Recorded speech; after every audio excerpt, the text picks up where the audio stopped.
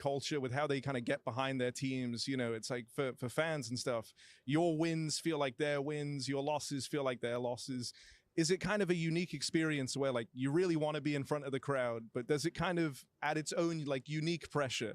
Because I always think back to like the Rio Major, the Navi match, for like felt like, and I think to a lot of people here, felt like you guys had already won the tournament, you know, and then obviously that didn't happen. Like, is it kind of a unique situation where it's like it's a dream, but also it adds a bit of pressure to the situation? No, definitely not. I think the crowd being passionate and we hearing out the crowd did not give us any pressure at the least. Like we are feeling no pressure at all. We are just feeling confident.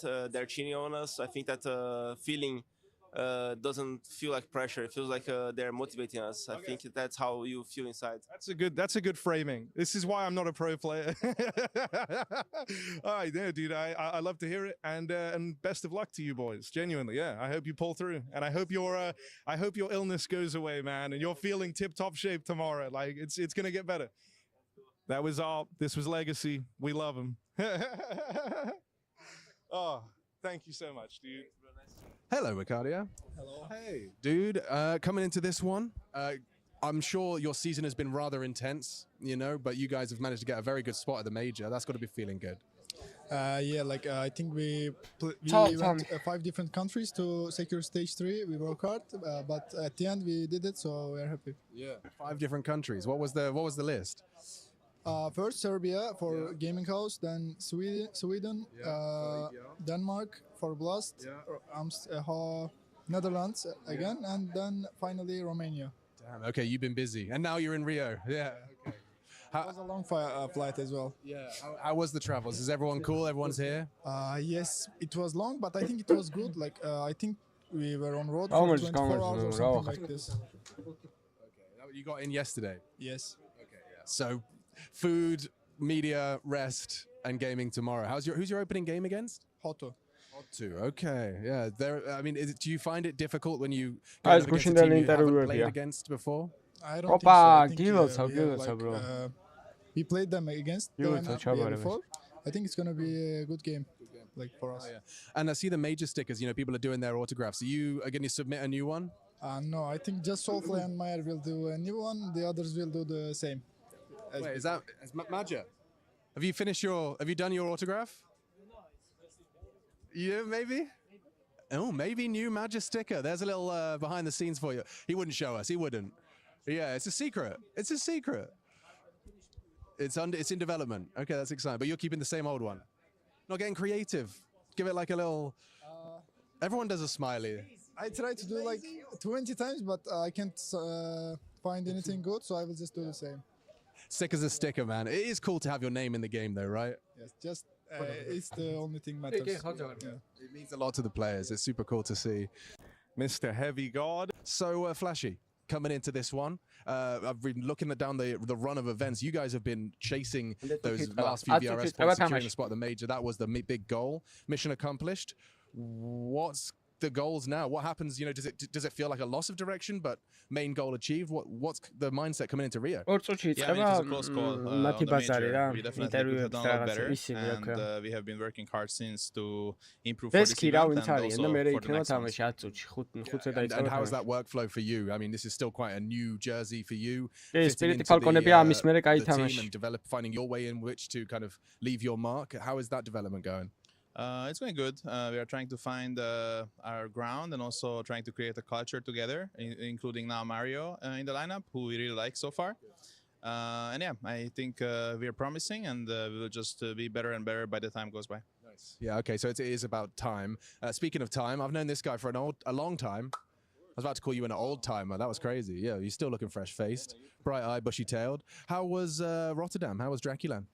I mean, obviously the Rotterdam event, we didn't go too far, unfortunately, but we showed good signs. Did you explore the city of Rotterdam? No. I mean, I already spent a lot of time in the Netherlands with Liquid anyways, so I've seen some nice places in the Netherlands, but yeah, no, and then Draculan was a throwback to the past, you know, just being in a room with a bunch of other gamers, just getting loud, you know, hearing everybody cheer here and there, so it was fun, you know, but unfortunately, with our current form that we've had in in a long time. We haven't been able to make it too far into these events, but you know, hopefully one of those days come where we can have a deep run. Yeah, I mean, it's Όλο obviously თამაშის გარდა ყველა კაი. აი ამ თამაშს იმენა ვერ. აი ამ თამაშზე იმენა კი ბუარ. ეს თამაში იმენა კი ბუარ, ვერ უყურებ. Still out of grasp, out of reach. You can't put words to it. Yeah, I mean, I feel like even over the years, even last year, I think when you look at the team on paper, the teams look good, you know. So I think a lot of it just comes down to internal things, just playing as a team and being teammates. So we just need to improve upon those. And it's to see your boy doing his signature. Are you going to mix it up? I think you have just written NAF every time, every year. Yeah, no, I'm just gonna have the same one. Yeah. Okay, well, it's a special one because my mom drew it. Did she really? That's okay. That's some fun intel. I like that. Basic one, but it's my mom's writing, so she's in the game. Yeah, that's beautiful. I'm gonna go annoy your teammates. It's the Intel Extreme Masters Rio 2026. It's day 2 of the group stage, where I've got Sponge to open up the show with me today. Lots of Counter-Strike yesterday. What was your highlight coming out of The fact that there were no upsets. That was my highlight of the day. The fact that we went through an entire day 1 of an IEM without a single upset. And I know that's not the most glamorous, but yeah, no upsets. That's really excited me as a Counter-Strike enthusiast. Which means that Vitality take one step closer to these coveted gold bars. They could become the first team to go back-to-back to become the first 2-time ESL Grand Slam champion. It's looking pretty likely right now. Yeah, who's going to stop them, or are they going to stop themselves? I think that's probably the question, right? Because you look at the contenders, the field is in flux. Some people are saying it's a little bit weak. Or is it Vitality who are very self-aware of the fact that, hey, these streaks aren't going forever. What are we talking? 24 consecutive maps without a loss, 17 straight series. Last year, they knew that a loss was going to come, but it didn't come until the major against Legacy, right? So that was a best of one. That was a whole different story. Yes. I think these are theirs.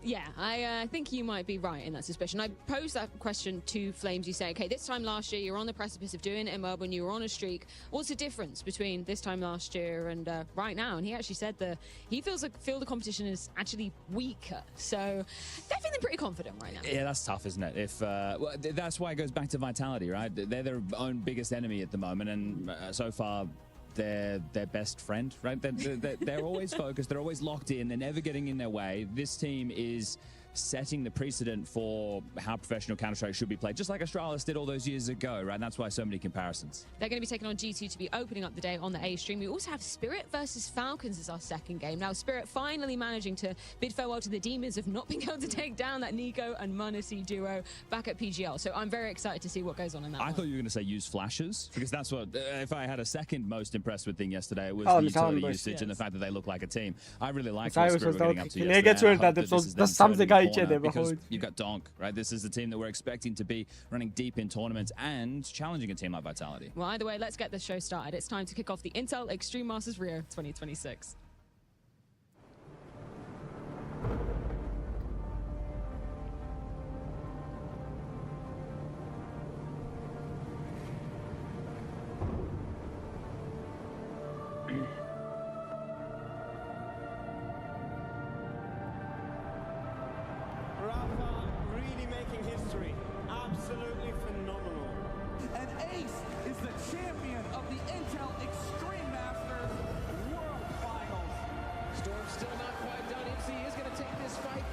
Sami se cevit ma când ga buci.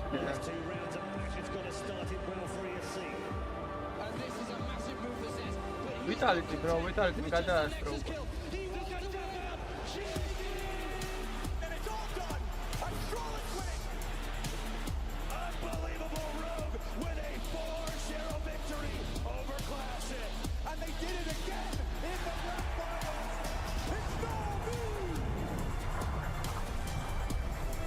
FURIA şampiyonu var.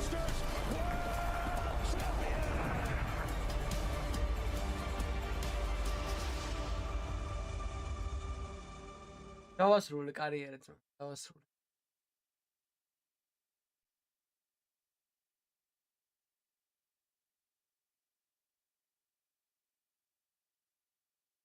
ოთხ წუთში წავალთ წესით. აუ რა მაგარია. ხავით კომპალავედი აი აქ ნახე ყრია იმენაში. ნაშობა ყრია იმენ. შეხედე ნაშობა ყრია. We got Natus in his G2 jersey and he's ready to be taken on Vitality. I do want to ask about your game yesterday versus Gentlemates. First map of Inferno. A little bit complicated for you guys. What happened there? I think it was a little bit shaky. Nerves came in the game, and I feel like we were not like. I feel like a lot of players didn't take initiative in the game, and this is what caused us the game. And in the second game, we just reset and we moved on. Overpass, as you said, completely different story. Map 3, one of your best team sides that we've ever seen you guys in G2 post up. What was the story there, and why were you able to kind of lock in? I think Overpass is a kind of a map that you need to take space everywhere and after to decide about the mid-calls, and this is something that we did perfectly. We heard from HLTV, obviously without Hunter being here, that some players has taken up most of the calling duty. You're helping out as well. Can you tell me about that balance and how it's been struck? I think it depends on the map, but Sampaios is basically our IGL. I'm helping a lot about mid-calls most of the times, but he's doing a really good job. Is that a lot of pressure to you, considering you're pretty new into G2? I mean, like, every time when we at tournaments, I was the guy that doesn't understand, and some people help me, but now I'm trying not to focus about myself. I'm trying to help Sampaios and Tak about it, and I feel like we are doing a fine job. Final question, Vitality. Obviously, nobody's favorite opponent to face, let's be honest. What goes through your head when you know you're taking them on?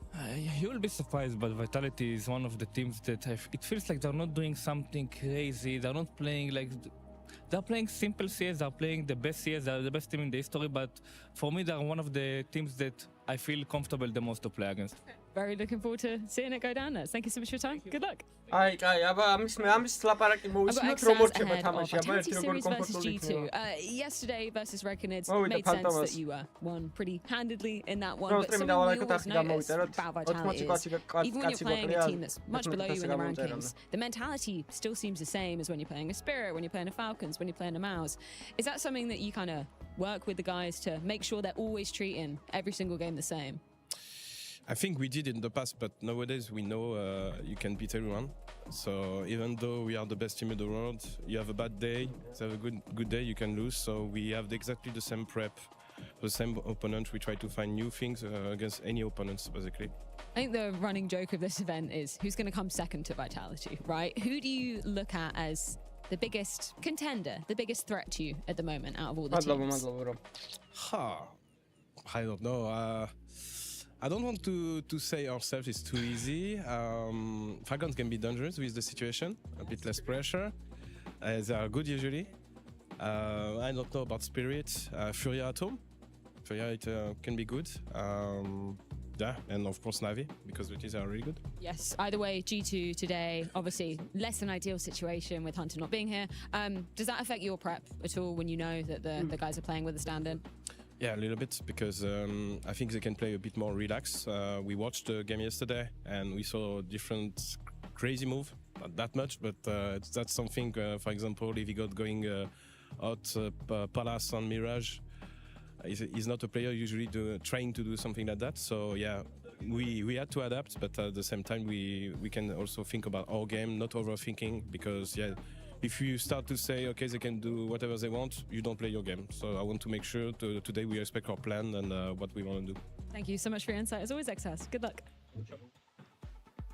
Fantastic first day of play for all of the higher seeds. We have 0 upsets coming into this one. It was Chad's highlight. Joining me now at the casting desk as we got G2 Vitality to start off day 2. I'm excited for this one. Mirage to start, and of course expecting a bit of a caveat, expecting a bit of spice to the G2 game plan. Xtaz already highlighting that they're doing a little bit break of the norm, with no Hunter to call the shots. Yeah, that's right. We just heard from Nerds there, Sampaios doing the calling, and they've got Tak from G2 Ares, the Academy, standing in, who's just been plugged into Hunter's positions. But positions in the last month have been changing an awful lot for G2. It's almost a month to the day that Nerds Malb swap happened. So, musical chairs as we do get the pistol round. It's going to be an A play. U2 in the sky. Apex under the balcony. There's the debate for him. Apex got to hit this first headshot. It's Heavy God that piles in. Apex does very well, traded out by Natus. Sampaios finding Flames, opens up the site. And Natus has even put a cherry on top by removing Mezzi, pushing through that jungle smoke.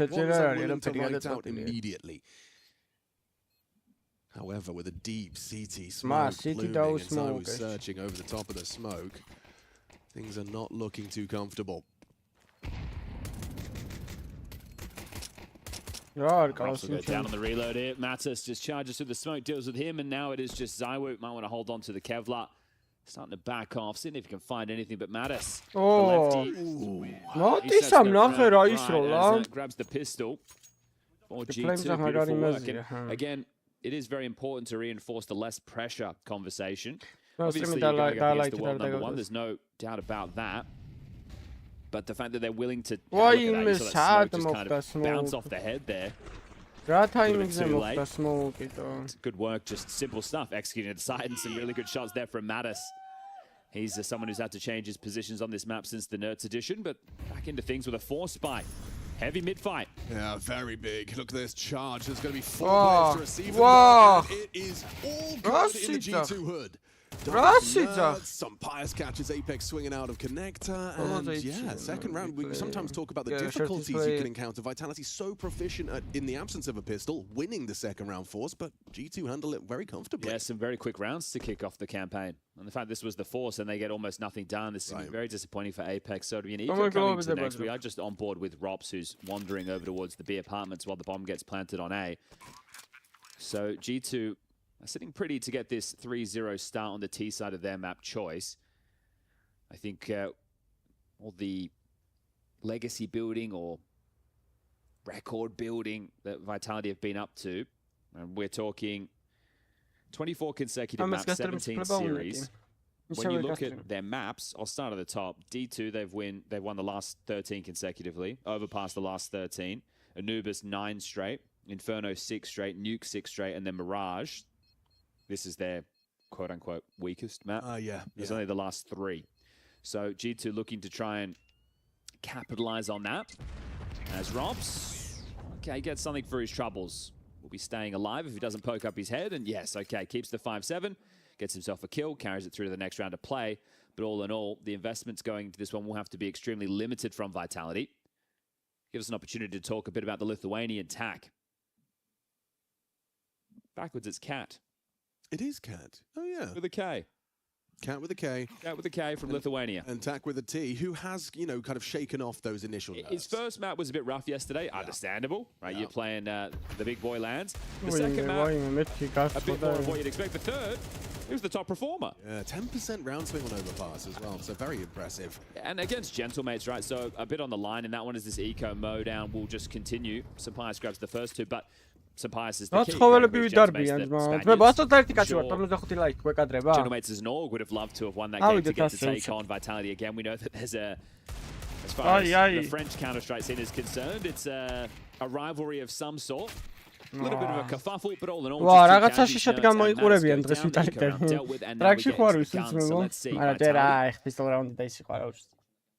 Listen to that. Yeah, and he was saying if people want to go listen to the HLTV.org interview conducted with him yesterday, some differences. He was saying in the academy team, he's normally the second voice in the squad. But he was saying with this complexion, I'm not saying this is a pug, but this is a team when you have a stand-in, you want him to feel comfortable because you need him to contribute. You know, he's not just there to fill out the numbers. Right. You picked him from the academy for a reason, so you want to allow him to make a couple of plays. And he's making one early, so wants to this B fight, and he gets it. Mezzi will be forced off the line.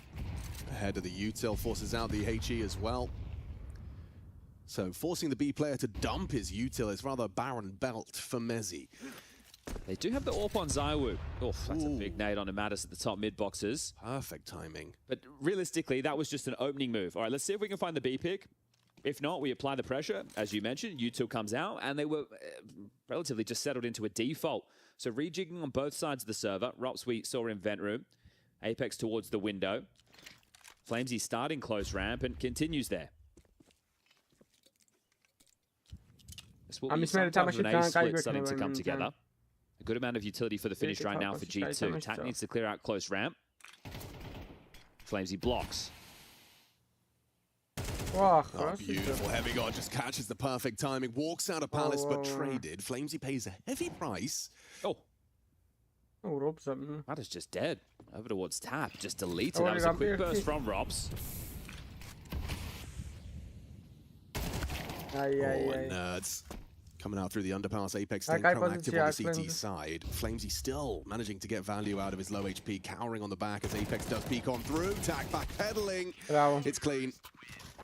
Okay, on the board. And you just heard from Xtaz in the pre-game interview discussing the fact that There was some crazy moves they saw when they were watching yesterday's game back. Like Heavy Palace, I think he did exactly that, right? The fact that Flamesy takes contact towards ramp, Heavy God just waltzes out, finds the gap. It's a very important kill to make, but this was that burst from Rops.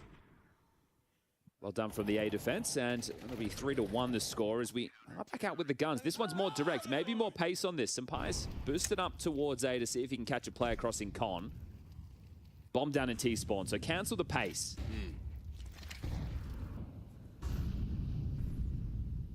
Suspicious of the smoke, Flamesy crouches around trying to find an angle onto the head of Nerds, but he's managing his angles well.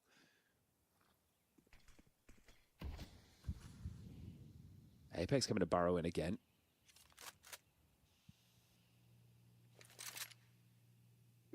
Attack to be late through underpass. The bomb going to be picked up from Natus in a moment. აი ის თამაში იმენა აი როგორი საყურებელი თამაში ეცი მაუზი versus საურო რა ჩემთვის საშინელი. Again in Palace knocking on the door. Flamesy at least acknowledged him, goes and gives him the fight. You got to be brave. Crazy from Apex. Wow, Apex arებს აკეთებს. გაიხსნათ ვებრებს. From CT just picking. Nice double kill from him straight through the board. Sandwich has got an opportunity to retrieve that bomb and make this 2 versus 4 into something more manageable. Tack needed to win that one. ZywOo's managed to find his third, relocates from CT towards the jungle side for number 3. Oof, okay, Nerds in the clutch, gets the first. The fact that he still has the AWP, though, that's if he could have gone back to an AK, I might have a little bit more faith in him getting this one done. Let's see, Nerds. 1v3 with the AWP, first one to his name. I mean, with ZywOo low HP, it doesn't really matter. You let him play, right? You have to let him plan, let him make the next move, and then deal with him. Don't give him another kill.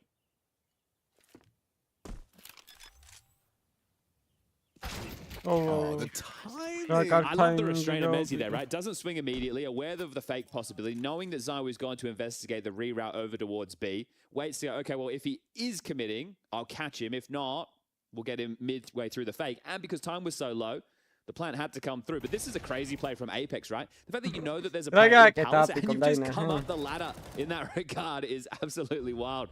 Apex with the round-winning maneuver IMHO. I know Zai was the man to get the kills, but Apex doing that stunts their progression onto the site and forces them now onto just an eco.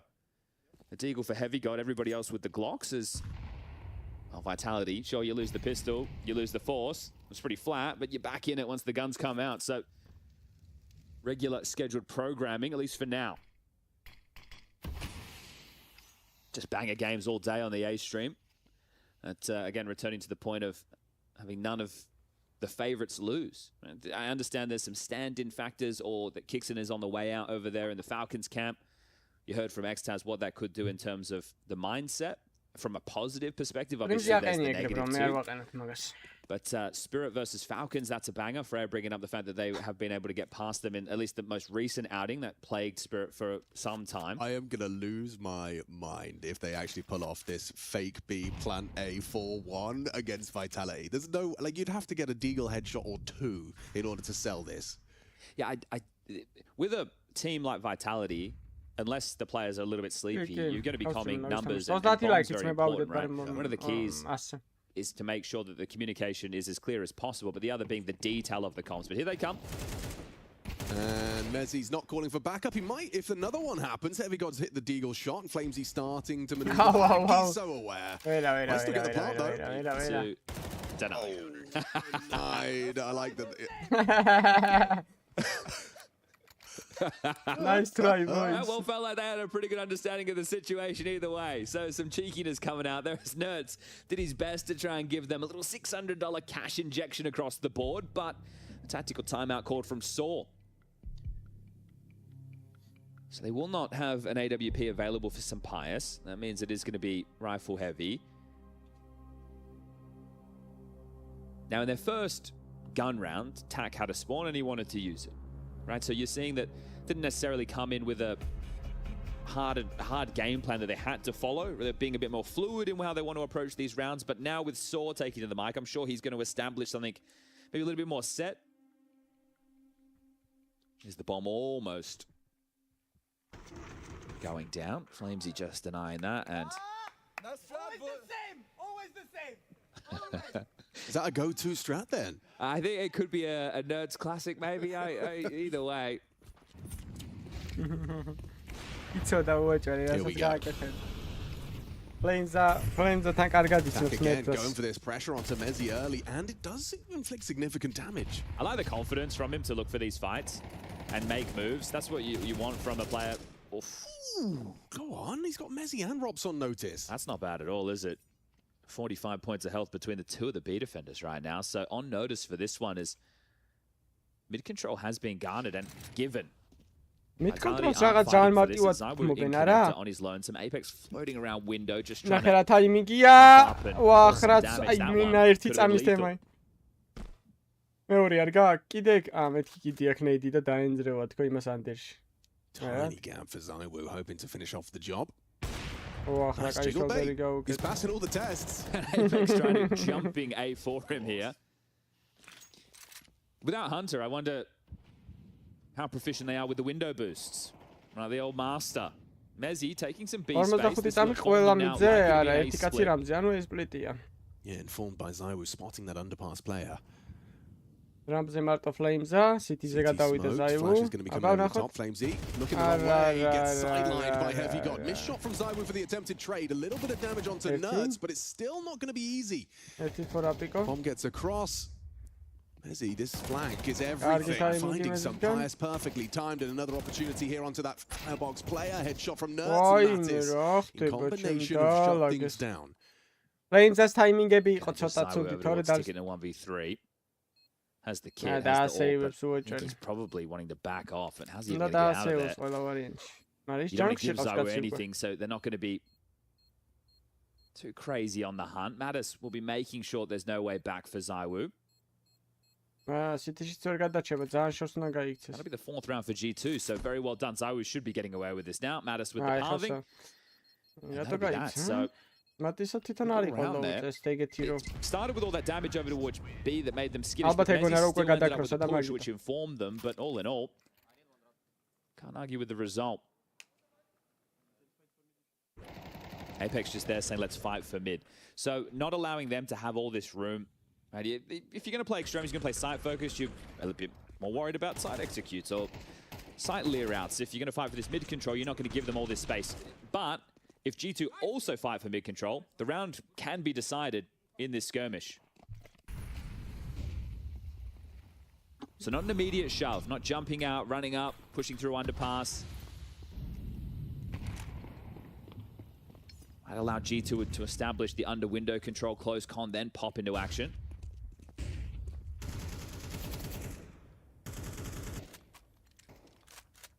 Flamesy, Apex, and Robs ready to clamp down on middle. Anti-flash for the majority. Nerd spotted and Robs eliminated. Apex goes back and 4-tit for Tack, leaves us in a 3-on-3.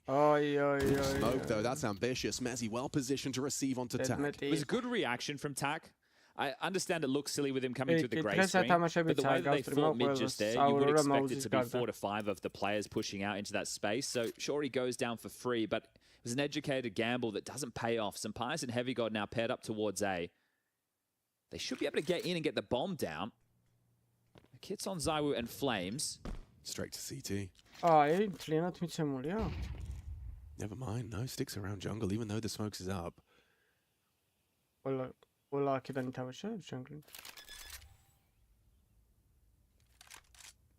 Fake, but Zywoo's got the HE, he can scuttle across, and that smoke's not going to last forever. Have to plant safe now.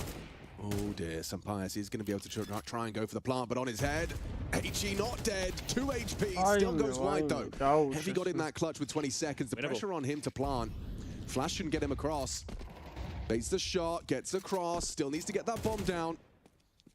Can't find it, it's a little wider than he hoped, and now still with 7 seconds, isolates the duel and has just enough time to plant. Heavy God doing everything for G2. Just Mezzi to get past, up on the stairs. Overcomes. Big clutch, big damage, 5th round for G2. Okay, that run right there is going to taste... Oh, okay. I don't think we got the audio coming through of that, but there was a bit of back and forth. I could hear it through my head. Yeah. So you think this is the moment where round falls apart? If Sampa's get the bomb down, he can survive towards default. Heavy got some spawn control. They can set something up between the two of them. But yeah, the timing was the most impressive part of all of that.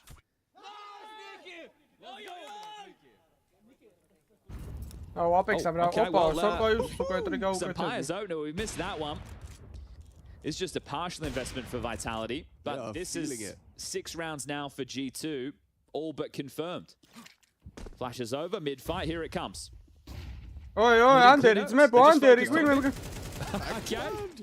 Still, are you ready for another one? Probably not, and that's because Natus has already beaten him up to the punch at top mid. Sick. Opa! They have everything to gain, nothing to lose. ანუ დელტავაში ტრეშტონკები იქნება აპექსასა და იმის შორის, არა? It does sound like it blew up like a balloon. How about we put it like that? So they're here with a player from the academy team. They know that they're going up. It's a free swing of the king. It's your map choices, T side. You're setting the tempo. You win the pistol. You get the conversions. That's your foundation. That's your bedrock of rounds. And then on top of that, you've won yourself a clutch. You forced them down to a partial bye. We've got 3 rounds left in the half. It's on Vitality to turn this around and salvage a 6-6. Now, they knew last year, hey, we can't win forever. They were the ones saying it. We were all talking about, oh, look at this streak. It's crazy. How many maps they're winning. We're going to lose eventually. And they're the best of one of the major. And, you know, that was at the major. The one we're thinking this is theirs to win. So everyone's aware that it will happen at some point. But is it now? As this forced change in the dynamic for the Vitality camp, no window smoke. They're hoping Sampaio is given a freebie. Flash and swing. Sampaio pulls the trigger between the wickets, caught out by Robs. Straight into a vent boost after it as well, so just keep flowing well. Great flashbang work. Here's the boost. Kill. No Hunter, no problem. They'll get Nerd situated this time. Wow, Robs is anticipating that move. Knows it's something they enjoy. Oh, they really want to harass. Oh, walking through the smoke doesn't work out for Nerds. Vitality 5 alive. Heavy God on the ramp side, hoping to make a difference. The bomb's so disconnected from the two of them. Should be set for a 4th off the back of the X-Taz timeout.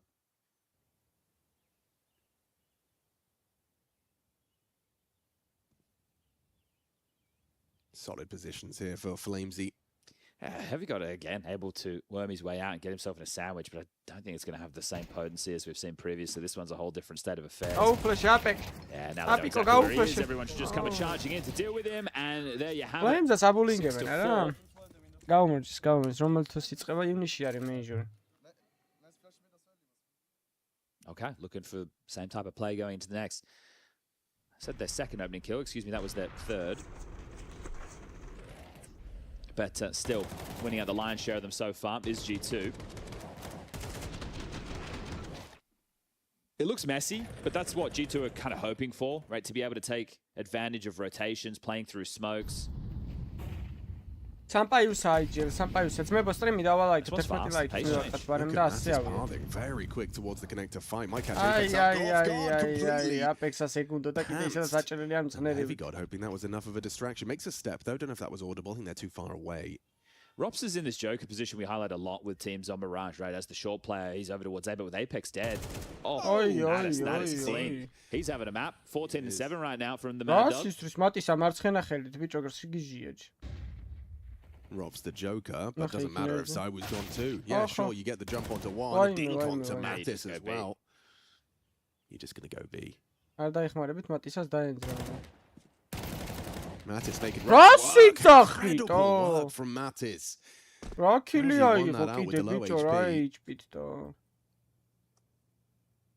Is Sampaio second guessing it? He just doesn't know. He knows it's the B anchor, but he's promising him. I promise. Side's clear, boys. I'm here. Come on over. We can plant the bomb.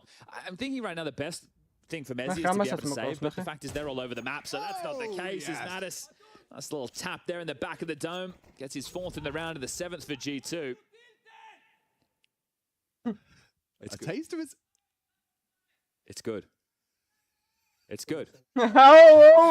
He's giving him a taste of his own medicine. When you say good as well, you're not just talking from like an entertainment perspective, you're talking the strategy of banter. Well, if he pulls Apex into this, and Apex is not as focused as he needs to be on the actual game and calling, job done. 100%. Right? We're all having a good time watching this back and forth, the rally of words. Final round, first half.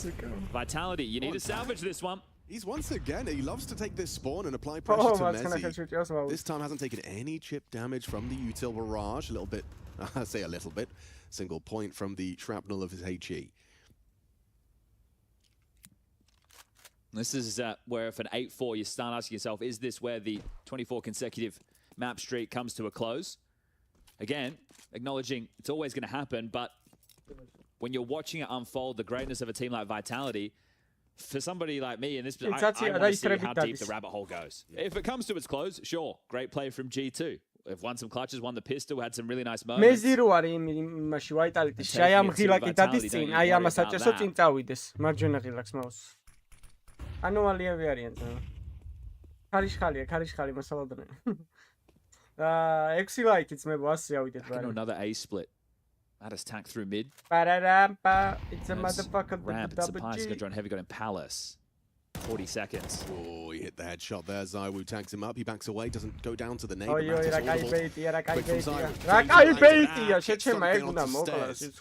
Draws the attention of Apex. Absolutely nothing. Lovely, impactful double kill from Tack. Academy player caught on the reload. Oh, ის არ გაიჩეკება. დაელოდებს some bias low HP though, and Apex does. He really does. Snacks on it. Nice, bomb long range onto Nerds. Both low. 10 seconds. Very susceptible. We need to see that plant now. It's not going to be easy. Competitive half, the G2 have the lead. Is this where the streak ends?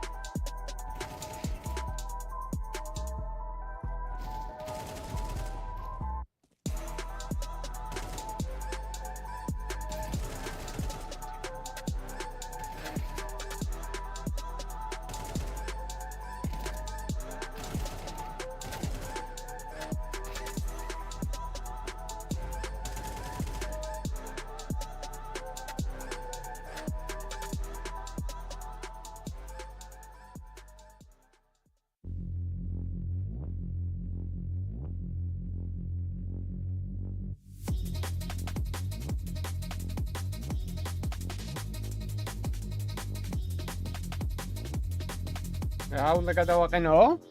Windows ვაყენებ ძმები რა. არ გაქვთ Windows-ები?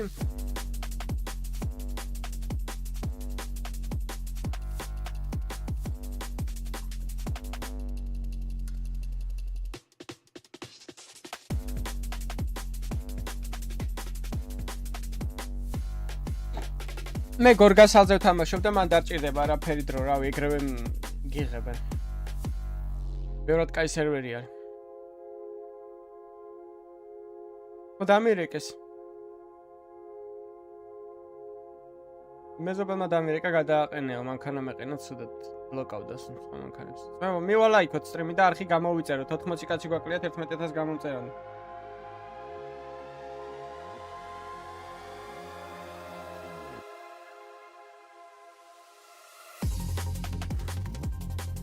სამოდადი კაცი გვაკლია რა. არა დასრულდა ეხლა. რა ხდება? ტექნიკალ პაუზ.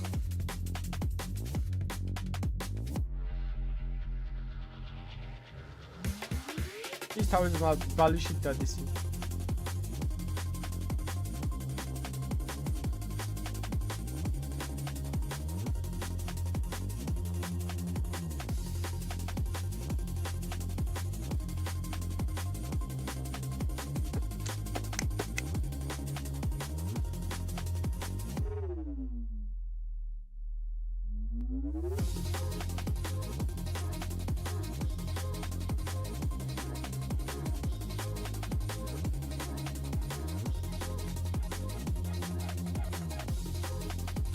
ევიკო და არის რევაძა ოპერაციამდე.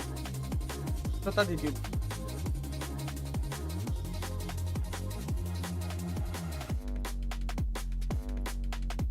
ქმის შემხშობები არის ესენი, ყურსასმენები შიგნიდან უკეთიათ.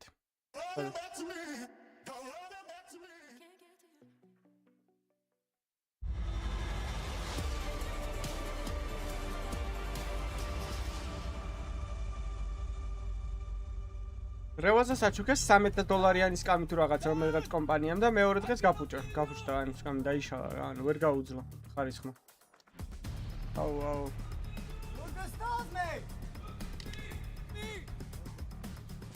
Look at Starso. Why are you tilted? Smile, Dan, smile.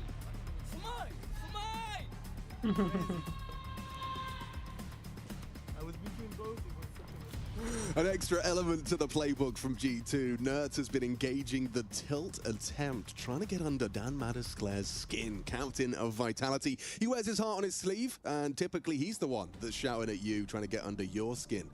If anything, Apex started it, right? They tried that eco play with the bomb plant, and then after that, it really got started. But Mirage, a 7-5 first half T-side G2 with a stand-in. That's all of it, kind of encapsulated what's happening right here, right now.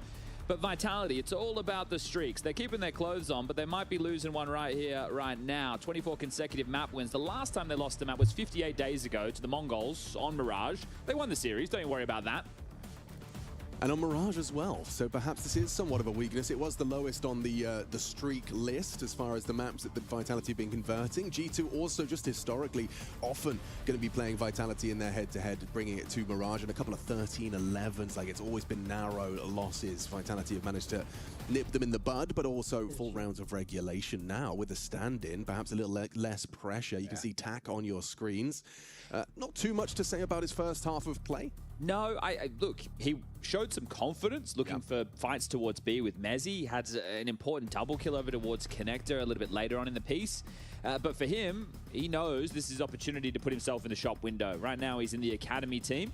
He's got the call up to fill in for Hunter while injured, and it'd be a good chance to show what you can get done in the server. Now, he had a decent showing yesterday, but this is a completely different affair going up against the world #1. We are about to get things back underway. Apologies for the delay. Zywoo crashed. We were just getting him sorted, situated, and ready and raring. But let's get the second half started. Vitality have opted in with a couple of smokes. Oh, that's the other game. I was like, are they yelling? We haven't even started yet. A molly for Apex and a flash for Zywoo. Flamesy's been given the P250, curiously. He's And he's been tasked with throwing all of the First smoke thrown out. Natus still has mid vision. And aware of that. Oh, saw him. Spied them. Apex burrows into the smoke. At least they have the info. Fake goosh. Yeah, fake goosh indeed.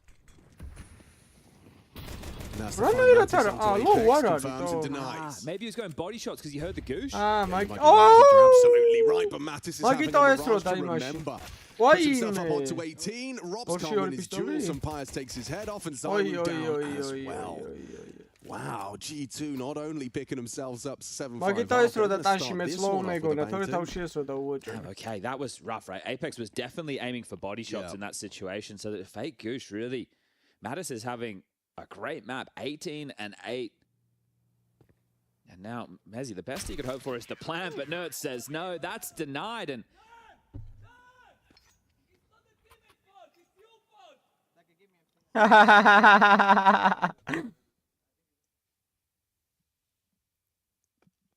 oh, watch it. So cheeky, yeah. That's the face of someone who knows he's being cheeky. But this is the other factor, right? Nerds has only been there for a month. So this is... Oh, okay. So, yeah, we know they saw him. Yeah. Goosh was there. This was just the awkward fight. I guess they're discussing how it all fell apart either way. Mattis just being staunch on short. But Vitality are opting to take the eco. There's a Deagle for Mezzi, a P250 for the likes of Rops and Apex. Zaiwu and Flames just going to operate on the block. Wait, გამისწორდება ეხა Apex-ა დაიწყებს Trash Talks, ესენი რაუნდების მოგებას რომ დაიწყებენ Trash Talks დაიწყებს Apex-ა ძალიან გაასწორებს. I wouldn't say a long way back up the mountain, but if you win the gun round, they're back down to another partial. Could be looking at 11 rounds before Vitality get anything going on their T-half. So if it's going to start, it needs to pretty damn quick. We had a similar situation in the first half. They lost the pistol, they lost the force, they took the eco. When the guns came out, they won the round. So this time they've gone a different buying pattern. T-side without the plant. Mezzi having to operate with the glue. Scamში ვერჯდა. How important the U2 is going to be to functioning. Scamში ვერჯდებოდა რევაზა და მოვიდა სპეციალურად კომპანია და Scamი აუწყეს გარშემო, ანუ ამის გარშემო აწყეს Scamი, რომ და მაგ Scamი დადიოდა მე. Wow, we got friction in middle early. Confirms that someone's dropped down. Nerds fully committing towards underpass. And already first blood is towards straight through the mid-window smoke. Robs, audible. Heavy God, high alert. Catches Zaiwu pushing out towards the Tetris boxes. Very loud is quick double kill from Nerds, and this gun round's gone south. Very vulnerable to conceding map 1 here. That's Flames' turn in what is an unwinnable situation, so it's coming true and in the worst possible way. The fact that you've done no damage, you're not getting the bomb down, it's not a close round, you're not keeping the pressure on. G2 are running away with this one. This is dominant. Now, you know me, Chad, I don't like to overreact, but should Vitality make Mirage their permaban and start playing Ancient? No, I think that... right, this is one of the factors where Mirage is a map that's played by almost all teams, right? And it's the one that is the most popular in the Pug realms. Everybody's playing it. Everybody has a pretty good base level understanding. There's the clear for the opener, but still, through smokes on smokes, what are you meant to do? This is looking very good for G2, who have had a lot of position changes, right? Obviously, Malb's going out, Nerds coming in. Position changes happen then, and TAC is plugging into Hunter's positions, but still, you've only had a month of this roster. You've been playing smaller lands. It's all a bit of a mess. Here we go. Partial buy into A. Oh, look at this util from Heavy God. Seems destined for damage. Heavy damage inflicted. Nerds on the smoke break. Nearly goes down to the flame spam, but it's all shaping up nicely. One back from Robs on the Tech 9. Flank from Mezzi. Successful. Puts a rifle into his hands as well. Partners up with Apex, but the plant's going to be denied. There's no chance for him to get the code punched. Sunpius brings him down. 2 players from that CT side. Natus creeping and crawling from the jungle.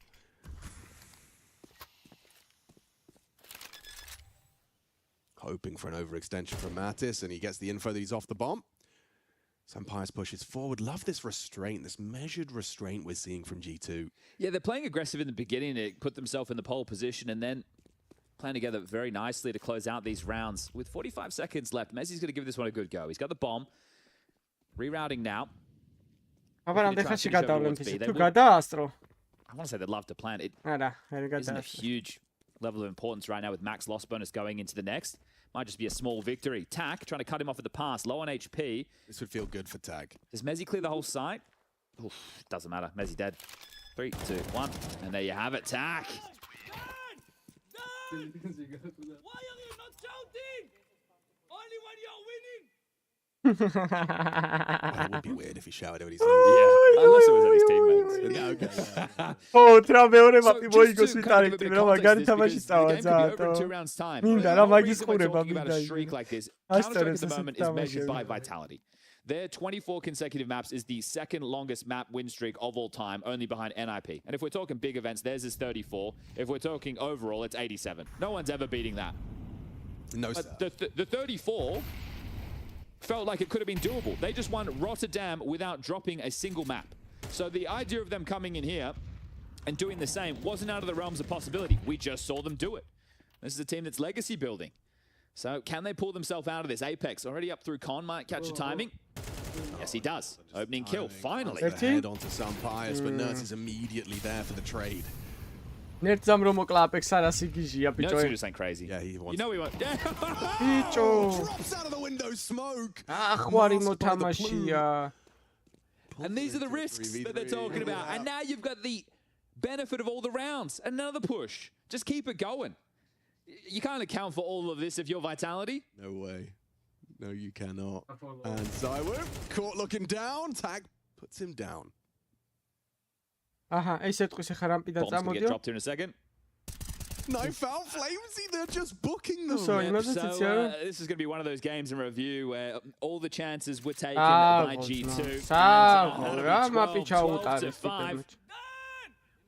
I don't understand what are you doing. Look at me. Yes. Good job, mate. No, you know this is going to get so juicy. Map 2 and 3. მეორე მაპიკრება ძააპიზდეთ. Do you now just wake up the beast and they come out and stomp you out going into maps 2 and 3 of this, or it's Inferno next, Dust 2 is the third and decider. Good job, mate. Oh, mate, I am so in. This is going to be first loss in 58 days. 58 days. First map loss in 58 days. Yeah, okay, jeez. So an unfamiliar feeling. I was pushing up, but Nerds has already dropped down. Apex is going to likely encounter. Oh, Nerdzam კიდე Apex-ს არ მოკლა ეს გავგიზდე. Nerds catches Apex on the reaction. Keep it spotless, why not? A 13-5 is quite the statement victory for G2 with a stand-in no less. Day 2 of Rio, you're taking on the world #1. And you're throwing them around the server. You're shouting across the room. Oh, ტიპი გატილტა ბიჭო. რამდენ რამეს ნიშნავს ფსიქოლოგია alongside I'm just flicking through quickly, so no one quote me on this, but I think this is their worst map loss since Blast Rivals 2025 against FURIA, which was a 13-5 on an Inferno. So it's been a long time between drinks seeing a team like Vitality. No, not seeing a team like Vitality, seeing Vitality lose a map this badly. Is the series on the line, or is this just to get the day started? Mezzy, no hope, no chance, no way in hell. 13-5, G2, they end the consecutive map streak of Vitality here at IEM Rio. It's going to be a different team talk for a change when they head outside. როგორი იყურება Apex-ა იმე შეიძლება დაასწროს Nerds-ა იმენა.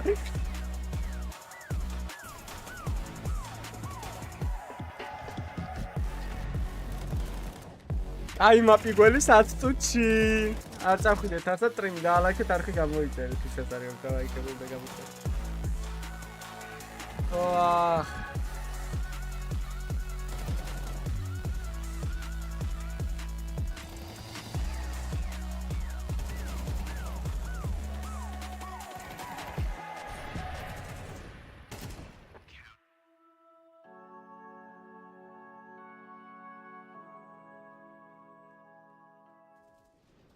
Shay is going to catch the fullback of Salsal, and the smoke down will block Martinez off.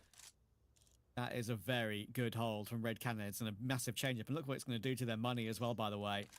It's going to be a massive boon for them. Martinez goes down. They survive the round with all 5 players alive. 3 AKs to grab. That is the most important round in the second half for them, for sure. Trav, just to tag onto the storyline that we highlighted a few rounds ago. Pause now if you don't want any spoilers for G2 versus Vitality. Because G2 Vitality 13-5 on Mirage. They actually managed to get it done. I mean, they looked really good on the map yesterday, but I didn't ever think in my wildest dreams they'd be able to go on and be the team that ended the Vitality streak. So they can now no longer obviously go flawless in Rio, at least as far as the maps are concerned, to then chase down that NIP streak. So, I mean, obviously, it is just a small blip on the radar, but it's a big storyline now that's been taken out of the works with that one win there from G2. It's so funny, isn't it? Like, who would have thought it would be G2 without Hunter? Who would have thought? Crazy. Maybe Vitality were never prepared for the some pious in-game leader arc. Who knows? Well, I mean, Map yeah, Inferno Tametruchi. Sandrex, მზად ხარ შენ რო გამოდის ის თამაში? Until the end of the Cologne Major. No, I joke. Are we going out? Either way, Red Canids have an opportunity here to deal a decisive blow to Gentlemate's chances on Mirage. If they can win this round, they go 11-8, no money in the bank for Gentlemates. Would be 12-8. And then a tough comeback required. It's going to be a big exec into the same bomb site. Really good molly in towards Sandwich. Now Drop gets toasted, but he's able to get a kill. Revenge of the Sandwich. He chokes one of them out. Cow is trapped in behind the, or underneath the balcony, should I say, but he's still able to come away with 2 to leave his team in an even numbers situation. They don't know about Davides. I think they know he's the A-site player, but they don't know he's still triple, and that's going to be an unexpected one for Salsol. Really well done by Davides. Incredible patience at that moment. Not to overpeak and feel like he needed to help at any point. He knew he could confirm it late round, and now Martinez stuck on default. Both CTs right here as well. Shea and Davides happy to actually let him get that plant because they know he's so stuck in this position and there should be no way out. More damage done. Can he somehow isolate these fights? You want the collat? Is it possible? It's not. Shea will get it done. Tell you what, wasn't far from it, and I feel like that would have been the only way for him to actually win the round if he could have gotten both kills with one bullet, but it's really well played from those Brazilian players on the retake there, not to, I guess, one Chilean and one Brazilian, not to disjoin themselves. They stick together, but it seemed like there was some attention to detail not to completely line themselves up either, so they kind of recognized the threat of the AWP in the clutch. At least Martinez is able to get the bomb down, but Kawes, I reckon, is the main hero there. Getting those 2 kills was what brought it back into an even numbers game for his team. They finish off the job. Gentlemates decide to persist here stubbornly. They will force by in round 20. And again, they're going to go back in towards A. Oh, now they're going to go for a faster move. Davig's already launching himself out of ramp through that smoke. Now it's Kawes from triple, but look how far Davig's got up onto the A-bomb site before they were ready for him. That's crazy. And they've already got full CT control, which is pretty wild. Davides could drop into Sandwich if he wanted to. It looked like he was preparing himself for it. And they do have money if they want to commit to this retake. But there's a chance they could decide to prioritize the later rounds of Mirage. And I think they're just hoping for a random spam kill, and if they don't get it, they're going to fall back. Oh, Gentlemates again just persisting with this A-bomb site, probably banking on Red Canids, not expecting them to go back in towards that A site yet again. And they're correct. They're able to isolate Kawes there with some good utility use. Wait.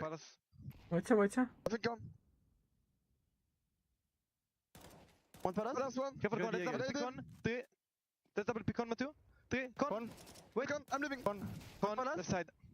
Con left side. I have con. Con right side. Con. Still con. And sandwich. Still con. Defaults. I want to see this. Just wait. Hide Matthew. Defaults. Hide Matthew. Yeah, no, but... Sandwich. Default. Ja, ska måste säga. One more sandwich. Sandwich. And the other one is the AWP. We flashed above city. 10 seconds. Default kill. Default dead. Nice, boys. Get already. Tommy out. Guys, a smoke under. Yeah, I break Tommy. Break. I'm a ladder. I'm only walking, guys. I help you. I flash take this, okay? Ready? Wait. What middle? One top mid. Brazil. We can fight. No, he didn't Brazil. He didn't do Brazil. Nice. I flash you for you. Upson. One ups. Carry, guys. Ram. Dead. Last one middle. I watch con. Can you take corners? I take the mid. I jump at pod ramp, okay? Make economy. I jump at pod ramp. All good. I pushed B guys already, okay? I pushed full B already. The bomb is on ramp, okay, guys? You will stop mid safe call, boys. Yeah, but he could go back. I'm only boxes. Kill. In ramp. I'll ready to pick on you. Sound. He's in ramp, Peek of Nikki. I picked Tetris. I'm hiding on T stairs, guys, towards this spot. Sorry. Mine is important. I will pick from Fireboss, okay? Yeah. He's open. He can be Apex. Nice. See, guys, clean as fuck up. Nice, Rax brother. Good job.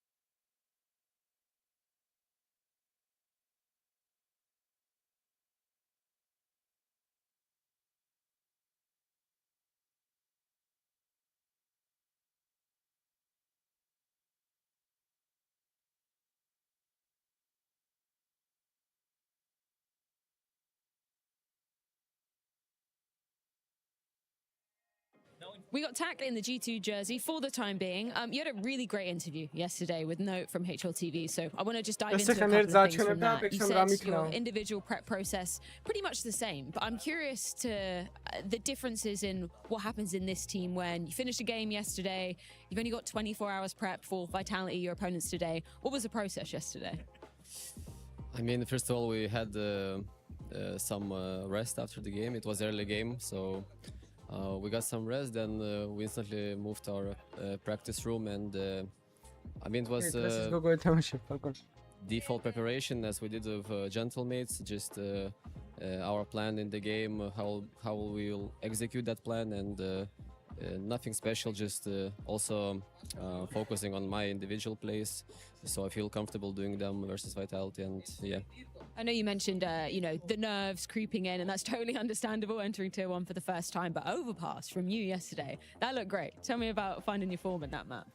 I mean, we had a decent amount of practice on Overpass before the tournament, so I was going into the map pretty confident, and I knew all the plays and strats that the boys are doing, and it's important to know the details, so we executed well. And yeah, there were some also individual plays that I took initiative with, and played them well, and I hope we can bring the same energy today as we did in Overpass and part of the Mirage yesterday. Just a last couple of questions. First one is, has there been anything particularly surprising about playing your first Tier 1 tournament? I mean, of course, emotions are running through. It's not like playing at home with the academy team, but it's a hell of an experience being here, so it's just important I absorb everything and move on, and yeah. And final question, is there any players that you kind of mold yourself off of that particularly inspire you? Particularly, it's tough to say now on top of my head, but I mean, probably those who work hard. Like, yeah, talent is one thing, but working hard is the most important, I think, in the game, and if you put enough hours, you can become great. Well, great to finally get to catch up with you, Tag. Good luck. Flamesy, I don't know whether you know, but today you are celebrating 1,028 days on Vitality. Yeah, you are. 1,028. It's not a round number. No, it's not a round number. It's a completely weird number. Cool, I didn't know. So I thought I would go back and read through your first interview that you did upon joining Vitality and see if the statements are still true about you. So I've got a statement from you talking about the T side, joining Vitality. On T side, I fit because Vitality need a guy that runs around, doesn't give a single fuck, and sacrifices. Is that still true? Still true. Still very true. I think I fit that background pretty well. I feel comfortable playing aggressively. Still true? Yeah. And giving my teammates the feeling that someone is sacrificing for them, especially with somebody on the team that can close 1v4, 1v3, 1v2, like Zywoo. Still true? Still true, but double with Mr. Rops. What's been your favorite Zywoo clutch moment? There's so many, but off the top of your head. I think the one against Power Vision, the 1v5 was pretty cool, but if I go back in my memory lane, I think the spray transfer again against Power Vision was out of this world. I think it was so cool to watch, and you know, you feel so excited, you get so pumped, and that's how I felt back then. That's amazing. Let's talk about CT side. Let's get rid of this cue card. CT side. On CT, I'm not too sure how that hit will go. Were you nervous? On City? Yeah, about joining CT side Vitality. You're seemed a bit. This is 2023, so which just. Interview? Okay, I'll continue the quote. I'd like to say I fit the roles, but at this level, any player should know that he's going to sacrifice something. Do you feel like you had to sacrifice something particularly? Well, at the beginning, maybe I had to switch positions that I was not used to, and when Robin joined, maybe I switched again, but. Yeah, but it's part of the game, you know. It's part of being in one of the best teams in the world, especially back then when I joined after they won a major. That you have to take some hits in the position, but it's for the greater good. And I also think it's an advantage if you have played 4 positions on a map that you kind of know how it feels from every angle. So I'm fine with sacrificing. The mission is trophies, not playing good CS, not killing a lot. So. Yes, that makes sense. Speaking of killing a lot, though, your statement on Zywoo, you get the chance to play with a guy that looks like one of the best teammates on the planet. Is he the best teammate on the planet? Yes, in this team there is 4 best teammates. I think I could talk a lot about them, but it's not the time. But yeah, he's so good. He has so much. He's so good, and he has, you know, like, he's so humble. He's so calm. He's so chill. He's not like demanding, not full of ego. You know, these kind of things. He could have the highest ego, could be very annoying, very arrogant and stuff like that, and we would take it because he's the best player in the world, but he's not that, and I appreciate it. He has one of the rights to be completely arrogant, but he's not that at all. To finish the quote, the best player in the world, stats-wise, and he's just so good, man. He is just so good, and he keeps getting better. How? Yeah, and actually he keeps getting better, and in 2025, I thought it's like a pretty good performance for the year, and now he's keeping the numbers up and improving. Obviously, there is the little dunk on the side, so it's a big of a change in the scene. But on the other end, back then it was simple, so it's pretty balanced, I would say. So what would 2023 Flamesy think of where you are now? Do you reckon he'd be proud? Well, I probably don't expect anything that happens. Like I would never expect to have that many trophies in the span of 3 years, like 2 years and a half. It's insane to think that I even, you know, like 2 majors, 1 Grand Slam, and so many big trophies, and with one roster, not like, you know. So it's yeah, I'd be proud of the 2026 Flamesy, but I'm still in the present, you know what I mean? I still can be more proud, so that's the mission right now. This has been so wholesome. Thank you so much, Flamesy. He's proud? I'm proud of Shah this year. He should be proud. Thank you so much. I pay money to talk like that.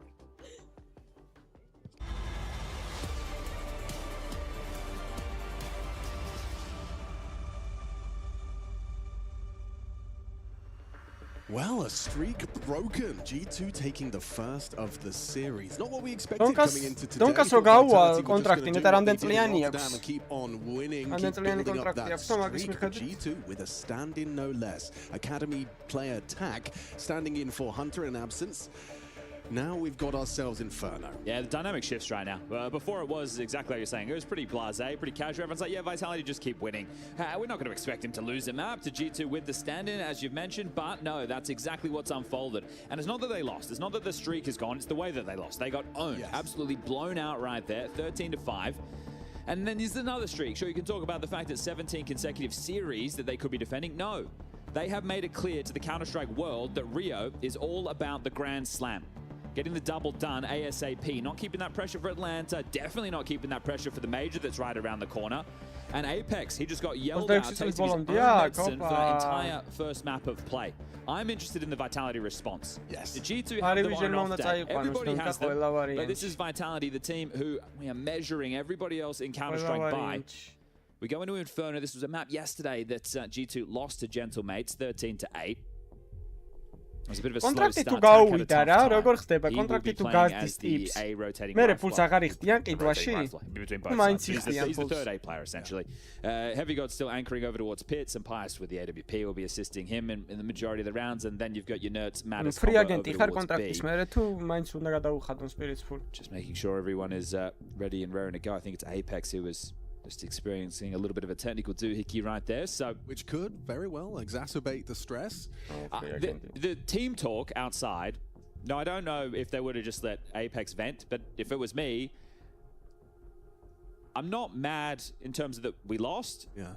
I'm mad that guy just yelled at me for the whole game, and I want to stomp the hell out of them right now. Yeah. So this is where I am a little bit worried for G2. Again, the pressure's not there for them. Even if they get close to winning or if it's a back and forth game, they're playing with a stand-in, right? But this is for the playoffs. I understand there's still a seeding game to come for whether it's semis or is it quarters, but this is a big matchup right now. And if Vitality want to get there as quickly as possible, winning today's game, integral to giving themselves as many opportunities to jump towards that second Grand Slam as quickly as possible. Like the Mirage was a surprise, but I would be even more so, doubly so, surprised to see a similar result here, map 2. I think my expectations for Vitality, especially with, like you said, the motivation of wanting to put them down in the dirt, Nerds especially for the one that was kind of bantering back and forth and just shouting, raising the roof. I think for Vitality, the expectation here from the community, from the casting desk, and like it's just the manner in which they get there. I still think there's an energy shift though, right?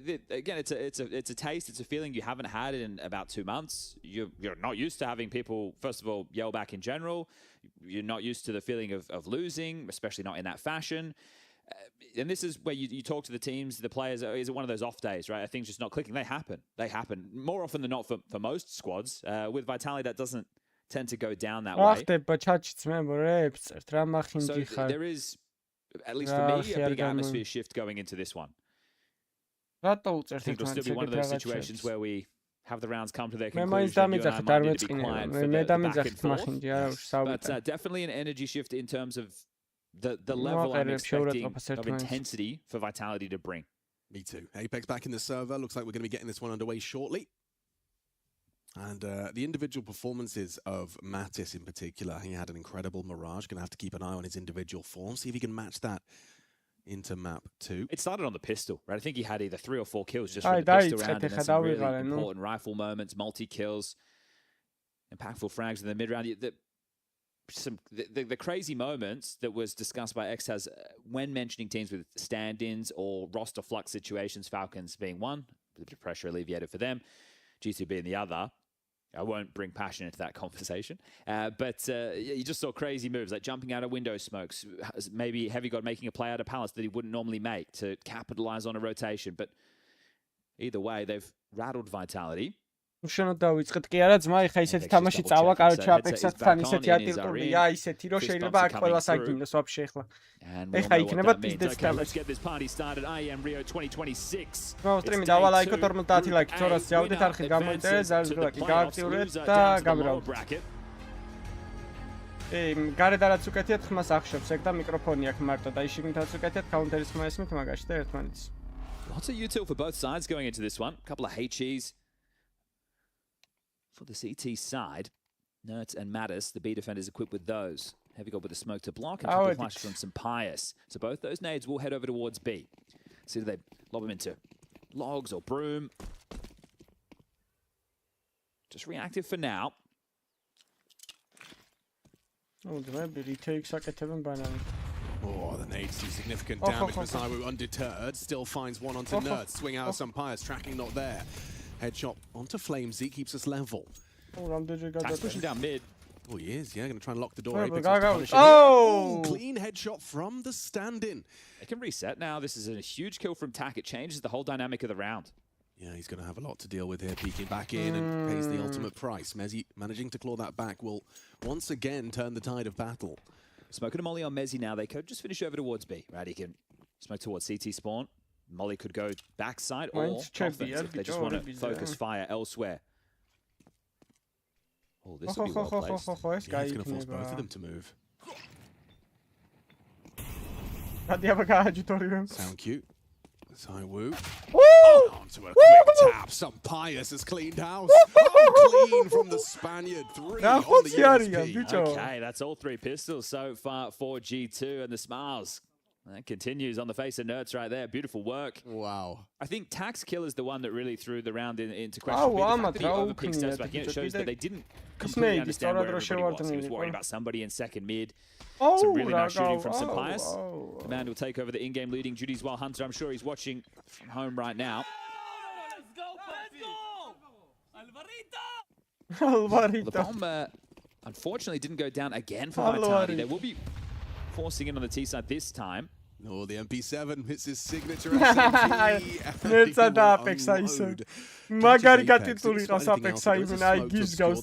Set up to receive. Finding 2 before he gets run down by Flamesy. A messy spray from Heavy God's FAMAS forced away. They still have that man advantage. Don't want to concede it. Throws a HE on his retreat. Still has yet to reload, so only 9 bullets in the magazine. Just going to go for the plant here, Robs. Fake. No fake to draw out a relocation. Heavy God spams away. Lots of time. a lot of time right now. So this round, they forced the full rotation of the B defense. They could still head back towards B, but if Natus starts rotating now, they can almost get there in time. They're late on this, so City smoke yak Flames. might be able to get into B and get the bomb down. Nerds charging over, just this MP7 in his hand. CT smoked off. He likely has to concede this. Throws it out and forces Robs towards the fountain side. So still safe. Flash and push. Yeah, Natus is going to try and bring the fight. Heavy God's caught one through the smoke onto Rob, so it falls to Flamesy to come up clutch. Mattis audible. Building a little picture as to where these last two are coming from. Heavy God and Mattis in the close down. Mattis very quick on this. In unison, Flames looking the wrong way. Mattis closes it down. A very threatening second round force from Vitality, but G2 prevents. Bomb going down this time, so at least there's some changes there. A bit more of a competitive start to this half. You've kept that pressure on. This is where you could start digging yourself into a little bit of trouble. Here's the alley-oop. Heavy God getting that onto Robs is very frustrating for Mr. Cool, but Flamesy does his best in that 1v3. And this is what I was talking about in terms of digging yourself into potentially a deep hole. You know that the CTs are struggling financially. They win the round, sure, but they have to drop guns, and that's limited. So the buys are seeing 2 MP7s, 3 M4s. On the other side, I'd say Vitality, you could argue, have a better buy as far as the firepower is concerned. 2 AKs, 2 Galils, and a Tech 9. It's the util that's their biggest issue. No, it's again just full aggression. Same play. Will it be the same result? Apex backs away. Significant damage. He might just keep pushing now. This is the type of game. You're a map up. You could frustrate them to hell.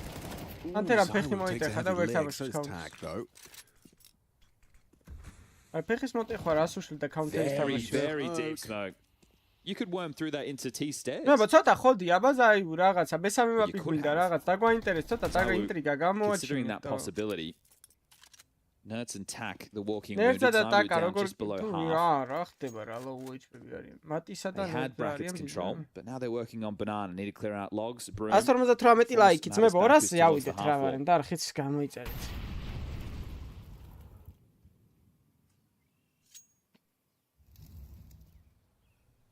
Yeah, they're hiding their wounded. Nerds is completely relocated.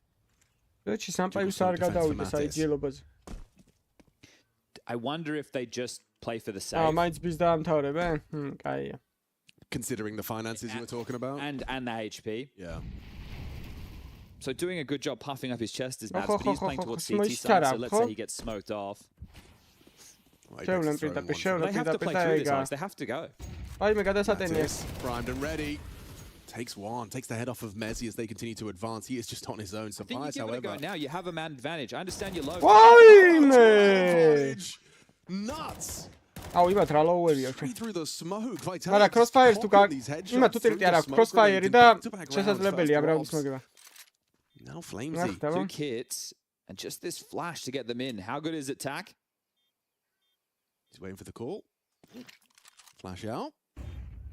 He picks on that new box. Rob's going to take first contact. Sends one up to the stratosphere with a nice shot. Galil connects. Some Pius down. They lose it all. Just an MP7 for crossfire. ეგა რა ბიზე. ინფეროში რიტეიკი არის მენა ურთულეს აზრი არა. Gets you 2 there on that B defense. You have to give it a crack there. ეხა Apex ცოტა რაღაცები ტრეშ თოლკი რა. Either Apex will wait until they're in a comfy spot. 5-3-ზე მაგას ვიძახი რიტეიკიდან არ თვლიან. He'll go, okay. Yeah. Fair enough. You did it. Well, I'll focus on the actual game now. I mean, I tell you what, it's when they win their first pistol of the series. Okay. That's when he's ready to say something. Natus does very well. Oh, this one's so good. Such a good read of the situation. There's certain players, I don't know why I enjoy watching them. Natus is one of them. Belchnok and Paravision is another. Yeah. I feel they're team players. You know, they're players. Force buy back for G2. They can still hold on. Lovely work. All right, well, I was going to say they could still hold on to the finances. Uses the CT smoke against them. Show it. Blocked. Apex. Whoa. Yeah. All right. Just to grab the smoke? Yeah, deny that, so he can't be blocked, I guess. Natus still has another one and a HG.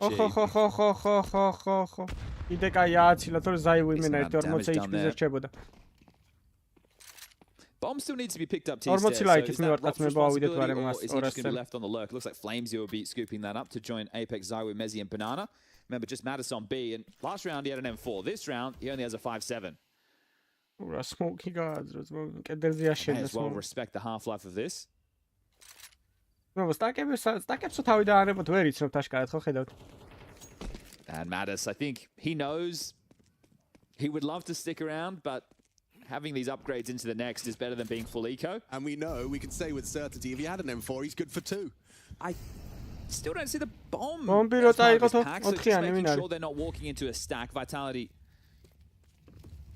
I know it might feel that way sometimes, but they can't see through the walls. Yeah. And Flamesy will saunter on over. He can re-smoke CT. And that'll be that. So 2-2.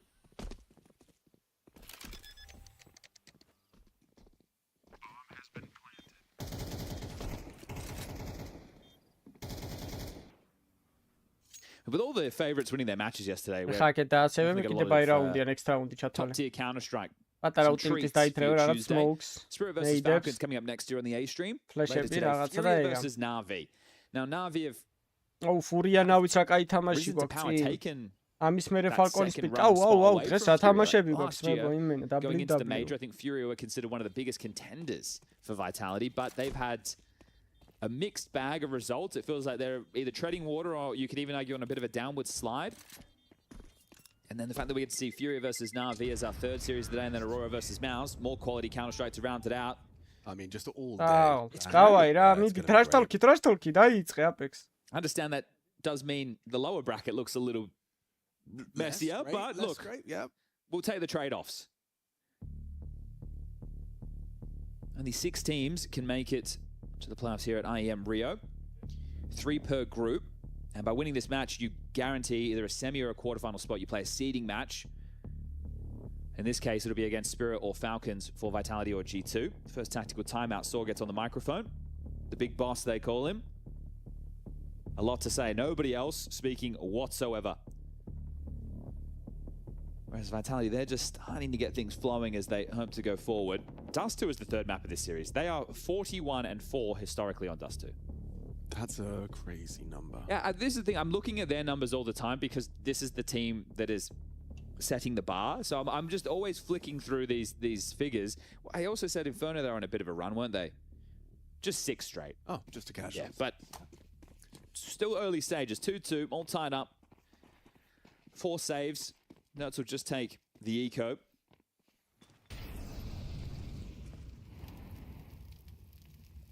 So if the stack ends up in the right place, G2, they can fight for this round.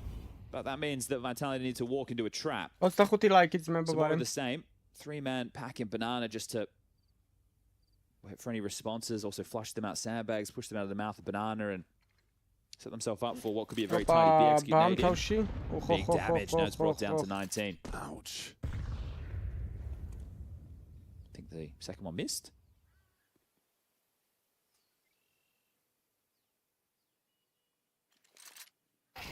Oh! The running headshot from the Nerds USP. I think he's had enough of that.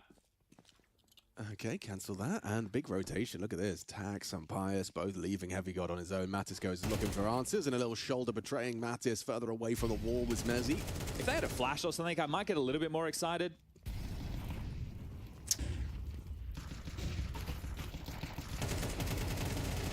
Spotted on the edge of the smoke.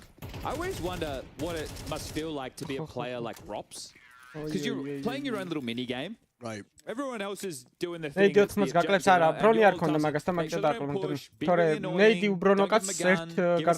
Required. You're in your own little bubble. Yeah. And the beauty of the role is that, you know, it's very easy to look like you're baiting. Yes. It's easy to look like you're not a part of the team and you're not helping and contributing. But if you can, it's the difference between, you know, a 1 game and a lost game. It's such an influential role. I feel for Tak in this map, especially the CT side for him, because he's a responsive piece. Oh, they won't be able to tussle for this. Good U2 usage. Forces G2 back. You're never the guy like running in and taking the fight on your own terms. Right. You're responding to the action and then hoping ხო რა კაი ნეიდია მაგრამ რას try and find one back. Zywoo combines with the Apex damage to finish off Nerds, so they know only one of the B defenders left. Natus as well, very worse for wear, 16 points of health as he relocates.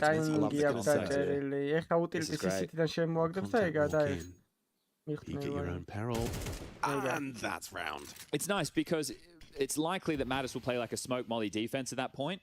აბა რობზას ეხა რობზაზე მიდის თამაში ძმებო რობზაზე მიდის თამაში ეხა რობზას იპოვიან თუ ვერა ეხა მიდის იქ დამალობანა Now get to play the mini game against Rops.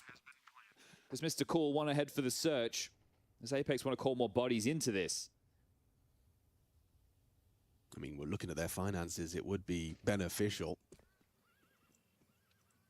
And they get themselves the 2,900 loss bonus into the next. So if they do save 3, 2 can drop and they can have a rifle round, or they can take the eco behind them, have a threatening round, and then get a full gunny into the following. There's lots of options, but either way, the hunt is on. Look at the restraint from Robs as well. Like, he's not going ahead of the play.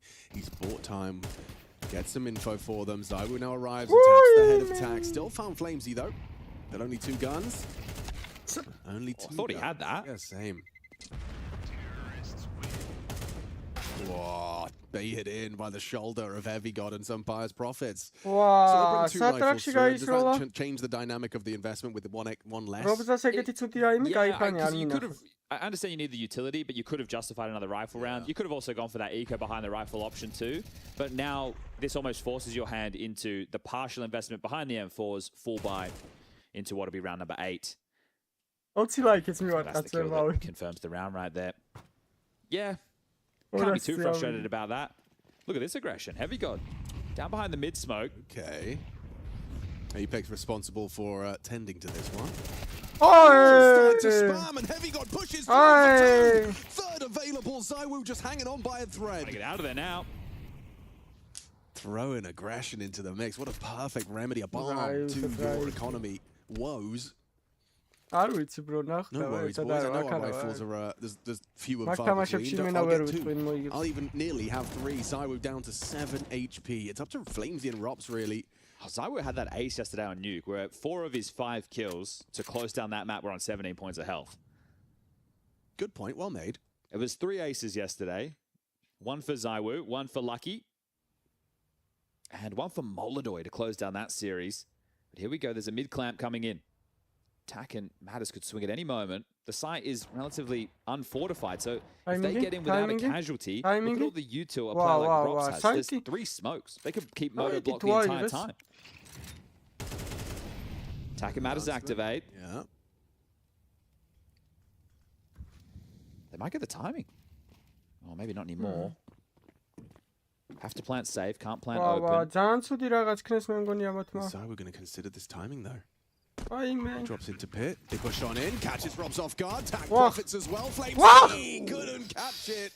Some Pious pushes through to make it work on the partial. Yeah, tense round there. But very well done from G2. The man gets the double. I'm not sure if he could even see Apex when he got that first kill.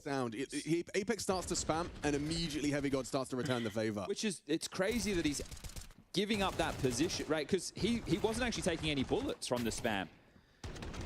So very well done from Heavy God. He had the big clutch on the T side of Mirage, and now on the CT side, an impactful double to keep it to just a 1-round game. So G2, they're bringing it to Vitality. Don't you doubt that.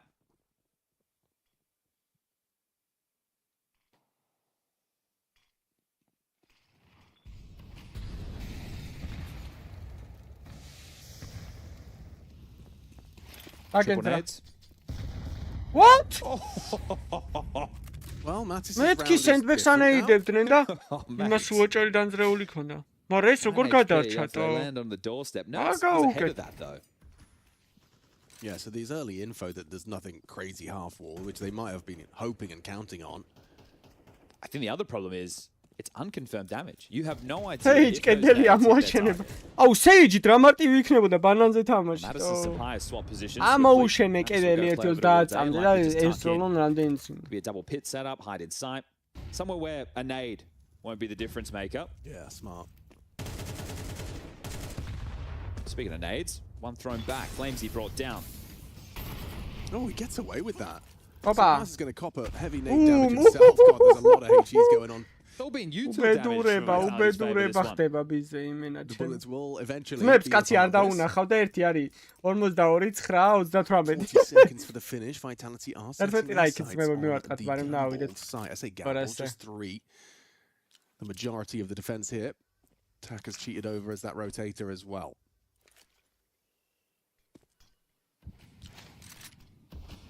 $20 seconds now. Has to be B. Have to go B. Nerds, anti-flash, will have an opportunity to hit the shot, but not before Flames beats him to the punch. Sampires, only the one. Draw. Yeah, it was loose in the smoke, but forward. Yeah. I was keeping my eyes on that. Just had enough time to get there and get it down, but Heavy God and Natus will have to save, so more of that. მან რომელიმე კაცი აი დარკის კაცს რო ეცოცხლან დარკზე რო დარჩენილიყო კაცი და ეცოცხლან This is a tough map to be taking a lot of chances. Here's the triple nades. Oi me why for that position specifically. So that was what 91 damage from there, and then that one towards CT did about another. Weissman რომელი რომელ სამს გავსე ფაისა საბე What? He was full flashed. 53 maybe 58 might be a bit much. Okay, I'm gonna check. ტაკა როგორ გავს ბიჭო მართლა ახალგაზრდა ვაისაა იმენა ახალგაზრდა ვაისა არ გამოვყლევდე. Yeah, it went significantly up. Apex got an extra about 100. არ ჩავიჯო მართლა როგორ გავს ბიჭო 50. This is one of the things, right? Obviously Apex's util damage or flash assists he's either being given all that utility to throw, but he's also the one setting the teammates up for those frags, right? Flamesy, he's had a great year so far, and one of the keys that gets to play into that, and one of the factors that we don't really get to see unless it's a breakdown, right, in terms of some analysis, is just how good the flash work is, right? How much does the flashes, first of all, facilitate the pathing, but then if you're an entry fragger like Flamesy and you can trust the flash every time, you are so confident. You are not afraid to go in first and swing. You're not sacrificial. You're being set up to succeed. And I think that's one of the big factors why Shahar has been able to have a strong year. Doesn't mean he's not extremely skilled. You need the balance of both, right? There's a reason that the nades are in the game. And Vitality, they're using them better than anybody. Guns, see an AWP come into the hands of Sampires. We saw this a lot from Flames yesterday operating with Mac 10s, and he's doing it again.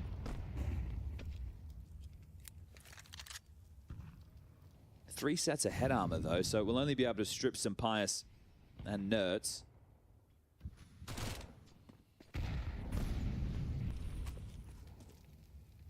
This is definitely nothing in Banana right now. The fact that Mac 10's in the mix. I think just hearing that the Mac 10's in the mix makes you feel as G2. I mean, more unconfirmed damage, right? Like, it's not a nade this time, but equally as unaware. Just so many rounds.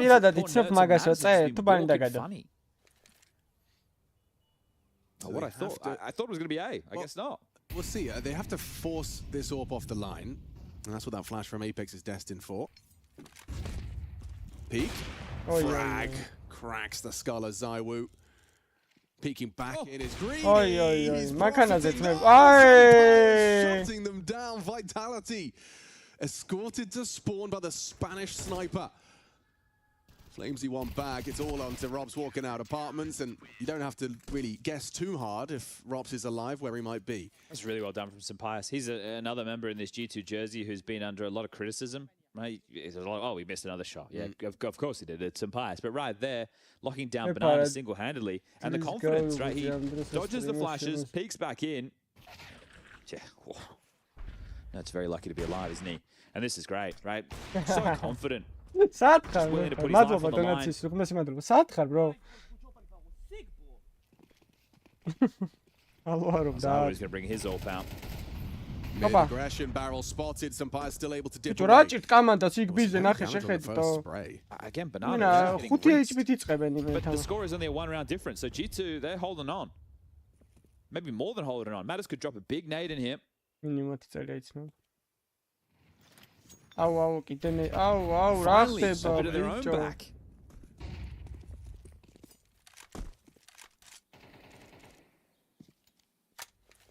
Both teams with only 1,900 loss going into the next. This impacts Vitality more than it does G2. Vitality lose this, G2 can take the lead.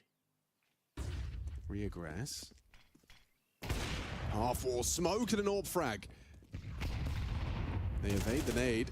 They're flowing right now. Bomb's still down T stairs. If they want to react quickly towards A, they can't. They have to pick up this C4. So Mezzi's gone and grabbed that. Apex calling from the grave. Big round. Very big round. Natus just took a glance at long.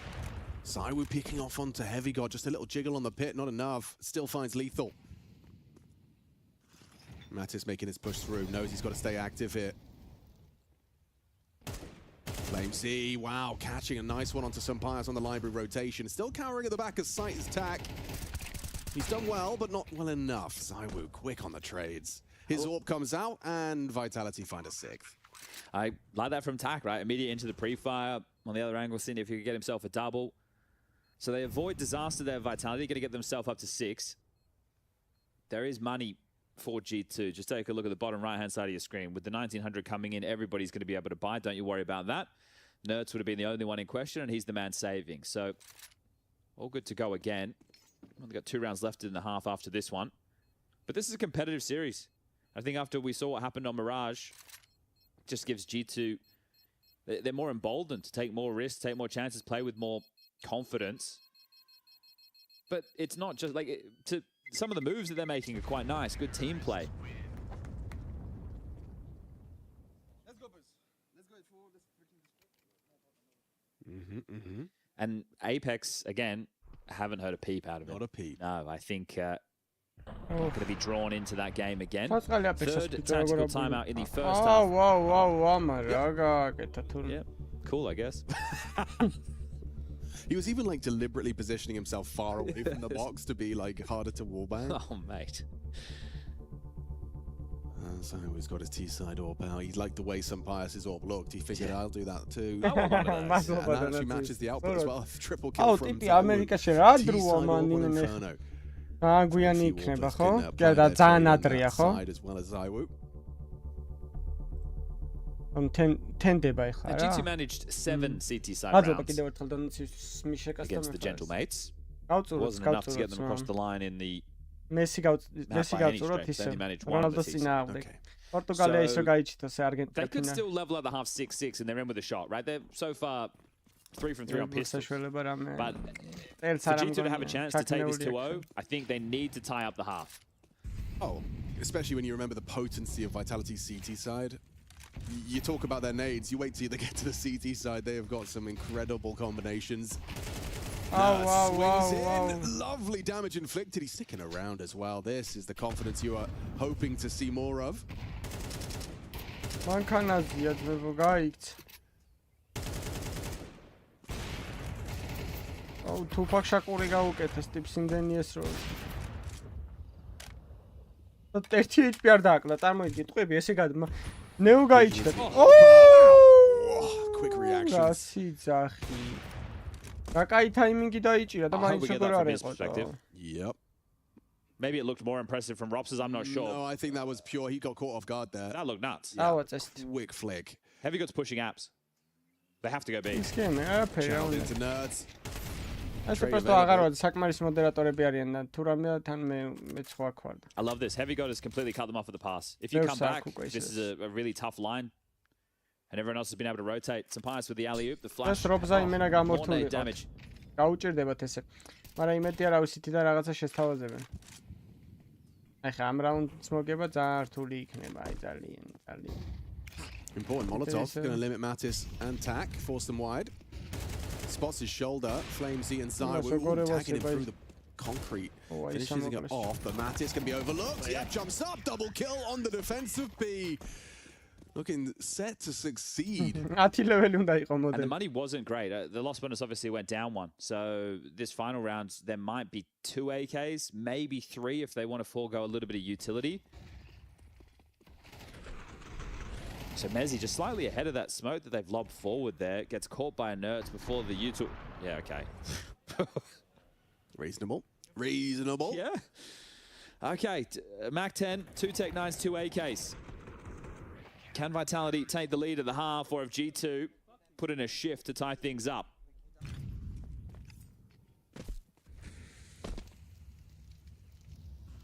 Yeah, it's not quite so silent anymore. No, but they were laughing about it. The smile on Zywick's face. They're still having a good time. You know Shahara's going to have some stupid thing he says, right? Yeah, exactly. He's the funniest kid.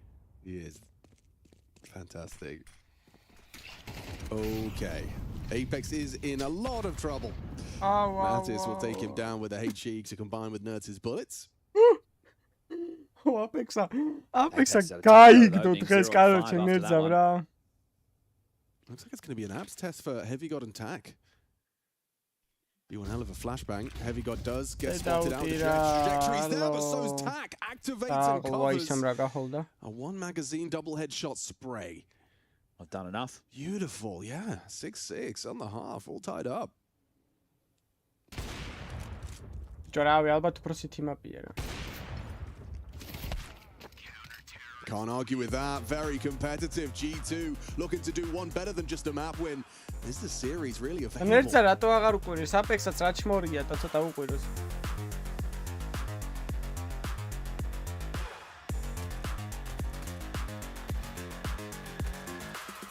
პისტოლი არ მოუგია ჯერ ვიტალეს. აბა ერთ პისტოლს თუ მოიგებთ მეო. ხოთ მოიგეთ ერთი რაუნდი, ერთი პისტოლ რაუნდი, გეხვეწებით. უფ, ეს ადავადნი. და ნახე რა კილები გააკ. ალვარო.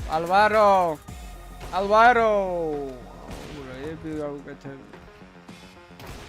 ოი, ეს სიარულში გაუტყავს ბიჭო.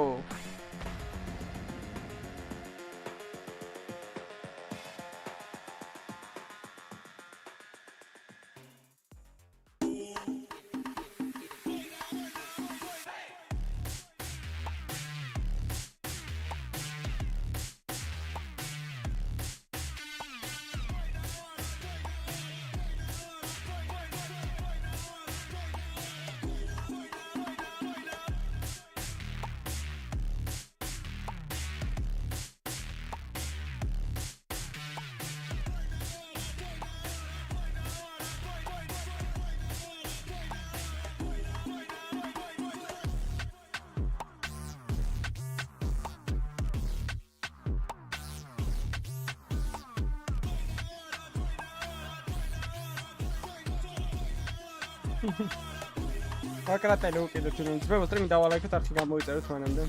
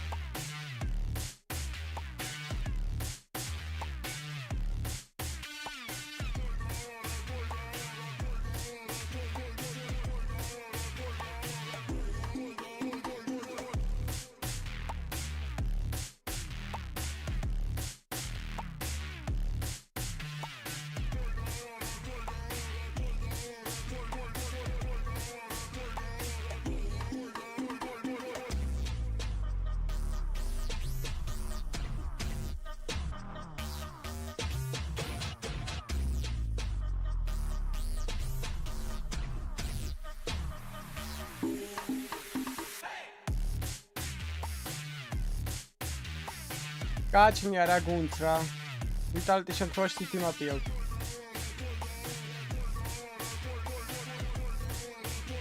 ვიტალიტის სტატისტიკა ნახე, აბა რომელ საიტს უფრო კარგად თამაშობენ.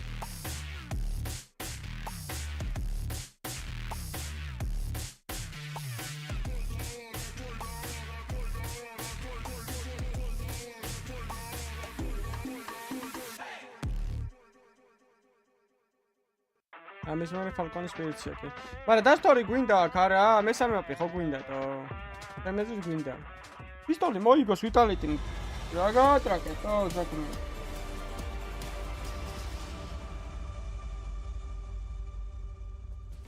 Howdy folks, you're watching Intel Extreme Masters Rio. G2 Vitality for day 2's opening game on the A stream. So much good Counter-Strike coming for you today. 4 best of 3s with all the big names, and one of the big names at the top of the pyramid is Vitality, who are getting a bit rocked. First map was a stomp in favor of G2, and now we're heading into the second half of our second map with a 6-6 scoreline.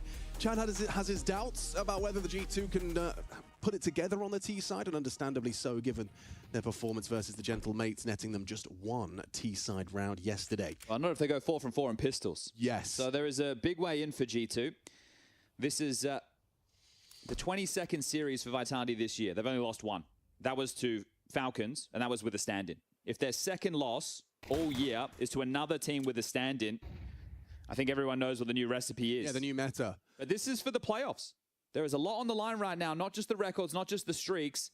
It's the Grand Slam and why Vitality are here. And it's going to be a 5 versus 2 on this B-bomb site. Zywoo throws out a block smoke. Mezzi in partnership with a nice clean headshot onto Nurse to start. Vitality have found their form and they've found their first pistol. ნაუიხ სამპაიუსა ნახე რას გააკეთებს. ეხა უყურეთ ეს ნანახი მაქვს ძმობაც გაფიცეთ. და ეს იქნება full tilt-ი. კარგი, ჩამის მერე ვიტალიტის აღარაფერი აღარ მოუგია რა. ეს იქნება ვიტალიტის დაშლა რა. ეხა ისეთ რაღაცას აკეთებს სამპაიუსა ნახე ნანახი მაქვს იმენეს. After all. How many more can Sampaius get? ნანახი მაქვს იმენეს. Rops has made sure there's no way back. There you go. Zywoo swings in, gets his third for the round. ორი ერთზე. Look who it is. ორი ერთზე. Nico is in the building. His cousin's not here. No, he's not. Lithuanian attack is. ერთი ერთზე. Smoky gak. This would be a huge opportunity if G2 go through to the playoffs and he gets a chance to play on a stage. Yeah. And he knows that getting to play on the main roster is a chance to put yourself in the shop window. The fact that you've taken a map, one of 6 maps that Vitality have lost this year, Tak was in the server. So he's going to be feeling damn good about that. Put that one on the resume. How much farther can they push the issue? Apex did let out a roll with that one, knowing that this pistol round is going to set them up, because the first half, it wasn't a walk in the park. Some tense moments. It's view forward. Damn, lots of damage done, and they should just be able to farm this one up. Now, hold up a second. Whoa, Flamesy's actually got a lot of work to do. Very nice. Quick flick up onto the jump spot from Heavy God. Apex got booked there. Sampaius caught scavenging. So Flamesy will get through this. It's the quickest way to reload. He loves a jump and tackle punish it.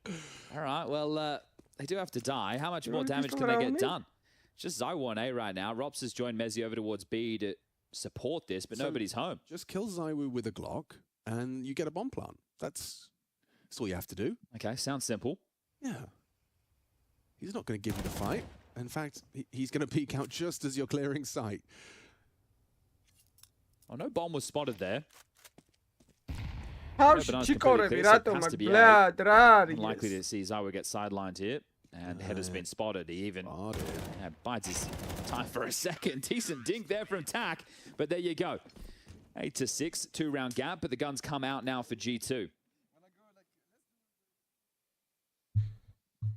Very communicative, Mr. Zywoo, today.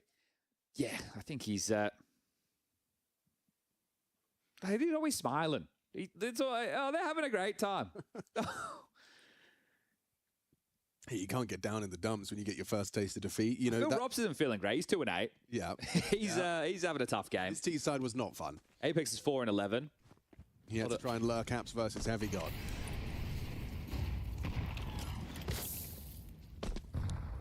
Whoa, that's a lot of damage. Tak. Now, Apex is actually jaunted over towards A. They're playing... Oh, they're ahead of that. Or wanted to be. They have a 4-strong mid defense. So they're hoping for one or two things. They just want to stall them out when they go for the bracket control and win the round in that skirmish, or they really think it's going to be some type of an A play. So really, all the pressure is on Flames. Smoke break, easy for Flamesy. Oi, Picks it up, lovely. To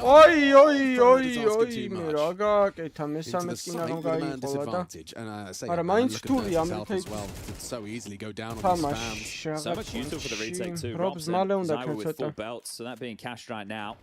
Try and set them up for this, but you want to wait for the CT smoke to fade. Done. Now you have to talk about where are we mollying, who's flashing, let's go. Smoky, jasnia. Banani Smoky, have you got smoked off here? არა პული დამოლა? And Sapphires bringing the fight forward. Don't forget about Natus' lower health. Heavy God knows he's got to step up. თავისიანს გაუფლეშა? Simultaneous multi-kills. No one saw that coming. You can see a surprise. თავისიანს გაუფლეშა, ბიჭო. Over the faces of G2.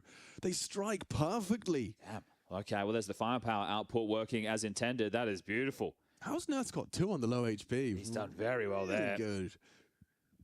Well, that's going to leave a mark on Vitality's finances here. They will be able to buy against Shaw. So Flames, I think he does more than you can ask for in this situation. He's on his own. He gets a double kill. Sure, you could argue, okay, why isn't he dropping back? He could have played his life, but that all happened in a split second. Nerds getting both coffins. Players Heavy God takes down the CT side, and just a one-round game. They can tie things up here and ruin the money of Vitality. Perfectly timed on the peak. Apex calling out, and Flamesy could be his next victim. Flash connects, cover is there. Tag peeks in unison. Nice from Nerds with 3 quick kills. And the round already over with. Apex აიმენა დაჭერილი ყავს და რაკამზე უყენია აიმენა ნერზას ფერი ორი თამაშია. Who's casting his games when he buys the Mag 7? Because every time he buys the Mag 7 when you and I are casting, he gets nothing done. Yeah. But I have seen games where he buys it and he does get kills. It's just when you and I are the ones on the mic. I didn't know we had the power of specific weapons. Specific weapon curse. That is a new variation. But Nerds with 2 hugely impactful rounds back-to-back. And he had a really, really tough go of things in the first half. Think about how many rounds he's getting spammed through smokes, through wood, getting naded, getting mollied out of position. 3 and 7, if I'm not mistaken, or something like that. It could have even been 1 and 7. Yeah, it was bleak. So ZywOo and Rops will save.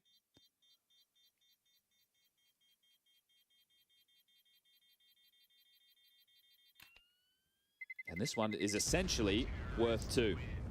Sure, you didn't wipe the board, but Apex, Flamesy, and Mezzy are not in a position to invest anything. ZywOo and Rob, sure, they could get activated. Here it is. Apex has absolutely no idea. He's just peering around a corner with Util in his hands, completely blind. Nerds gets that one and just keeps delivering. The newest addition to the G2 jersey. And he's delivering impact for the team. Saw, the boss man must be happy with that. But how are they going to try and use ZywOo in this one?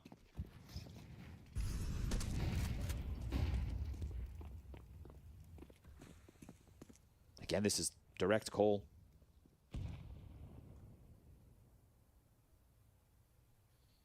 ZywOo with his M4, he's going to have an opportunity for that. Playing on the fade. They are going to play on the fade. Cheeky. ZywOo dead with nothing. Empty-handed. Tax the one to take him down. Just Rob's here. And he's gone down to tag 2. Lovely double entry from the stand-in. Back in the lead. G2. რა ხდება, ბიჭო, რა სესრიან ტიპები, თო 2 წამში გაწიეს ლონგი და ის, რა ქვია, 2 წამშიც არ იმენა ეგრევე. Getting a little concerned. Now. Yeah, I think with some of the reactions I've seen from Apex, the fact that Rops is really having a tough go of things. There's the next buy is also going to be a little bit meek for Vitality. It's not going to be perfect. It's not going to be exactly everything that they need. So they're in a lot of trouble. This is playoffs on the line. Sure, they can drop down to the lower bracket. They can still make it. There's no doubt about that. But the conversation in the Counter-Strike world is, can anybody stop these guys? Well, there's G2 with a stand-in, and the only other loss they've got all year was Falcons with a stand-in. Starting to connect some dots. And the stand-in steps up in this round. The first timeout has right now, but this is where I don't want to say have to dig deep. Just got to start digging. And you got your first pistol. You know, I thought that was a clear indicator that Dust 2 was a certainty. What do I know? 3 consecutive T-side rounds. Individuals taking their turn. Apex is 0 and 7 in terms of opening duels. Yeah, hence his reactions. Yeah, and it's not only that. Late last year, well, maybe not late last year, but in the rough patch for Vitality in the second season, it felt like Apex was trying to force the issue on things a lot more. I haven't seen that today, right? But he's still getting caught out a lot in these opening exchanges. So. Have you seen the Vitality scoreboard? Like, look, run your eyes down the left side of your screen. You'll see some glaring contrast between Flamesy, ZywOo, and the rest. Just think if Apex has 14 deaths and 7 of them are opening. Yeah. Like that, not all worth the same, right? Some will be on Eco, some will be on lighter buys, but there's no kit. Same play. There's absolutely no kit. So you find yourself in a post-plant situation with this one, and they're going to have to say, we're at the business end. You flash Flamesy in. It's the oldest trick in the book, and this was just a bit of a bait and switch. Forces out your util.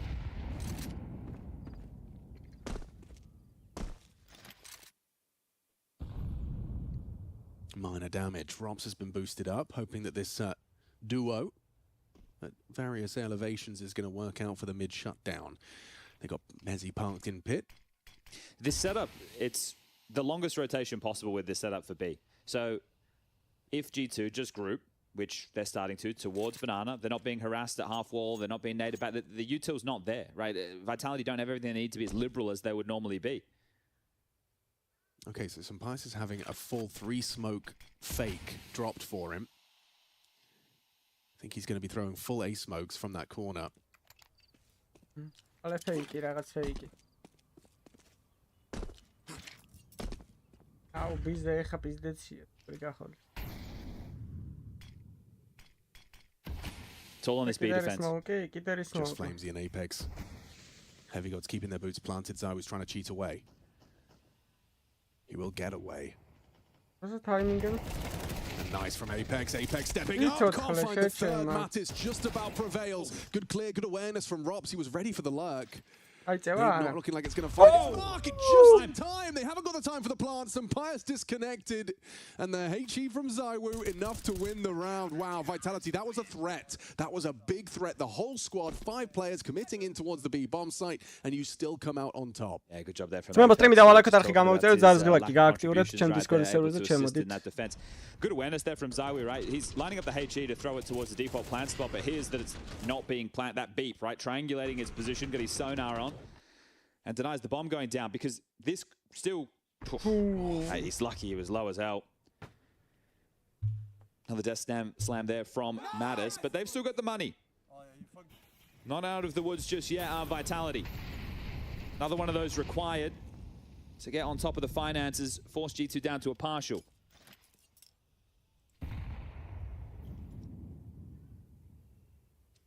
Apex talking a lot, micromanaging.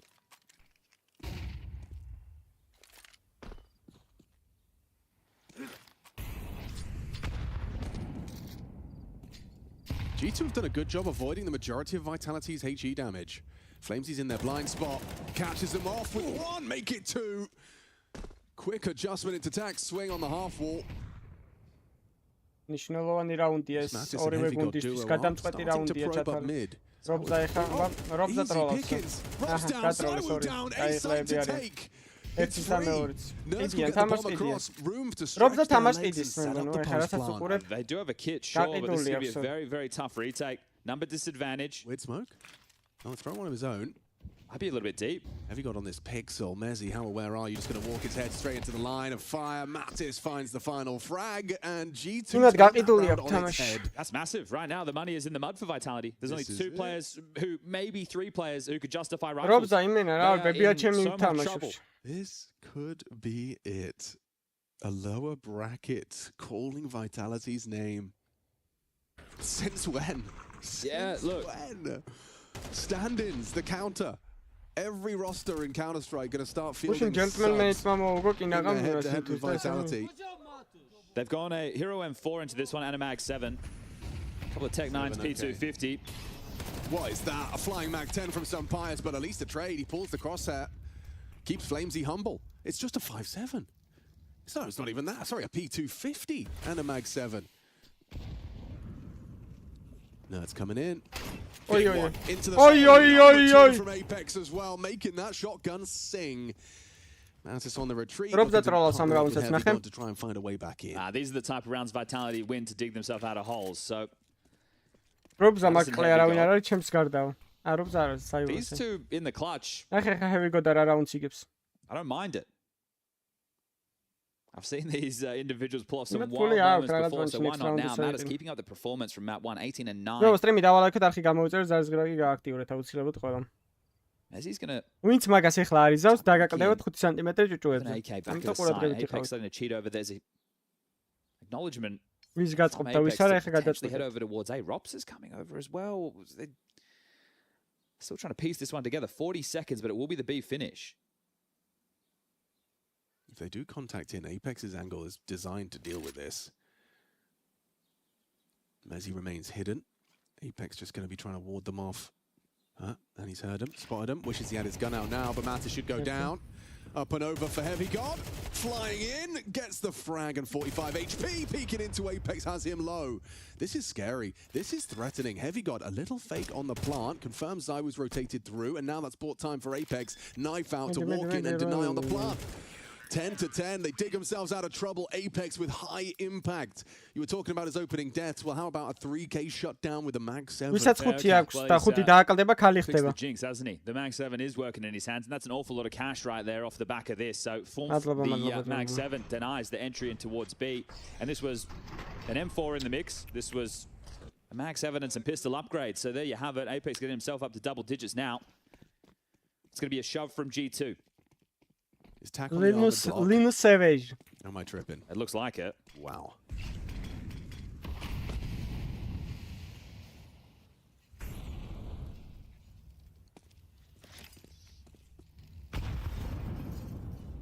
Whoever wins this round wins the game. Okay. I better lock in then. Damage. Returns the favor. Funny number for Flamesy.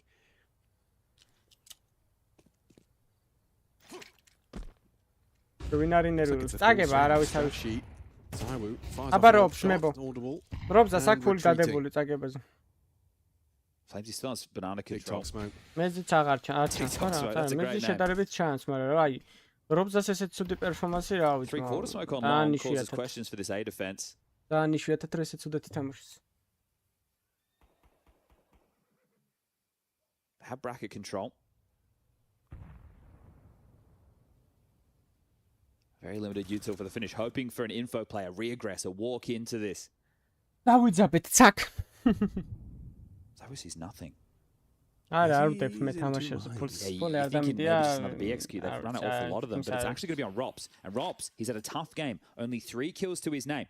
If they wrap, ZywOo's all can contribute. და ბევრს მოძრავ დარჩი ერთად. Next peek from ZywOo on the long side. He's going to find ball on Natus. They're closing the gap now. Tantalizingly close. They're going to just dribble a smoke in front of ZywOo, who'll still be able to get. Whoa! Robs stepping up and delivering, doubling his kill total. But unable to provide his Natus in response. Bomb goes down. A man advantage for Vitality on this retake, though. Couple of flashes and a molly to defend this, and what a play right now. It's going to make things really difficult for your long approach. Default plant, though. ZywOo lingers, going to try and provide util, but it's the Heavy God position that seems destined for success here. He's heard ZywOo throwing those grenades, should have him booked as they have Mezzi and Flamesy coming in from the short side. Apex from the apartments. ZywOo a dead man. Heavy God reveals his position. Oh! Quick one from Apex, but still Natus is solid, and 11 for G2. They are 2 away. Sending Vitality to the lower bracket here in Rio de the money, right? This late stage, it's been back and forth. 1400, 1900, 1400, That's what I'm saying. That round there, essentially the game. I don't think Vitality can pull another round out where Apex gets a multi-kill on this Mag 7. It's ZywOo in with the best weapon right now being a FAMAS. I could make an argument that maybe it's the 5.7 in Flamesy's hands. A P250 for Mezzi. A light smattering of util. Rops down with an MP9. Just 2 rounds now for G2. That's all it's going to take. And getting fired up. Chunky. Solid damage from the early HE banana.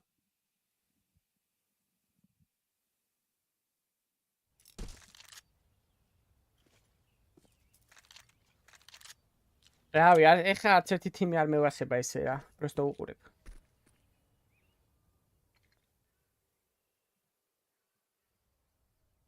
აბა. ნახოთ რა სიზავენ ბანანს. Shotgun to get past. Jumping Mag 7, that's genuinely his plan, and it doesn't work out. Nerds brings him down. Flamesy, sure able to find one with the combination of the shrapnel of his HE. Oh. Wasn't far off, was it? The spam from Nerds nearly connecting. I think you've got the util advantage, you've got the weapon advantage, you've got this banana control. You could just group up for a B finish. Smoke CT, smoke Flamesy and Mezzi have nothing to block with. No flashes to set the He's coming over as well. He knows they won't be able to hack it on their own with the weapons they've got equipped. Taking their time. Flamesy burns down heavy, tucked on the new box. Easy pickings. Looking set to succeed. Going right for Vitality. Quad kill in the feed from Nerds. So with a 1 versus 4, he'll give it a go. The French Fermas in his hands. And 2 cowering at the back of dark position. They don't have any idea he's here. Able to get this far forward and surely go for something. Nothing. Heavy God nails the headshot. 1 away from a series streak being broken. What was it, 17? 17, yeah, but it's not only that. They're going down to the lower bracket in this group where you are going to have a Spirit, Aura, Falcons, right? It's not going to get any easier from here going forward. And the Falcons წაგებული ეთამაშება ამაჩი წაგებულს. Trying to think when was the last time that they lost 2-0? That's a good question. The last time that Vitality lost a series 2-0 was to Falcons at Blast Rivals. Right. That was back in November. Robza მარადა რა 2 ქილი აიღო წეგან. ის სამშრომლოვანი რაუნდი იყო. 9-9 სამშრომლოვანი რაუნდი იყო და Vitality must convert with 4 pistols and a measly MP9. Rob's restrained with his smoke. They're going to charge at him. Heavy God fancies his chances. Will respect the block. Just the options are so limited for Vitality in this round.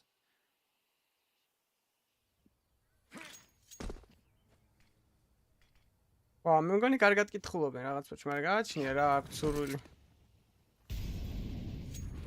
Pressure on the bracket control. რა კარგად იღებენ ყველაფერს. და გუში რა ჭირდათ და Gentlemate-თან რო აკეთდნენ. So. Let's take out. Here's that go. Flamesy good onto Nerds and doesn't see anything else on the follow-up, so they're on high alert on the A side of the map. So much მოიცადე. ეხა ლევანა წურავს თუ ეხა იწყება ყველაფერი ნახთავა. რა სმოუკი დაუგდეს. 30 seconds. მაგრამ ლონგიდან მოდიან ისინი. Natus and Tack going to make their move. Bomb on the rookie. Stand in. Cyrus head spotted, still manages to connect with that 5-7. Heavy got a little bit of a discrepancy, but there's Cyrus. მე მგონი ეხა იწყება ყველაფერი წმებო. მე მგონი ეხა იწყება ყველაფერი. მოიცა გადავაყენო. Upgrades for free. Vitality, they hold on. Might be a little bit of an issue for Tack to get out a gun here, but everyone else should be looking good. So Vitality have been able to win another one of those. Sure, just staying toted up on that side, that opening kill. G2 walking into the pistol stack on the side, and okay, can they force us to overtime? Can Vitality pull this one out? Can they keep the streak alive? Can they keep playoff hopes alive with this victory?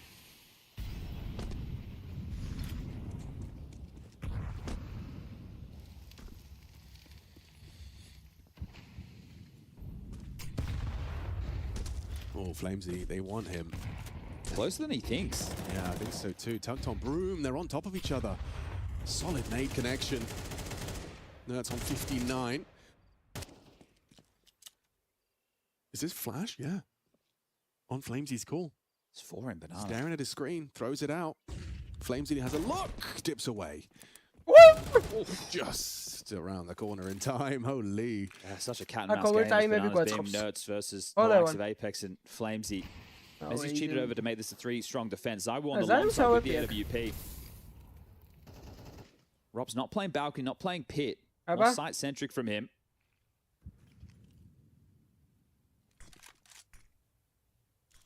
So I was still on the line. That's a perfectly placed Molotov.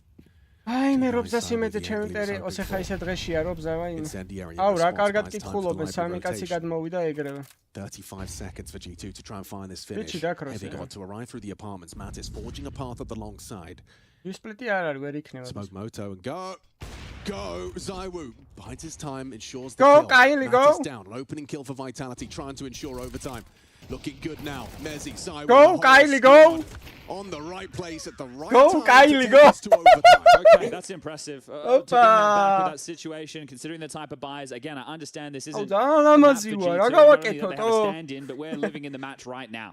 Vitality are down a map. They got blown out on Mirage, and now we are all tied up going into OT. So Apex gets to breathe a sigh of relief. So we're really just making sure he had that one dead to rights before pulling the trigger, even setting the team up with the flash into short side so they can start stripping them limb from limb.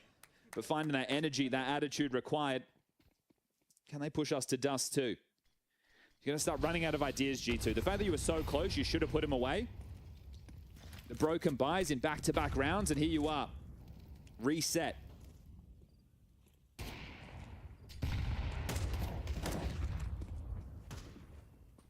Good job. He's turned his game completely around.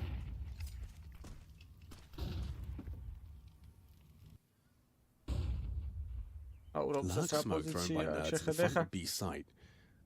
Rob's in the apartments has got to deal with Heavy God. They've had quite the standoff throughout Inferno.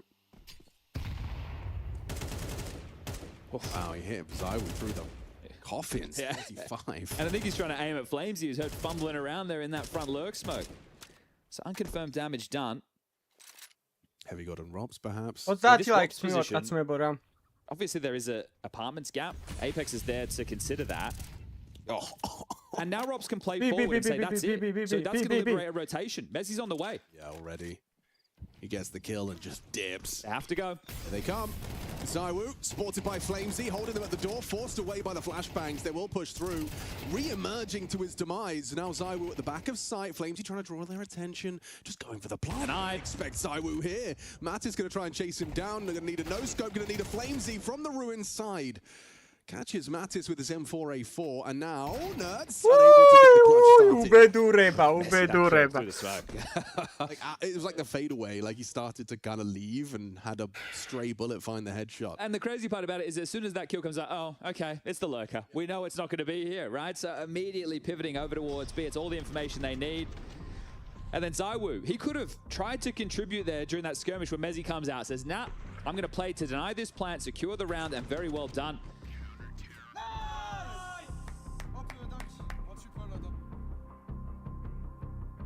So we'll use his OT #1 tactical timeout. We'll see if he gets another.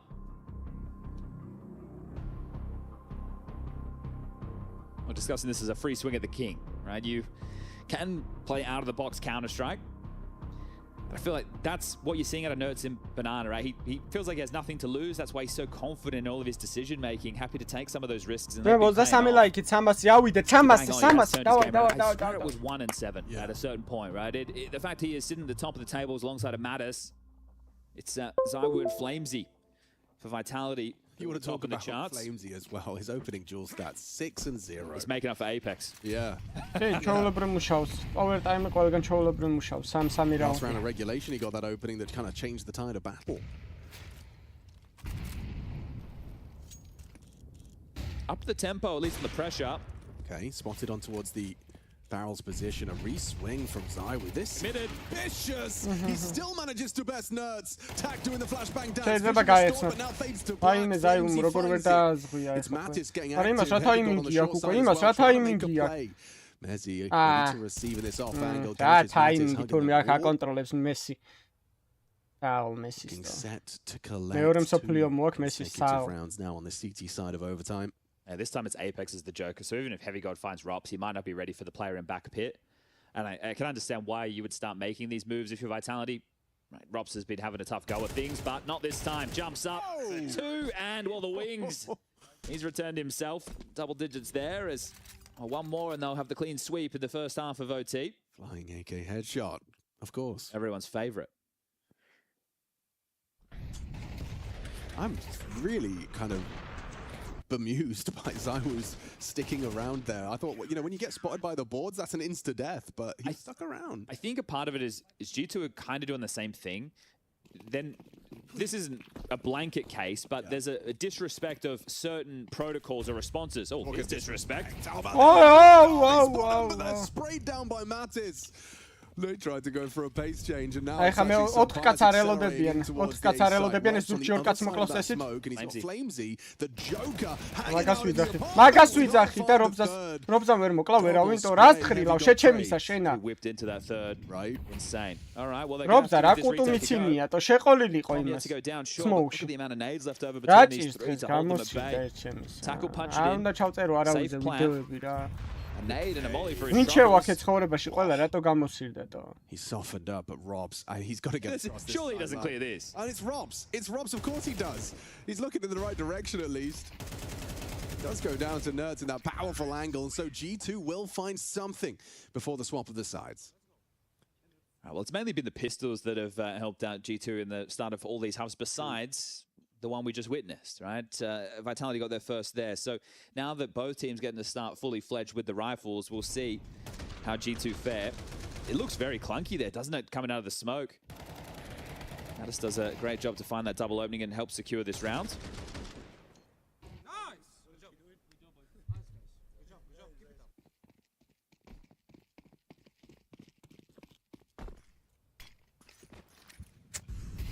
Top mid lurk smoke in place, and Pius will have to respect that.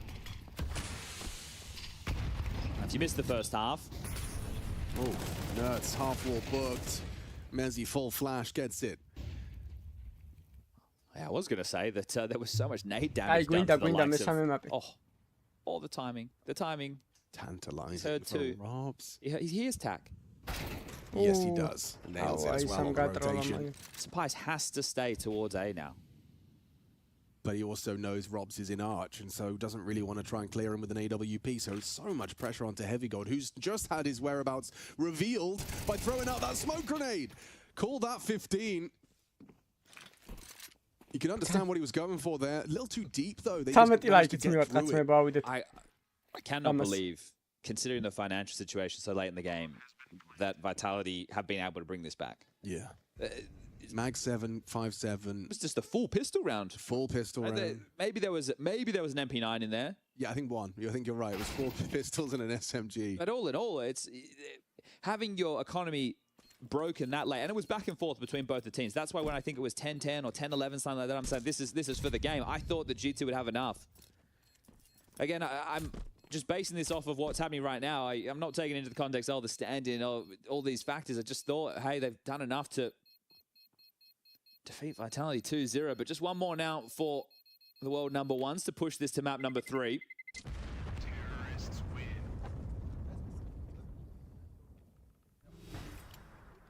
And you'd prefer this type of match now, assuming you win, than you would in a playoff game. The seeding game is the perfect time to have a game like this. But this isn't the seeding game. This is one match too early. Overtime-ებში არ ყიდულობენ ხოლმე helmet-ებს არა. They can hear Heavy God there calling that. They get the AWP to rotate beat. Pulse they wanted a heavier, they wanted a bit more of a gamble. Maინც ყველა სკალაში აქვს და AWP, ამიტომ არ აქვს მნიშვნელობა. You pulled yourself out of the sludge. Do you get it done right here, right now? City არ ყიდულობს ხოლმე რა თქმა უნდა. ტიტიდან მაიყიდო რომ M4 არ მოკლოს ერთ დღეში. 7 ლაიქიც მეუბო 300 ავედით ბარემ ჯიგრები ხარ და არხიც გამოიწერეთ 70 კაცი გვაკლია. Trying to be disruptive early. Very disruptive. Look at this. Off of the flash, trying to chase Mezzi down on the barrel's position, but Mezzi prevails.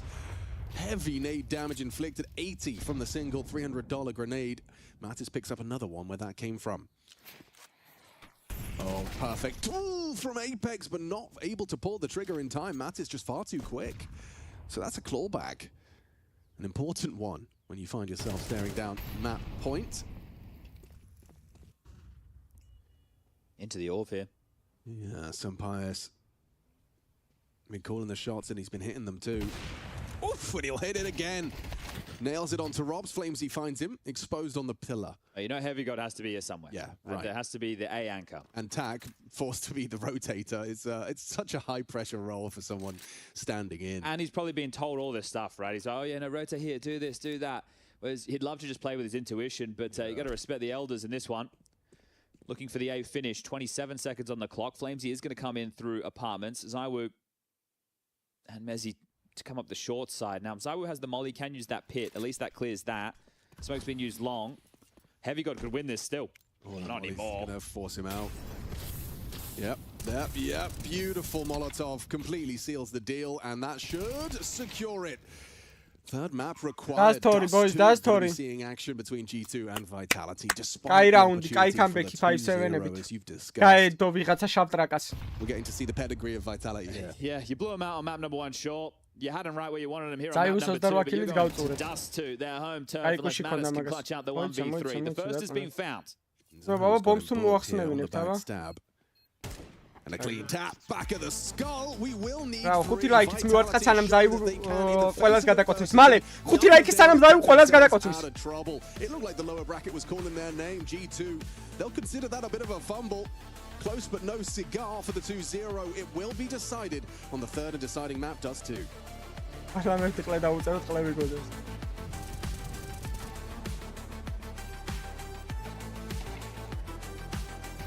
მოვასტარით.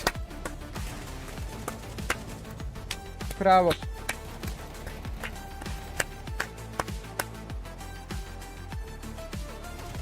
მოვასტარით. არსად არ წახვიდეთ 13 წუთში ვბრუნდებით ძმებო და ვაგრძელეთ. მანამდე ვუყუროთ რაღაც voice comment იქნება ეხა და მაგებს ვუყუროთ, თან განვიხილოთ დასტორში რა მოხდება. ჩემი აზრით დაბრუნდა ვიტალიტი და ეხა უკვე ფორმაში შევიდნენ ბოლო რაუნდები და დასტორში ჩემი აზრით გადავლა იქნება ვიტალიტის მიერ. alongside the toilets. აქ რა ხდება? აქ იმენა ის getting on the bomb site here through bathrooms. And they know the long is definitely exposed, and Rentu, that's a really good molly coming through to block him off. აქ La Liga-ის ბოლო ადგილოსანი გუნდები თამაშობენ. Will run him down with the Tech 9, a fresh re-smoke in toward green bin as well. And ვერ გადავახურე. They're kind of completely locked out of this. დღეს გუშინ დაიდო 500 ლაიქი და დღეს 600-ზე წავიდეთ. რა ისეთ თამაშებია 600 ლაიქი უნდა დავდოთ წესით ბლად. From somewhere, but it's going to have to be, very difficult shots to be hit. There's the shadow. No. He sees WG, gets off the angle at exactly the wrong time. HE could do some damage. They're all trying to fight in toward that green bin position, and it helps out Davideus to get 2. Shay will find Alex. Martinez last alive. Where is that bomb defuse? Rentu's got a kit. He needs to get on it ASAP. I think he's on it. He is on it, and Martinez will go down. They just about get away with it. Oh, only just. I was even a little bit nervy there. What could have been had Martinez hit that shot? I'm not even sure if it was on the kit carrier. If it was, I think that wins them the round. Maybe we get to see it back in the replay here. Big retake coming through from Red Cannons. Just waited for that perfect opportunity to pounce. There's a flurry of frags. It was super uncomfortable for Gentlemates. It's why they decided to try and fight forward in the dying stages of that retake, or I guess post-plant from their perspective. Doesn't work out for them, which means a half buy in this next round. It was pretty rough there for Rentu as well, because as he's holding that angle, he turns around to give his teammate an incendiary. That's when the peak comes through, but more on that later, because we've already got a fast exec into the speed bomb site. Mopos so far advanced already. We'll find a kill and a big dink on Davideus as well. Oh, 8 HP. Now might have to take a gamble, Davideus, rather than playing a normal default position, anchoring that B bomb site. Again, there's only a Glock on Alex, but other threats in the round available. WG already up toward Divider. Drop is going to have a little bit of a glance towards short, and they're going to see it's pretty much clear. Now I'm going to shift over toward long. Rentu will be the main man in task with this. He does have help coming through though. With that information short is clear, they're going to give a lot of reinforcements onto this A bomb site. It's an immediate rotation for all 3. They're actually going to push up. Yeah, Drop seems to have an idea, but maybe not going to realize how far forward they are. It shouldn't really be a massive problem with mostly pistols in play, and it's really well done there from Red Cannons, doing exactly what they'd kind of set themselves up for, which wasn't to fight for the players when they were in long, or fight the players when they're in long, but instead deal with them once they'd come through that choke point into the bomb site. And it's just a bloodbath as they slaughter the Gentlemates players on entry and do get themselves up 5-1. So the only blip on the radar for Red Cannons here on Overpass so far was that hard anti-eco round they'd lost. They've been really good since then as they start to tear ahead on the decider. You know what the greatest teams in the world are the best at doing? Winning with their B or even C game. Vitality have found a way. They've taken G2 to map 3. Would you believe it? Oh, it looked like G2 had that one in the bag. I couldn't believe it, Trav, because it was on the T side of Inferno where they were giving Vitality so many problems. That was the half of the map. They won 1 out of 9 rounds against Gentlemates yesterday. Just shows you in Counter-Strike, nothing is a guarantee. Not even vitality. Deep nade on toward Cowers. Actually does a lot more damage than maybe he was ready for. It explodes right in front of his face. Natus will have a look towards short, but they do have control of that position. An unknown control. Mopos is waiting on that close right angle as Davides would have looked. But we'll make some noise now. Here comes the push. Southall's going to give it a look. Might be creeping in a little bit unexpectedly here. There's plenty of counter utility coming through, but he's ahead of that Molotov and up onto the pillar already. This is a lot of progress that maybe Red Cannons are not aware of, but they aren't going too aggressive. They're waiting for that smoke to fade and waiting to see if it exposes a Gentlemates player. In comes the group up. Cowers still head down on barrels, and that is a bait setup that could work very nicely. He eventually gets his one, but he needs more, and it's only the one. Mopos will get that trade. 3v3. Good nade to break that smoke open on middle site. All the rotations now coming in. Drop tries to make a move by jumping on the corner of default. The Rentu's not been activated yet from CT. It allows the bomb plant to come through for Gentlemates. Yeah, they've actually done really well to navigate their way past that sticky situation. And now it's going to be pressure on Red Cannons here for the retake. They've been pretty damn good in these situations throughout the map so far, and they will get the first frag initially, but then a couple kills in quick succession will regain control here for Gentlemates. It's Rentu with the AWP. He is in and amongst the thick of things. I was going to say he's basically hard committed, so no option to fall back, but he does decide just in time that that is unwinnable for him. Prioritizes keeping the AWP in play, and it's Gentlemates who will find success. I'm not sure how they've done that. I mean, there are so many good setups there for Red Cannons. They didn't over-peak, as I was saying, when those smokes were up around Pillar. Gentlemates were very stalled behind those before they went for their site attack. Lots of good lines were being held by the CT side. But Coward's only getting one from his bait setup in toward the barrels. Head down, popped it up. Could have been two. If it was two, could have completely changed the round. He would have been alive to maybe deal with the monster player. Not to be.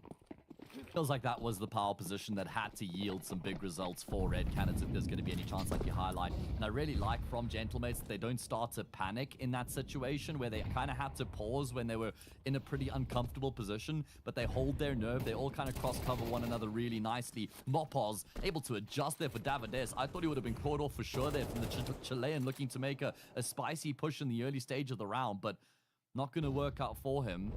First blood drawn here by Gentlemates as they look to string consecutive rounds together for the first time here on the third map. Gentlemates were gushing. Good number on Bro, T. That could very well be enough. Boost on default. Also 4 would be, you know, more than they've gotten on average previously. Rentu playing Pillar, he's got to hit a shot here. He's been whipping a lot in this map so far, and that's another bad one, or painful. Makes up for it, but it means he's exposed to short as he falls back. Now drops in a very tough position. Does get one, but he needs one more, and it's not going to happen. Alex will take him out. And Shay... ბრაზილიელები არიან და მაგ თემაში ალბათ ძალიან უნდა თქოს თავის ხალხის წინაშე They had Rentu online. Look, he's a rookie. He's playing his first ever S-tier event from Red Cannons Academy. He debuted on HLTV this year, but he's missing way too many critical shots at the moment. He seems to be a volatile AWPer who likes to live fast and die young, and then sometimes find some like ridiculous returns in rounds where he makes something out of nothing. He's really struggling to just hit the shots that he needs to be. Nothing very stable about him so far with his AWPing here on Overpass, and that certainly has made matters quite difficult for Red Cannons. He brings that X factor, which is I think what Red Cannons felt like they lacked with history, where he was a little bit more of that stable AWPer, kind of hit the shots required. So it's all about that trade-off. And it's where that lack of experience could really be difficult for him to overcome these hurdles and these frustrations in the third map, right? There's no chance to reset after Overpass and come back in the next series or the next map. It's right here, right now. This is where he needs the experience on the team to just try and prop him up and get his head right. Lots of experience around him from many other South American organizations. Some Red Cannons team, and some temporarily on loan from Imperial and Pain with Cowers and Shay.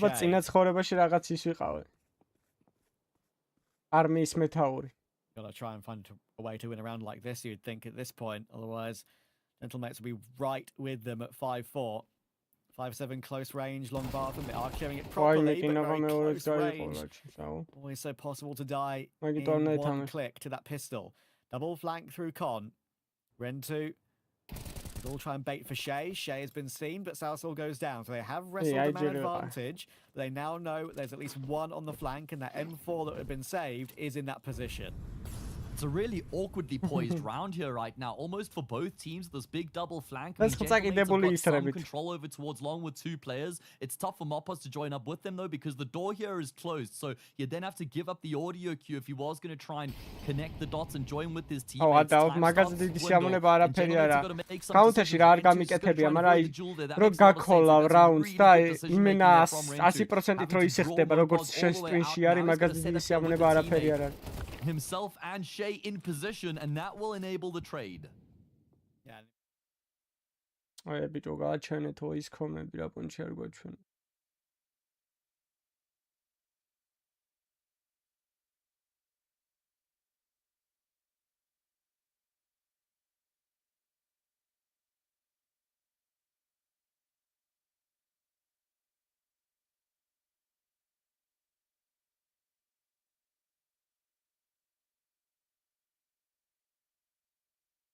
ტიპებს წყალი არ აქვს, შეხედე, ყველას ავზები უყენიათ სახურავებზე.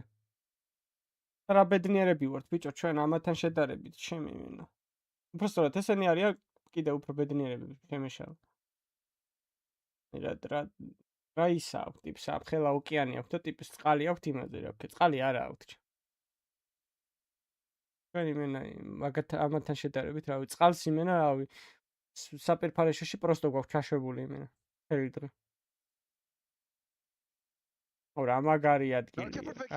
Nice one caps. Yeah. Yeah, do it. You can pick on me then. I re-smoke. Banana you till? Yeah, it's smoke. I'm in T-shar. Get down with it, I'm going B. Okay, do it. Careful, he got it. Careful, long back. Get down with it, flash pull. Dead. Banana one. Nice. Flashing pull. On monte HP. Where? Purple. C'est pas, il est BP. Planting, yeah. Nice, bomb dead. Matthew will go for him, just chill. Yeah. Okay. Nice, boys. Okay. I'm gonna flash short. Flash short. What's this round? Yeah, downside guys. Long. You wanted to go? I got short. I got flashing shots. One ups. Flash. Let's fight. Nice, boys. Nice. Short. Nice. Let's keep going. Let's go. Pushing me up. Nice. I will flash the smoke. He will be close. Flashing smoke. I flash first. I go first. Go. Go. Let's go. That's most likely pit ground. Apps. Mid one. Nice. I smoke one pit. I cross pit. He lose join. I flash chill, bro. I have your middle, boys. I got perfect. He cannot go short, guys. He cannot be short. You check smoke, one log. Carry the face after the smoke. I plan default. Plan mid side. Okay. Cannot be short. Yellow has it. I have it. One long. I smoke. 1 HP. Stay side after. By the hide box inside after him. Yeah. Still cannot down. be short. I flash. Nice. Dead one. Last pass long, yellow. I watch smoke. He flashed. What is he doing? Good job, boys. Nice, guys. Let's go. Nice. Good kids. Nice. Let's see. You can go side wheel if you want. Yes, I'm going behind him. Yeah. He's not mid. Is library, I think, called long. Mark him. Bomb is short. He inside. He can hide. Keep hiding. Jiggle when he... Nice!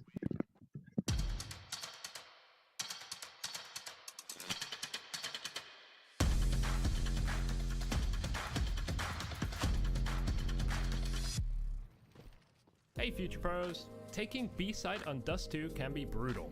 With this B door smoke, however, it might feel a bit easier. To throw the smoke, get in line with this dot at the back of the stone pillar. Aim at the left tip of this ray of light. Then while holding mouse 1 and mouse 2, use your forward step jump throw bind to throw the smoke. This will land in the doors and completely block off vision from anyone playing outside of the B bomb site. Parangugi. ფრანგული მაგარი ენა. მაგრამ რა ვიცი, აი ძალიან აი ნელა უნდა ილაპარაკო. Welcome back. We're heading into the third and deciding map. შავი ძმები როგორც ლაპარაკობენ ფრანგულად, ვითომ ფრანგები რო არიან. But bangers on the A stream. We got all of the big names here in Rio de Janeiro winning their opening game and now locking horns throughout those two groups. We're starting off the day here, myself and Chaddy B, going to be bringing you this third and deciding map. Chad, what did they miss if they just tuned in? Vitality's map streak being broken. What do you mean, man? I got that. The series streak still alive and getting to the playoffs in 2 straight sets for both squads available. But Inferno, G2, the tail end of that game, down the stretch, times, and the Vitality bullshit came out. We saw a Mag 7 round essentially pistol round with 5.7s, P250s to keep them in it. And just there you have the knife round won by G2. So they will be opting to start on the CT side of this one. And you've got some real issues now, G2. You could have put him away, you could have got it done in 2, but now you go into what is their... What was that number? 41 and 4. Knife round პირველ დახტური და რა არის ხოლმე მესამე მაპში ყოველთვის დანის რაუნდია. Of Vitality, they have 41 and 4 on Dust 2. Well, speaking of 40s, 44 frags for Natus across the first 2 maps of this series. He's been great. If he can keep that up, I think there's a conversation that they can at least, you know, be competitive here on the strong map for strongest map for Vitality. I think a key for me has been some pious with some confidence in some of these orb drills. Now, they're not orb drills that are head-to-heads with Zywoo, but they are where he's shutting down players, trying to scale, and it's been nice to see it because Sampaias has found himself under a little bit of criticism. But right now, in lieu of Hunter being here, he's doing the in-game leading. So let's get this one underway. There's been lots of chopping and changing in the G2 camp as of late. About a month ago, Nerds Malb swap happened with Liquid. Well, he's been looking... G2 Ares, Academy player. We'll see what he can bring. Third map yesterday. That was Overpass. He was damn good. Yeah, Rob's has had 2 quiet maps, so will you be able to keep him quiet for 3? Which is crazy. It was the MVP of the last tournament. Yeah. I know it was a big grand final performance, but still. Nuts wants to be disruptive here. Flash back into lower, trying to threaten and will back away with his life. Pistols, another thing that's been going G2's. Ჭარა, ვიცი რო არ ჩანს, მაგრამ მე მაწუხებს აქ მაქის რა ქვია ანტენა ამოსული და იმას ვიტკეპნი ხოლმე. არ ჩადის მაო. მაგას ეგ მიშლის ნერვებს არ უგზნობ to force them back from the mid doors off of short. Rob still in upper tunnels. This is 2-man setup being highlighted by the ops team right now. You've got Tac tucked in. Have you got back a Plat? Oof. Prince. Perfect timing on the click. Yeah, nice to just spam through a short smoke with a USP and get a free kill onto Zywoo. So, man advantage for G2. Flash out mid and away we go. Could this really be the 4th pistol in the series for G2?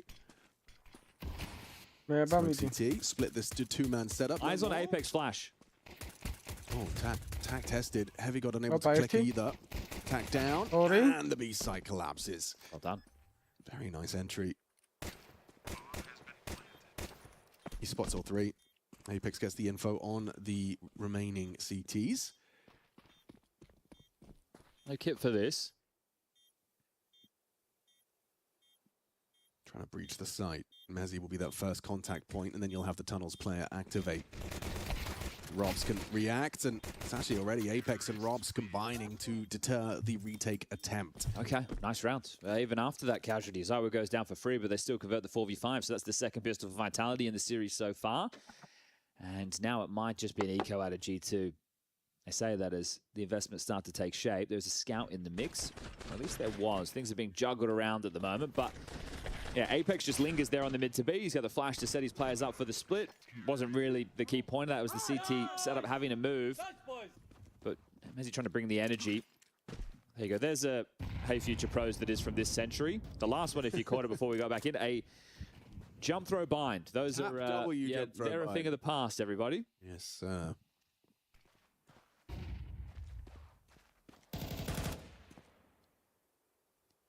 So with all this position changing, the setup, if Hunter was here, would be Mattis long, Hunter as the A rotating rifler, Sampaias, obviously the AWPer, And then your B duo would be Heavy God as your main B anchor, and then Nertz as the rotating rifler for B. We'll see if that's what they go with. We haven't seen them play this map so far in Rio. They do molly goose. Brought down by Zywu's Galil. Tax Flames will finish with the scout started of Sampaias. Tack and Sampaias' whereabouts are noted. It's alright, they're taking the bomb. They dealt with Heavy God and they've rerouted completely. Apex has the rotation, and that should be round. Heavy God am katrol It's about what gets saved. Levant, kuule, keegi nebi Heavy God'est sai.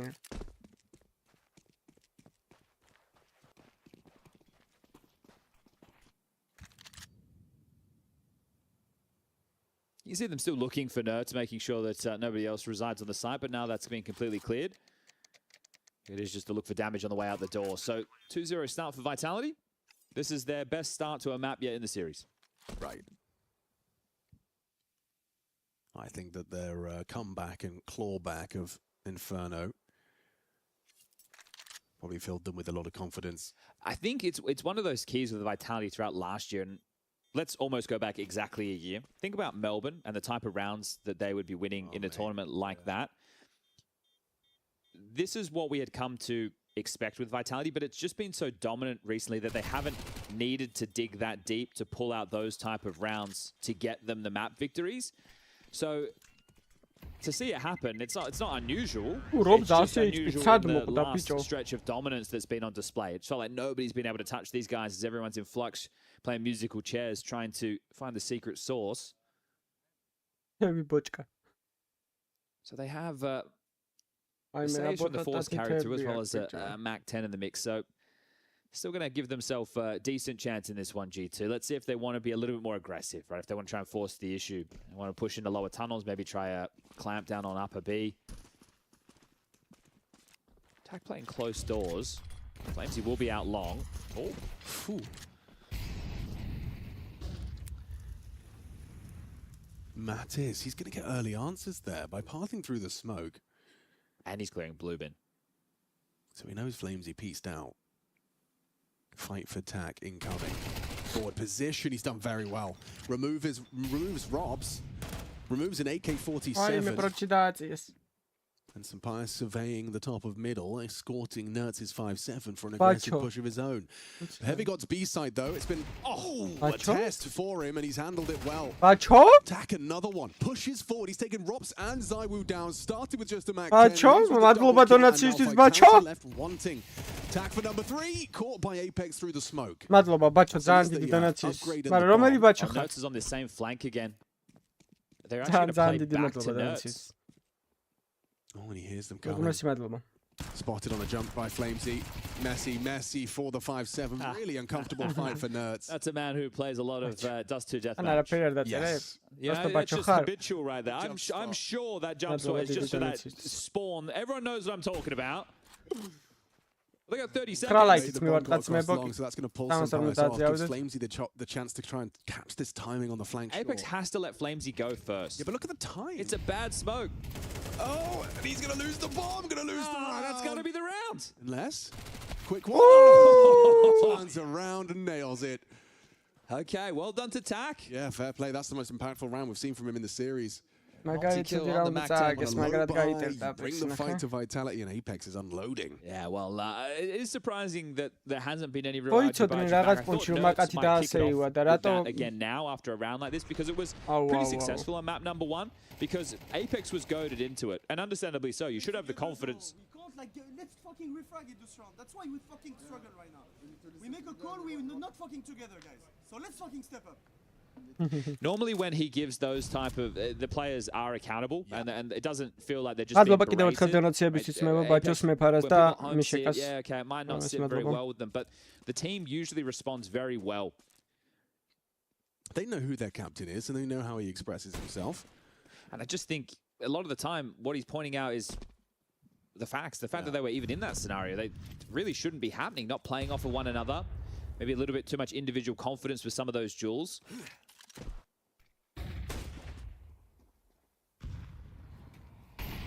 So as part of their force buy back, they are just allowing all the protocol utility of G2 as they do have basic map control. Robson upper tunnels, Flamesy down towards Xbox.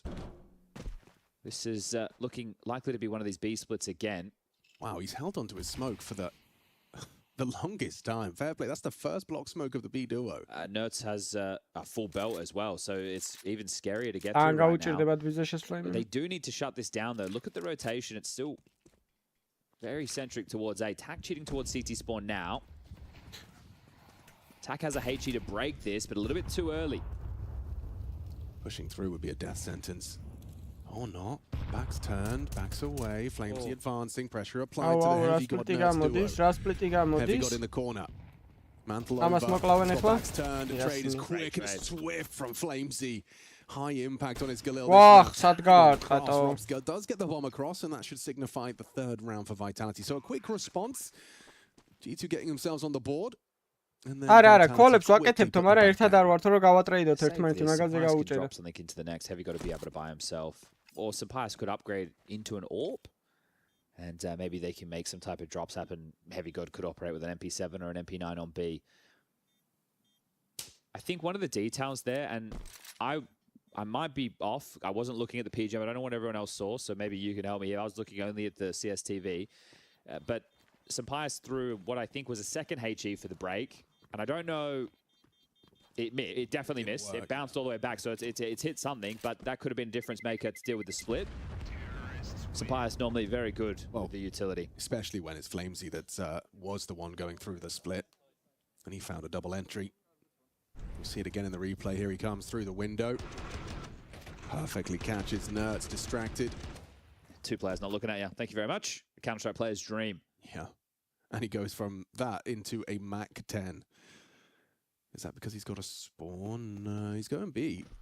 Yeah, so they don't have an eco up against, right? They knew that there were saves, so they have been doing a lot of this with the Mac 10 in the last couple of days on Flamesy.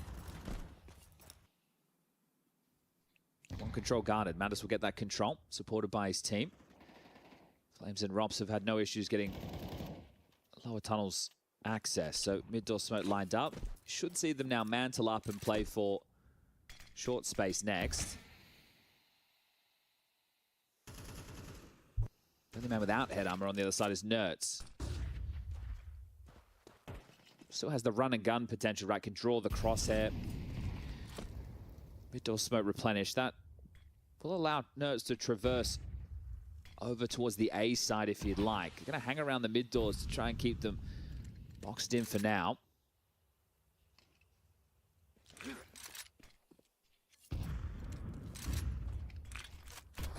Another block smoke doors. That was an audible underhand.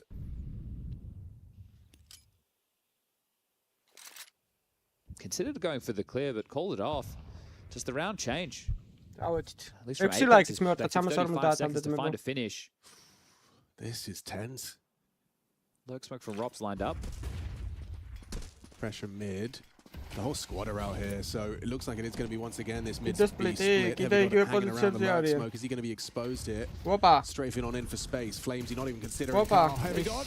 Down to the Mac 10. The pathing from Flamesy, you see that just completely negating the car position, swinging in for the big box. Makes life really difficult for Heavy God and Nerds. It'll be another save as Sapias is going to try his luck. Tac might want to swing into this for the fight. So he'll get himself something.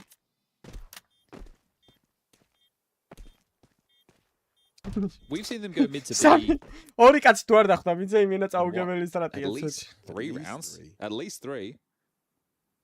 The pistol round being one where they were down. So, yeah, a lot of mid to B play in the early stages, doing some conditioning. Another save as the loss bonus continues to build. There's going to be a 2,400 cash injection. Again, Sapias can drop, Tac can drop. They can buy again. But I suspect we might get a sore timeout.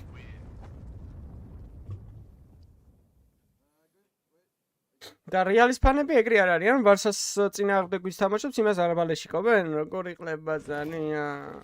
I'm curious. I would like to. There's the sore timeout. I'd like to know if after map 1 loss, if someone said, "Yo, Apex, let's just not yell back at Nerds," or he decided himself. Yeah, I'm curious. Like, that's not worth the energy. I am curious. Because Mirage had a very different energy. Yes. It felt a bit more jovial. Yes. And now it's a whole lot more tense. Zawu was discussing his plans with his AWP. Maybe you're going to get boosted up, try and hit someone on the cross. It is the Zawu mini game. He's very proficient. I like the fact they gave themselves the 30 seconds there, G2, because they've decided to keep the scout, but Senpai still upgrades. Right. So Heavy God gets that, and that's fine. He can use that back plat. It's not the best. It's also not the worst. 2 across, counting the numbers. The HE obscuring, though, may not have been relayed.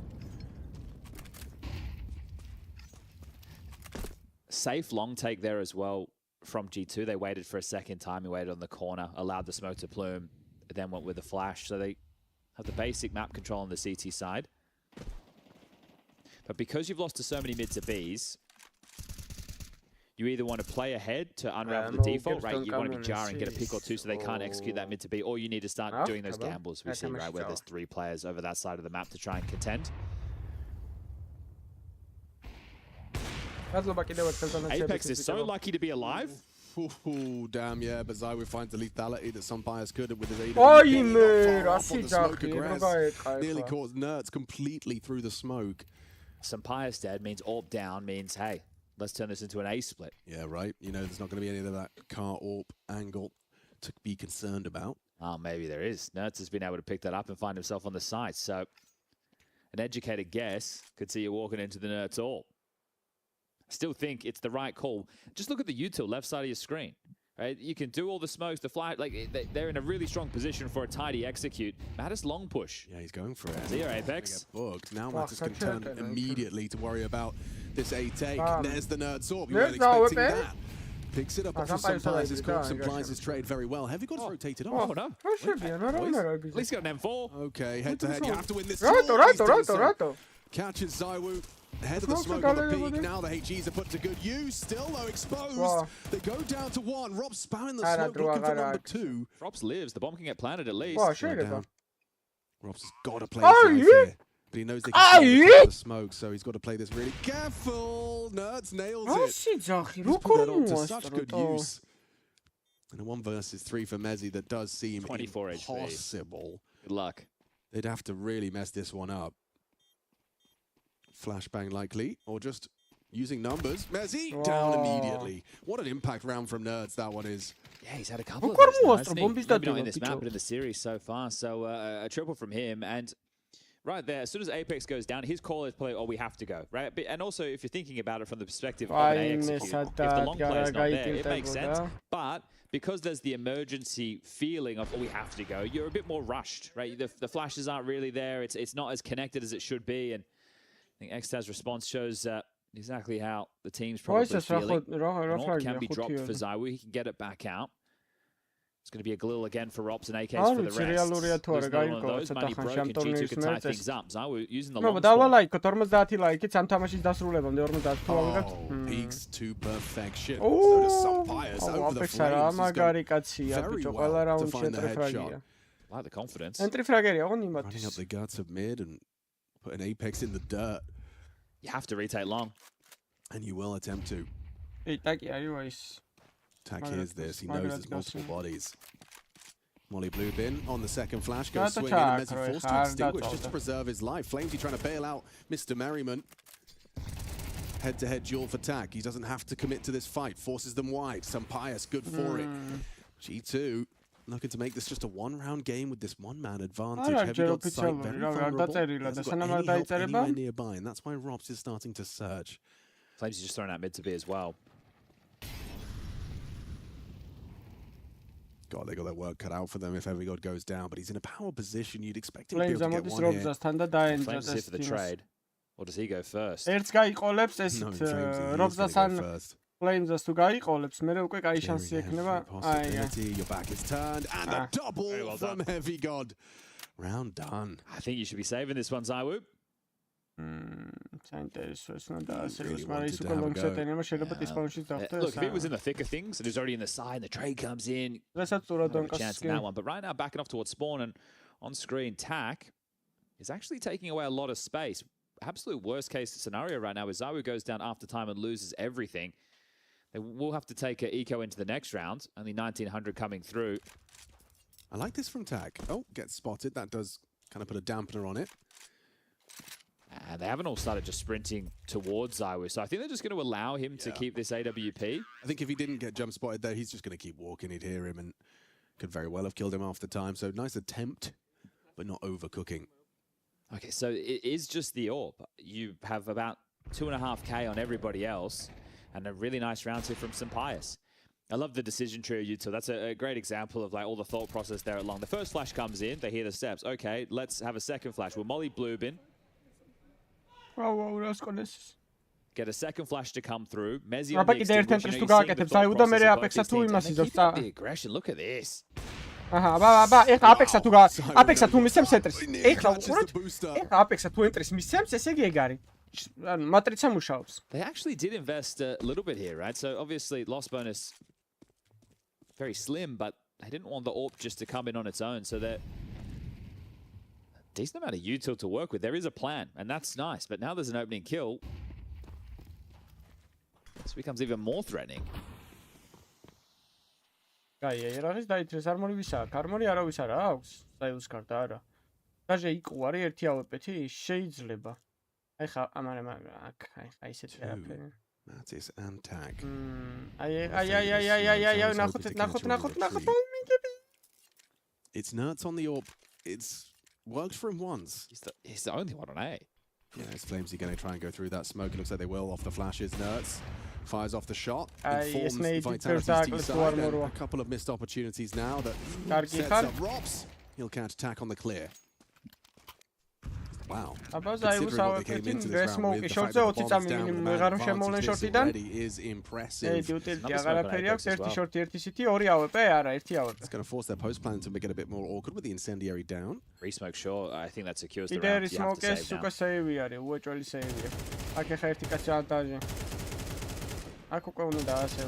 Hail Mary sprays. That was an opportunity to get to tie up the game right there. They're looking to inflict a little bit of damage, but the fact that you've just won this essentially on an eco with a saved AWP very well done there. Vitality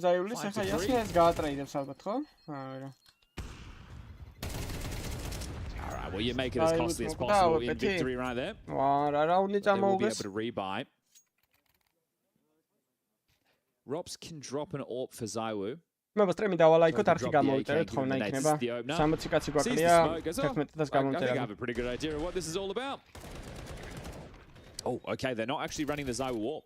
So let's see if there's a set piece. They have very good long spawns right now. Maybe they're just all in long. Ooh, baby, it might be. And ZywOo gets to lurk. That's unusual. Sampaius is starting solo long with the AWP. He should be blind. Could be, yeah, really difficult. So the long space is given up. Sampaius will retreat, try and break the smoke and catch something. That's rapid into pit from Apex. Wow, and even the bullets going through, connecting onto Sampaius. Yeah, Apex block smoke. Beeline that. Oh, Natus hoping for that block smoke. Caught by the spray regardless. Heavy got to activate. ZywOo's ready to punish this. Heavy got ZywOo head-to-head. You don't get these all the time. Apex was just looking at ZywOo's screen as well. აი რატო აღარ შევიდა იქამდე ბოლომდე? He thinks twice about continuing the push, so good restraint. A win for Mezzi versus Tac. And now ZywOo can activate. The restraint Heavy God has with his smokes on this B side. I wish if we get to see ZywOo take down Heavy God, or even get killed by Heavy God, what the reaction would be from Sampaius alongside of Nerds. They go, okay, well, if ZywOo's in upper tunnels, it can't possibly be long, can it? Right. ZywOo's put his Rops mask on. Yeah, no, look, it was definitely spawn-based, but that's the nameplate Counter-Strike and how it can play in. This is just a round that's been called by Vitality, virtue of spawns, but how the choices can be made on the other side based off of that. Now, they should be set to take this round. You can see that they've hedged for a B finish, G2. So this will secure at least 50% of the rounds in the first half in favor of Vitality.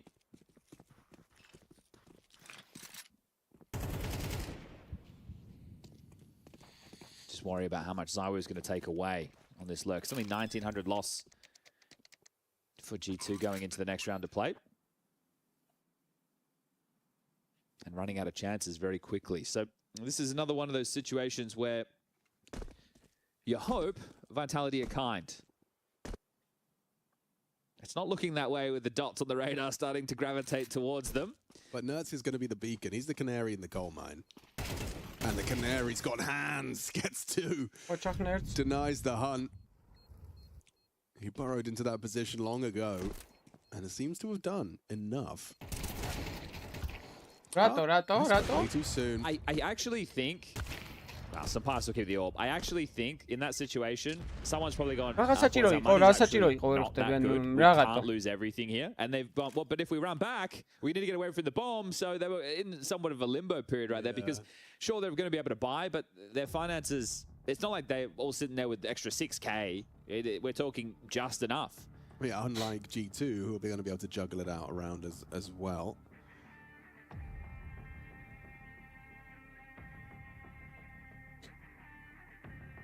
I think something a little bit more out of the box here for G2 as opposed to just the standard. I understand they tried that boost and they were punished for it, but when you have a player like Natus who's anchoring long, he actually has been able to get given an M4 because he just bought in with the FAMAS, so they have been able to piece this together again. A nice timeout, a good opportunity to really discuss the finances and the approach into this one.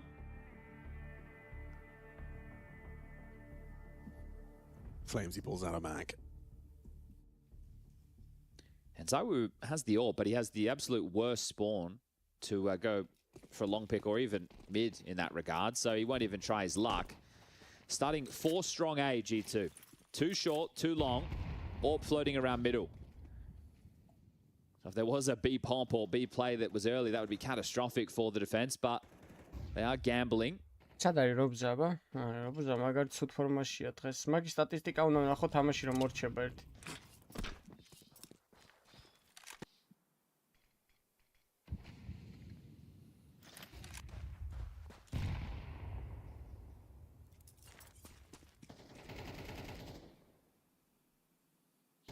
No, it's always around these mid doors, always around the smokes, looking to just be a real nuisance. Yeah, he's going to make his play. Flamesy down. His forward position works out. What happened there? What happened there? Okay, but where are you? He started to push himself back from the desk immediately. Rops, 2 back. Round still on. Still on.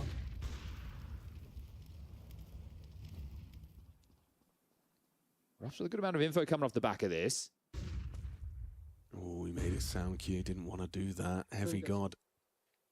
Ear pressed to the wall on the B ramp. Still concerned about the gap on B. Is Mezzi ready for the short regress? He's going to dip under. Natus could catch Mezzi here, completely book him if he jumps up, catches his back turn. Oh no! Down fumbles the movement. 20 seconds. I don't think they're going to clear this. It's Rops though. Oh, quick trade from Mezzi. He's got to try and play for the clutch. Can he get in the window in time? Matis and Lionel Mezzi, he gets. He got smoked. Tunnels, he's not going to. Is he? He hears them. Playing for the one tap. Nails it first. Spots the shoulder. 5 points of damage. The difference.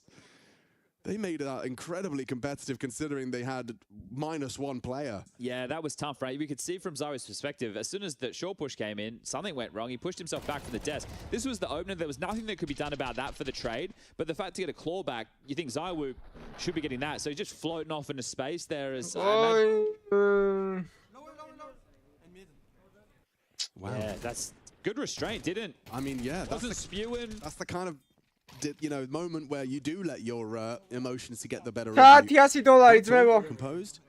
Yeah, so fortunate, I would say, for G2 in that one. This is going to keep the game alive because the money, again, remember, Vitality went for the hunt. They kept 1 player alive. They're really struggling in the financial department there, and because of their winning ways, well, actually, just because of the streak of rounds in this game, no team, we haven't had massive runs where a team has had max loss bonus in play, so it's been a lot of this back and forth. So that is extremely frustrating if you're Vitality. Right now, we are in a tech timeout, everybody, so the players are not able to communicate with one another. And we have to get this one back underway ASAP. There is a B-stream game that could keep you busy for the interim Red Canids versus Gentlemates. That is reaching its conclusion shortly by the looks of things. That one going all 3 maps, and that is an elimination game. Coming up after that, you are going to have Liquid versus 3D Max. Passion UA, and Hottie vs Legacy. Those are the 4 elimination games for today. After this one, we've got Spirit Falcons, and you've seen the camera shots, right? You've seen the Falcons players in the background. They're the Spirit players too. After that, FURIA and RV, and then Aurora Mouse to round out your Tuesday.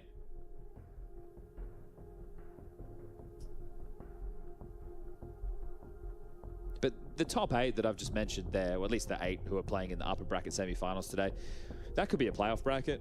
Could. Now, obviously, we're missing Foot, we're missing Paravision, the Mongols aren't here, the same as Astralis. Those are names who definitely would spice things up. But with the way that the VRS has chopped and changed recently off the back of PGL Bucharest, it's changed the complexion of the VRS a little bit, to say the least. We'll see what it looks like after this one's concluded. I think there's something like 6 Na'Vi Academy players in the top 3 of the VRS at the moment, which is pretty crazy, right? You've got yourself 4 of Foot, and then you've got Bit and Makazi. Obviously, Bit's going way back. It is a rollback, yeah. Who would you say? What would you say is the other than this game? Which one are you most looking forward to today on our stream? There has been a fun. Na'Vi Furia. Yeah. Na'Vi Furia for 2 reasons. I think that those 2 teams are my plus Paravision. Those are the 3 squads which I think they have chances against Vitality. Yeah. We'll see what new Falcons looks like with Carrigan once we get there. Interesting that Paravision's in that conversation. What convinced you there? Just think that they have a strong fundamental base and they're annoying to play against. Yeah, right. So the problem is they need to continue to develop their game. I think what they brought into last year and now into the early stage of this one, I don't want to say it's stale, but teams are now getting more and more used to it because they're losing to it, and Paravision keep making deep runs in tournaments. So you're having to acclimatize yourself with that approach because you were used to it back when it was Outsiders VP, right? But now it's kind of come back around. It's like fashion. Everything's cyclical. It's just one of those styles as well where players can get, I know this sounds ridiculous, but bored because they will have some rounds that are really slow. They obviously throw in a bit more pace. They do. It's not just a slow style, but yeah, we know how fidgety players can be, but all good in the hood. Apex is back in the server. And see the buy starting to take shape.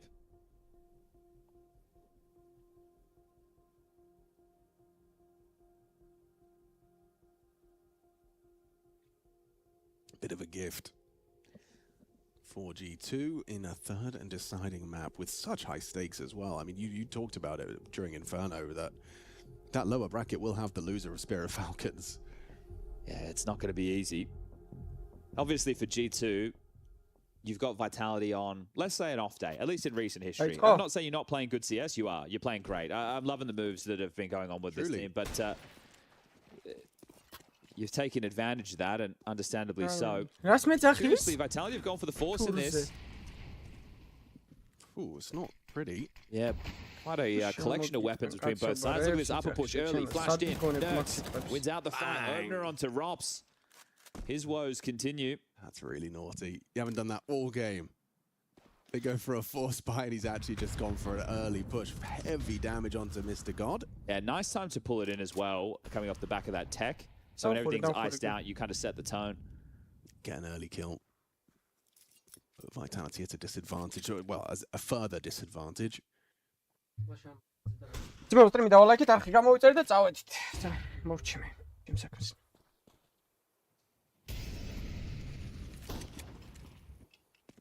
So they've cleared closed doors with the flash. Some Pies to block short at about that 55-second mark. Last time they tried the AXQ, it was rushed because of the Natus long push. Yeah, this time Mezzi's holding for that. And will be going for his own late arrival. Heavy got a Nerds both playing for mid to B. There's a lot of that in the early stages of this half. Flash. Senpai spots just one. Ooh, repeak. Flamesy puts him down. Nice find on the Galil. Follow through. Here comes the follow through. Natus attention drawn. That kill has pulled them off. Tack steps up for a double on sight. Scout's not the perfect weapon for this, but Mezzi rounding the corner needs to win this duel cleanly. Does so onto Natus. One down, just Mezzi on the long side, and no hope for him. Tax had a round there. Quad kill from the stand-in. and makes it just a one-round game. Okay, well, very strong chance for G2 to tie things up at the halftime again. There'll be another Vitality buy, of course, but it'll be worse. It'll be worse than what you just saw, which is why I thought it was curious that they went for it, right? They could have gone for light, and then it would have been, I would say, predominantly rifles if they had taken that path, but wanting to challenge, they have had quite a few of these lighter buy. Ooh, some pious onto Zywoo. Back-to-back opening kills now for G2 on the CT finish. Wow, a real chance to tie things up, isn't it? Yeah. St. Pius staying active as well. He's been a nuisance running up mid with the orb. He's been great. Oh! That was great. Tried it. You tested some bias and you pay the price. Heavy God been spotted on the jiggle. Robs will retreat, knows that there's going to be a grenade coming his way. Just don't have any territory right now, and two of your biggest playmakers and space takers are in the dirt. So Zywoo and Flamesy, they had huge performances on Inferno. They're just going to have to sit idly by now and see if Mezzy, Apex, and Rops can piece something together. It's a 2-3 split. G2 have got Nerds and Heavy got back over towards B. Standard complexion A. Natus knocks down long. Oh, the jump there. როგორ იცოდა? ტო მან დრო იმაშებოდა. Wow, okay. Well, tickled twice. Wow, they're not giving you anything. Not to add. That was the only thing they gave you. All right, wrap it up, boys, one by one. Some Pius times that to perfection. On to Apex. Natus relaying, he's hearing those short steps. And G2 to collect the dead even half. Wow, the expectation after Vitality clawed themselves out of trouble on Inferno was that this was Vitality's third map to win, or is this going to be the 6th Dust 2 loss for Vitality?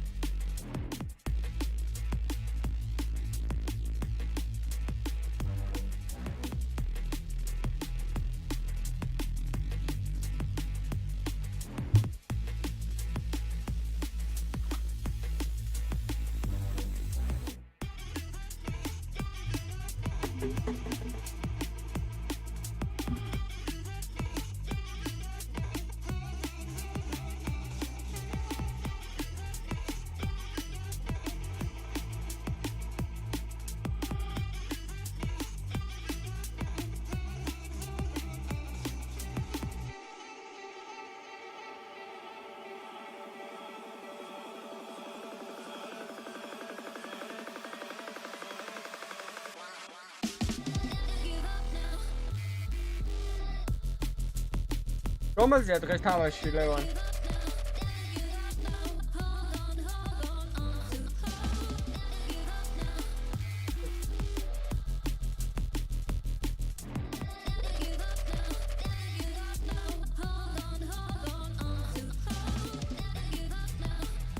ოა 11-ზე თუა ესე კი ეს მალე უნდა მორჩეს მე ეგრევე უნდა დაიწყოს ის ჩვენი ყუმარი და მოვასწრო აუ რა მგონია მოვასწრო ეძრება მეორე ტაიმს მიუსწრო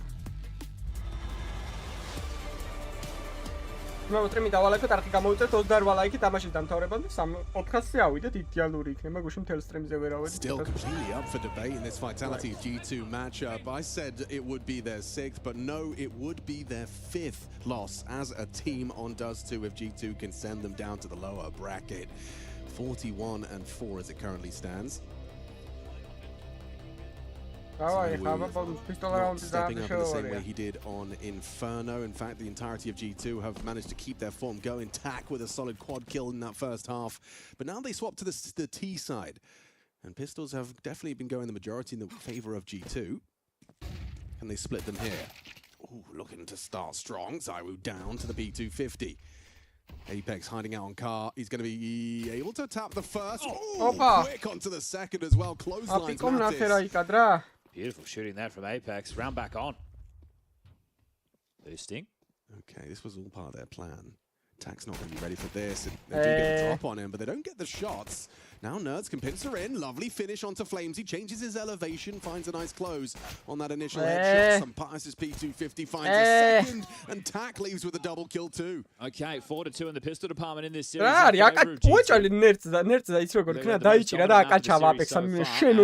them away on Inferno. If they do it on Dust2, hey, it's a legit win. You can't argue with that. It looks like Vitality are going to force buy again, and this hole can get very deep very quickly. So they need to springboard back in with a force buy win right here, right now. Famous for Apex, Scout for Mezzi, Pistols for the rest. And Apex, yeah, he's making moves. It's very aggressive, very much Apex maneuver. Oh, bomb spotted. Surprisingly lost it there to Zywoo's push. But still, Zywoo going down. That's the clawback kill. Bravo, bro. ჯერ არ ვიცი, აბა. ითამაშონ და პლეიოფების მერე. Up to that point, he was დავარავდო იმას. ეხლა როგორ გითხრა ვინ გახდება? 5-4, so sure, maybe not the most kills, შეიძლება მამა ჩემი but გახდეს ამ opening frags, and can't forget that unfortunate disconnect in that first half as well, where you have to think. რაც უდი უტილიტი აქვს ნაყიდი რა არის ეს თუ კალილები და კალაშები და ყველა. Yeah, so some real frustrations that Vitality will have had the halftime break to try and swat away, but you lose this one, you have to eco, and right now, the bomb around middle, Flamesy reinvestigating long, sure. Apex is playing Joker again. It's just Rops on B. Still don't have a clear indication of the finish with 50 seconds left. Flamesy still pathing forward for space and sees nobody's home. A shot that I'm interested in.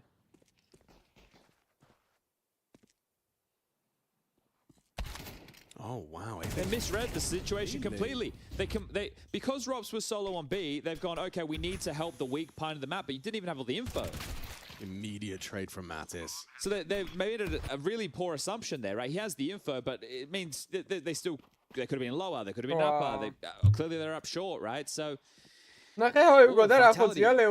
Force buy doesn't work, so what? That's 8 and 9. Yeah, it's gonna have to be the eco into the next. This is very similar scenes to Mirage. I think they did that window jump out on their T side, and then Rops ended up saving just a 5-7 and a HE almost exactly like this. It could have even been on Inferno, but either way, look at the smile on the face there of Solo. Bossman's having a good old time as a 2-round lead soon can become 3. And this is serious now. Yep.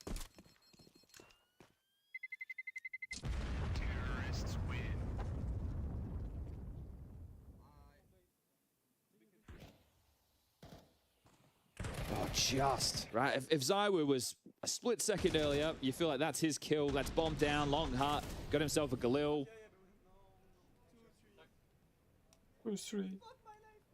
Yeah, but he misread the situation. Yep, I'm assuming he made the call, but fuck my life. All right, some light upgrades. Middle Molly, make sure they can't scamper into lower. That'll make things a little bit easier for Nerds while he traverses the tunnels. Double nades heard long, only one of them hitting the target, but none of them finding damage. And so again, mate, he is forcing the issue a lot with these fights. ასაკეთებენ და წაგება უნდა თამაში ის.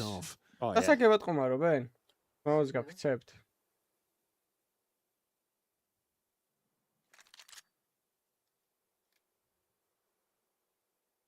looked like at the moment he handled it well, but yeah. It's like in that F1 movie, you know, he's driving angry. They haven't won a round since then. And it makes sense in the first half when we talk about the finances. The pistol to 50-50, the force, maybe you could say 65-35. Yeah. Now the eco, you're really up against it. Ooh, missed opportunity for Mezzi. They've lost the sight. Likely to lose this one here. Natus lying in wait for the lower activation. Combines with Heavy God up top mid, and it's flawless. Apex can't even put a blemish on the record. A flying Mag 10 finishes it off. 5 alive. 4 away from not only securing playoffs, but sending Vitality to the lowers. It is wild. If obviously order of games matters here, but the first team to lock themselves in for playoffs didn't think it would be G2. No. So they're not far away now. Also, it wasn't even on the tip of my tongue. When you look at the names and you look at the slots. When you think stand-in, yeah, you think no chance. Absolutely. I thought the caveat was massive, but apparently things are flowing pretty damn nicely. Some Pious calling the shots. Look at this call, though. Look, there's nobody tunnels. They are likely just to do a snake walk up cat into an A eruption. I love it when we see this call. I've seen it from foot a lot. Krabeni likes to call it too. I think you just have so much freedom right now with the way that you can maneuver if you're G2. You're going to catch Apex off guard, and he's just going to be spitting chips here. Yeah. But look how quick this is. Minute 20, eruption. Here they come. Bang. You've had nothing else on the map. Be one hell of a HE. Nice shot from Zywoo. Finds himself in the opening department. This time a kill. Activate. Only the one on the spray. Good from Tack, despite the headshot necessary. Playing retake. Bomb will go down. No kit.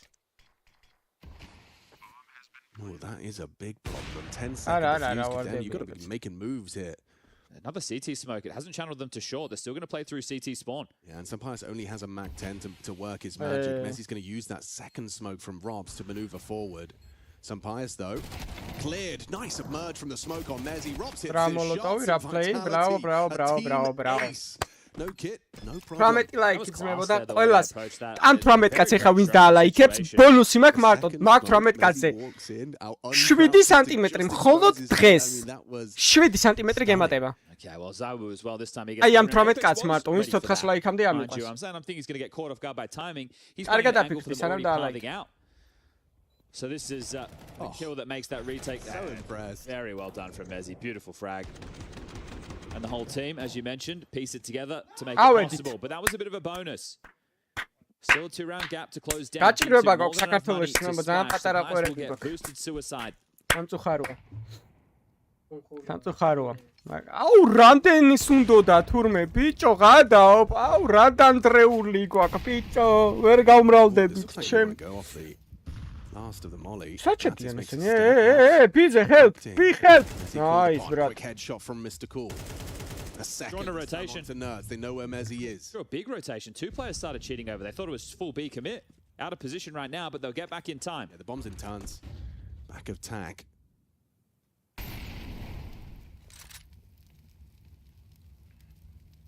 Here we go. That's maybe შეღებილი აქვს თუ უკვე დანძრეული აქვს ამასაკში. That's because Sampaius already with his eye to the scope, starting to probe at middle.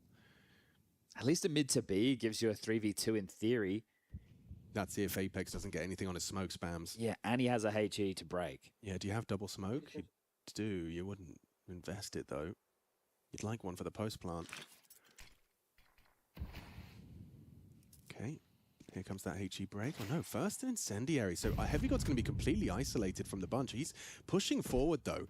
Is this further than Robs is ready for? Yeah, I think so. Heavy damage onto the other two. Heavy God. Oh, quick adjustment. Knows where Robs is as well. Double from Heavy God. They've managed to pull this right back. They've still got that Sampaius smoke as well for doors. Throws it out. Smoked off. Maybe throws his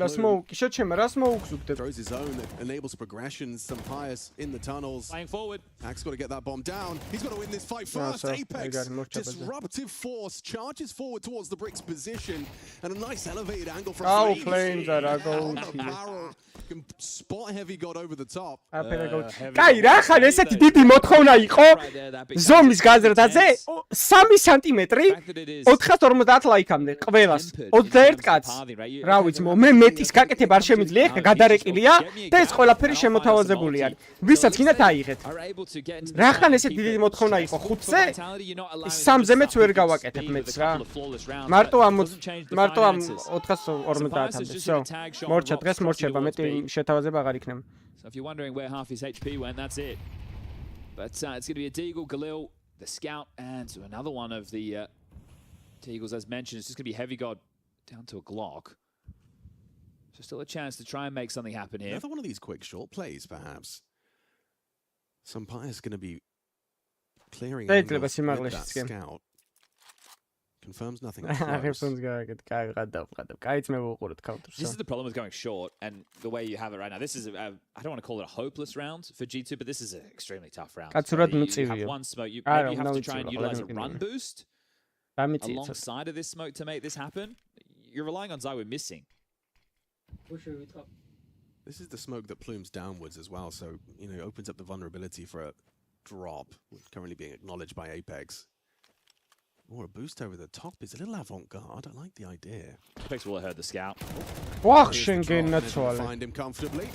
Nice. Apiko, imena apiko, beberi. G2 sausages on the menu. All right, that was the eco. Now the guns come back out. A little bit touch and go. You get around 4K, so going to be lighter on the util. Is that Bossman calling that one? Yeah, last one for G2. Now this one isn't to discuss. Wow, it is. You need to work out exactly what you can look at the spawns, or at least we can. They have some if they wanted to try something a little bit more pacey, they can. Sampaio is able to get out the AWP. It will be rifles for the rest. Heavy God's come in with a Galil. And focus on making sure he gets all the util over the firepower. But that was a flawless round that helps Vitality build at least another buy or two. So last opportunity for Saul to call that. Sampaio is looking like he is either just going to take the pick or get boosted. ეს რაუნდი ძალიან მნიშვნელოვანია. იმათ კიდე აქვთ ფული, აუ იმათ მაგრამ კაი ეკონომიკა აწყეს უკვე.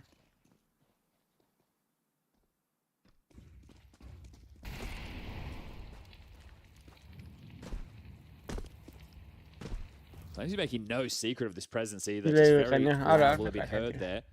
So they know that he's up close, pressed towards the doors.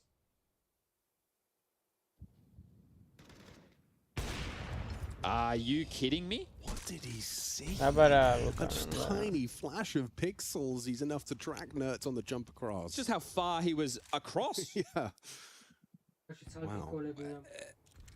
Okay. Well, Nerds, 3 HP remains after Zywoo is struck.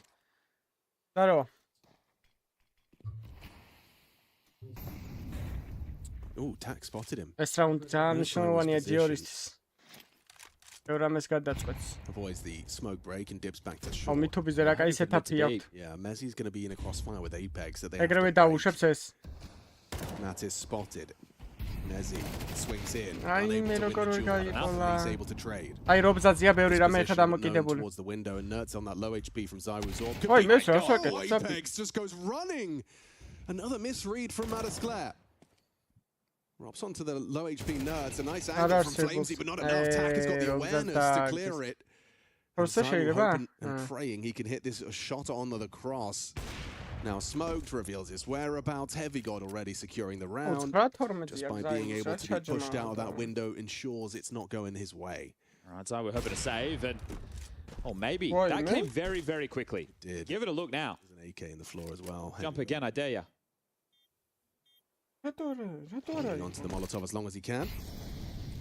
Cyber will have a look. Sampaio active on the door line. I know, he's giving it a look. He's hoping they start leaving, but he's not getting what he wanted. Last second probe from Zywoo and Sampaio. His patience is rewarded. 3 kills from Sampaio on the sniper. Having a good map. Frag deep, yep. He's having a very good map. He's having to pick up the reins here of being the in-game leader with Hunter not in attendance and doing a very good job in the frag department on the third decider of this one. And it hasn't really affected his fragging output. That's what's extra impressive.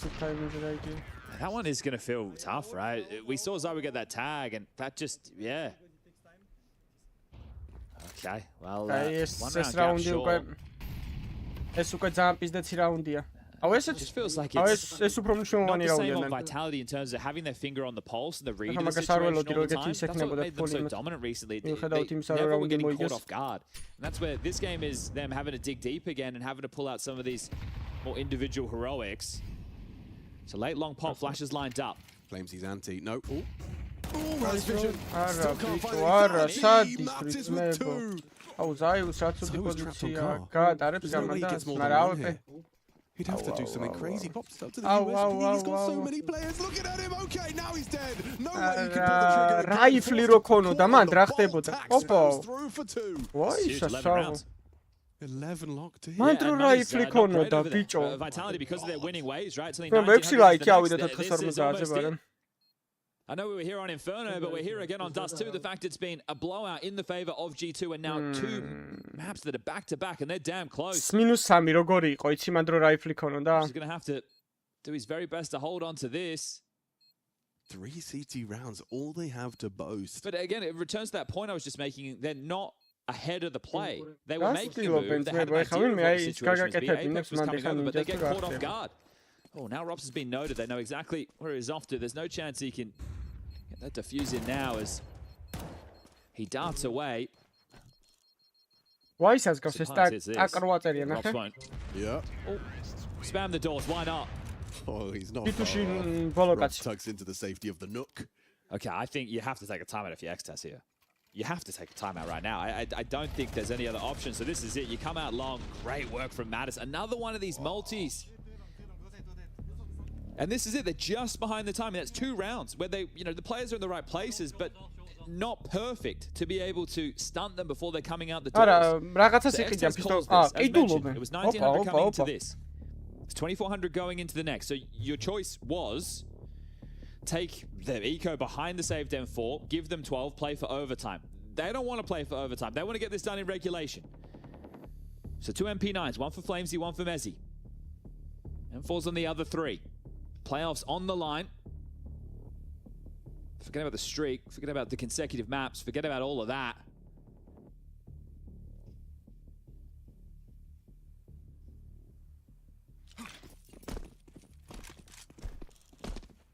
Slipped off the head. Not gonna find anything. Oh, melody. How is that? How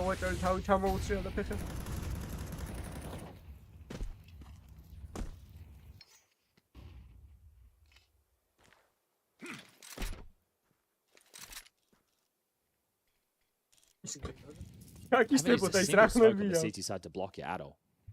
Not a single smoke. They didn't smoke long doors out the gates. They haven't blocked B with the smoke.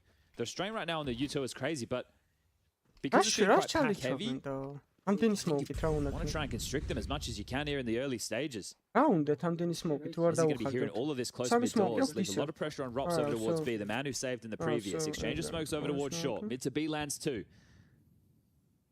Now Rops blocks B. Tense, they're hoping for a reaction from the CTs.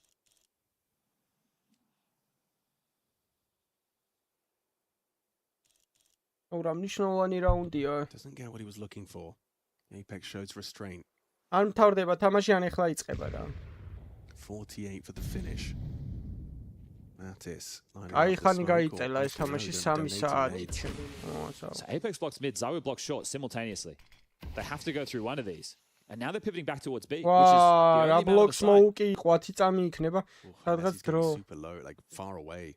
Apex is trying to get across. How good was his smoke? Is there a gap over the top?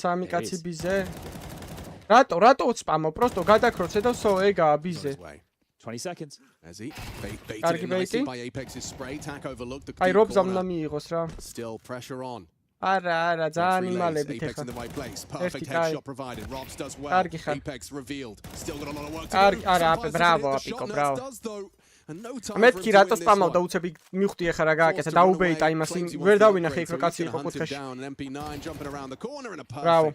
აი რაუნდი. Okay, very important save there for Nerds. He can drop an AK right now if they want to keep the pressure on the device. 3 ლაიქიც მე 450. ოპა! Something a little bit less. მოვიდა gold. Still the ability to have a pretty strong buy, and that's a tense round for Vitality. This is a round where next მაგათი თამაშია. შემდეგი თამაში ძალიან კაი გვაქვს ოთაშორს. It comes in very late.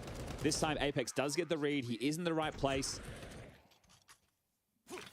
Financial conversation, just like Inferno, will continue down the stretch, but this time the teams aren't broken with their buys. Not yet anyway. Next round will be the real case to make.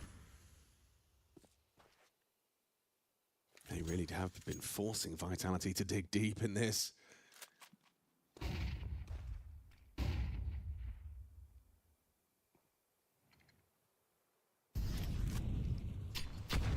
Oof. Damage connects onto 3 members of G2. Guess რომ needები damage-ები ნახე, რა ვიცი, მოვიგეთი არ მინახოს Right არაფერი. now, if it is this mid to be finish, which is not a guarantee just yet, Apex is მითუბი cheating აბა რა once არის more. თო. This time much earlier in the round and ეხა შორტს ეხა უყურე.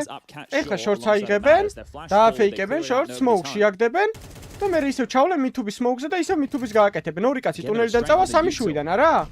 ეგ უნდა ქნან, იასნია. But they're sticking to their guns right now. Vitality staying this 3B. ტუნელში არ მიდის არავინ? თუ ყველა მითუბიზე მიდის. არა, მითუბია და იდეალური კითხვა არის. ავარე ბოლომდე ენდონამ არა, რატო დაიწვა თავი? He's going to be that first contact point. He does very well. A 2K on the spray.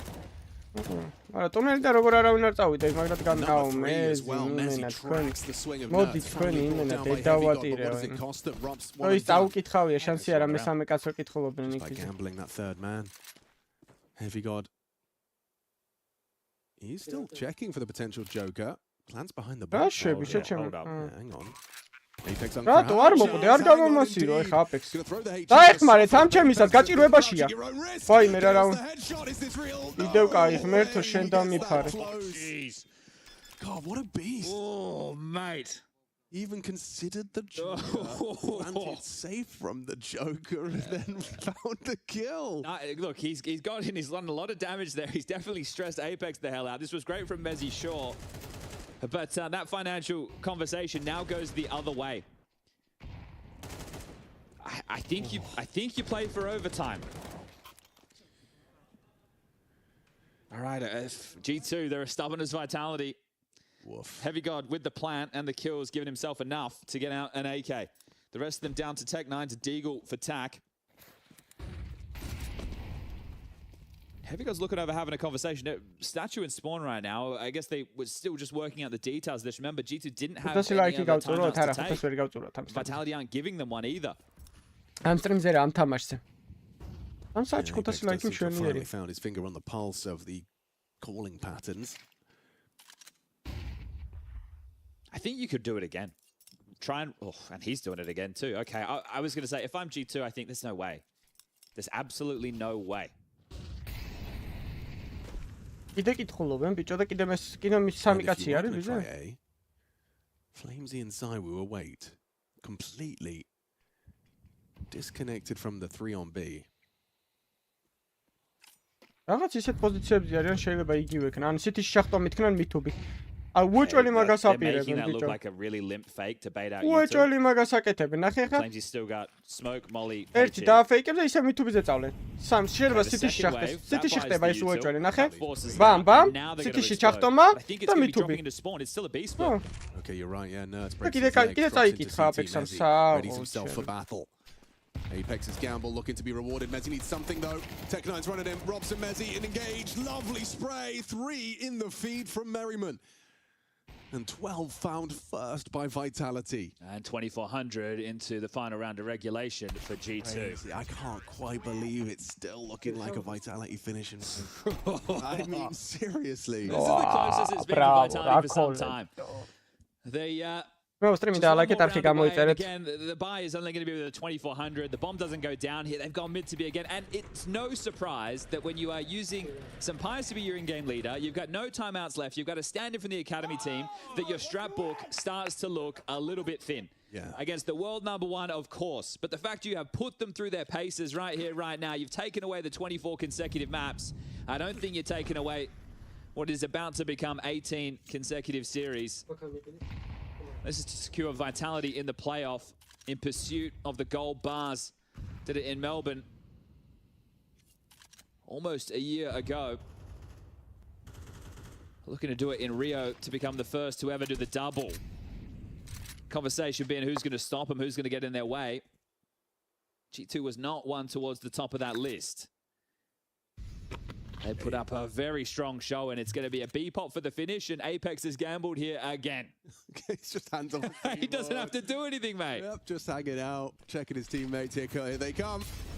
Molly missed. Molly missed. Rob's going no, Spread still has vision, still nails the headshots, and it comes crumbling down for G2. Rasigizia, Sami round zet G2 Sami kaczi dacht. And golden opportunity to take him down. Heavy God putting in a solid shift here. Goes down to the Deagle of Zywoo, and Vitality prevails. A genuine sigh of relief on Apex there. Didn't return the favor to Nerds, raising the roof and raising his voice on Mirage, and they fight back into the series. That one, didn't they? This series. It was 13, now 14 straight Dust 2s for Vitality, 18 consecutive series wins, and Apex finds his voice. That was an entertaining game from start to finish. Well put through their paces. The individuals, Tack as well, hanging out with the big boys. I'm interested to see this interaction here. Oh, okay. There it is. Okay, well, all in all, an entertaining way to kick off today. That is just the first best of 3 for the A stream. We're locking teams in for the playoffs of IEM Rio today. Sure, there's seeding matches to come, but that was Vitality. You can't say they were on their A game, but you can say that G2 brought the fire. They pushed them, they tested them, and a couple of nightmares for Apex in this one. Mas ბეჭედი უკეთია ხელზე ეგრე როგორ თამაშობს ბიჭო.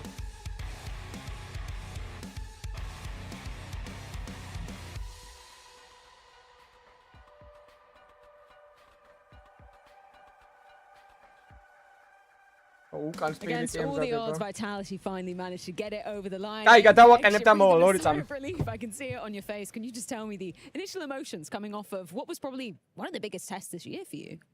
Yeah, since Blast Bounty. No, I think we didn't play good at all, let's be honest. We didn't show up individually. We did a lot of mistakes. We had so many good setups where usually we slapped around, and there we just lost it. So yeah, and G2 played, they have a stand-in, they played with more balls than usual, they played a bit more crazy, they took more duels. And yeah, we didn't show up on this regard, so it was pretty tough, not gonna lie, but at the end we won, and that's what I will remember from that day. I know it's been an absolute marathon of a series, but I just have to ask about Inferno. Your money's in the bin. It's 12-10. What was your mentality to be able to push it to overtime and finally close it out? I took a max 7 and kill 2. I think that's the key. Yeah, I think we always been behind today on so many aspects. We lacked informations. We were a bit surprised sometimes, etc. And yeah, that 12-10, we have like 2K money, but we still managed to win. And I don't know how we won this round, but yeah, that's the most important, is that we won today. We'll have a lot to talk about because I wasn't ready, but I think that's the worst game we have for the last 3 months. So yeah, it has to happen at some point. It has to happen that you don't play your best and the opponent plays good. So yeah, but we want to play better than that, that's for sure. And mostly if we want to win here in Rio. Well, either way, playoffs is indeed secured. And I brought you over here for good reason, because you walked over, said, hello, my old friend. Not a very old friend. It was almost this time last year that you claimed your first one. How does it feel looking at these that potentially could be yours at the end of the weekend? Yeah, maybe that's because of those. We are not playing great right now. I don't know. I just think that, yeah, it will be nice to get it 11 months after Melbourne, I think. Yeah, I think it was in May. We'll enjoy it, not gonna lie. It's the big goal of the team before the major. So we really want to close it as soon as possible because it's really important for us. And thanks God we didn't go to the lower right now, because of course it would have been a different story. 100% Apex, congratulations. We'll see you in the playoffs, of course, seeding match going down tomorrow. But that was just the first game of the day here. Plenty more Counter-Strike on the cards. Up next, despite that rumor mill churning, Falcons now just 1 win away from making it to playoffs. But they're going to have to get through this demon first. It's Donk on the side of Spirit entering the server after this break.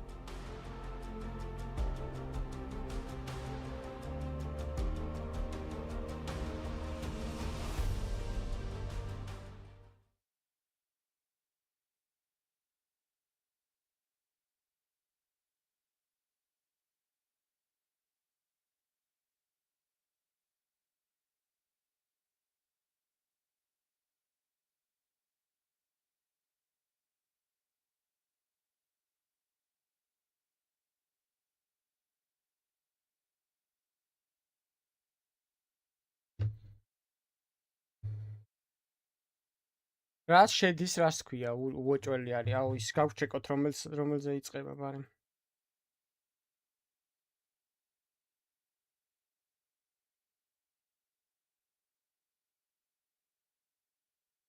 იქით liquid იგებს matches Spirity 15 წუთში იწყება. 13 წუთში იწყება Spirity Falcons-ში. კაი, დაველოდით მაშინ.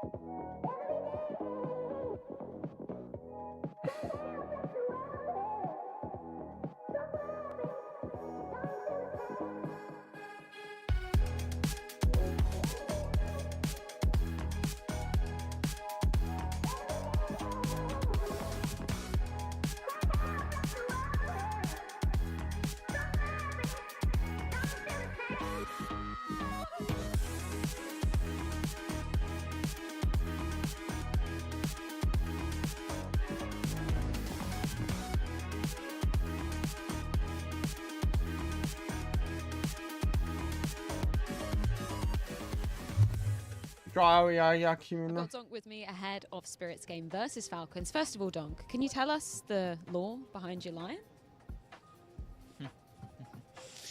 No, it's secret. Like it depends how we will perform on this tournament. I mean, you've been doing pretty well to start off with. When we're looking at your game yesterday versus Liquid, how are you feeling coming off of that one? Because it looked pretty clean. Good. Like we had an amazing ancient against Liquid and like some like tough dust too, cause like there was two pistols and like it's kind of annoying to play in CS MR12 when you have like lost two pistols, like cause it's like 0-0 always, and like but we did a pretty solid, I would say, and it was calm game. We didn't like have a stress, I think. It didn't seem that way in the server for sure.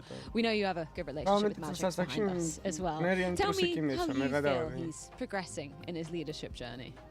So I think the only thing that lacks Magix in terms of IGLing it's experience, basically, because like if on the server happens something, he's know how to react. It's always good structured, and but like you know it's CS and it's a lot of details and always something can change. გაიზრდება ცოტა შეეცვლება ვის აქვია სახის სტრუქტურა და ასე შემდეგ და ფული აქვს იმდენი თავიდან აეწყობა თუ მოიდომებს.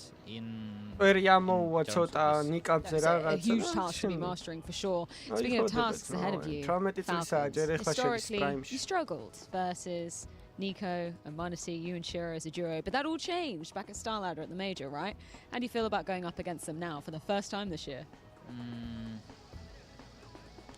Yeah, like they were struggling, but I think we all know არბები აქვს ცოტა გასაკეთებელი თმები, გადასანერგი აქვს უკვე 18 სასაკში უეჭველი, იმიტომ რომ თმის იმას ეწყობა რა, აი ძალიან წვრილი თმა აქვს რა, ანუ ენძრევა უკვე.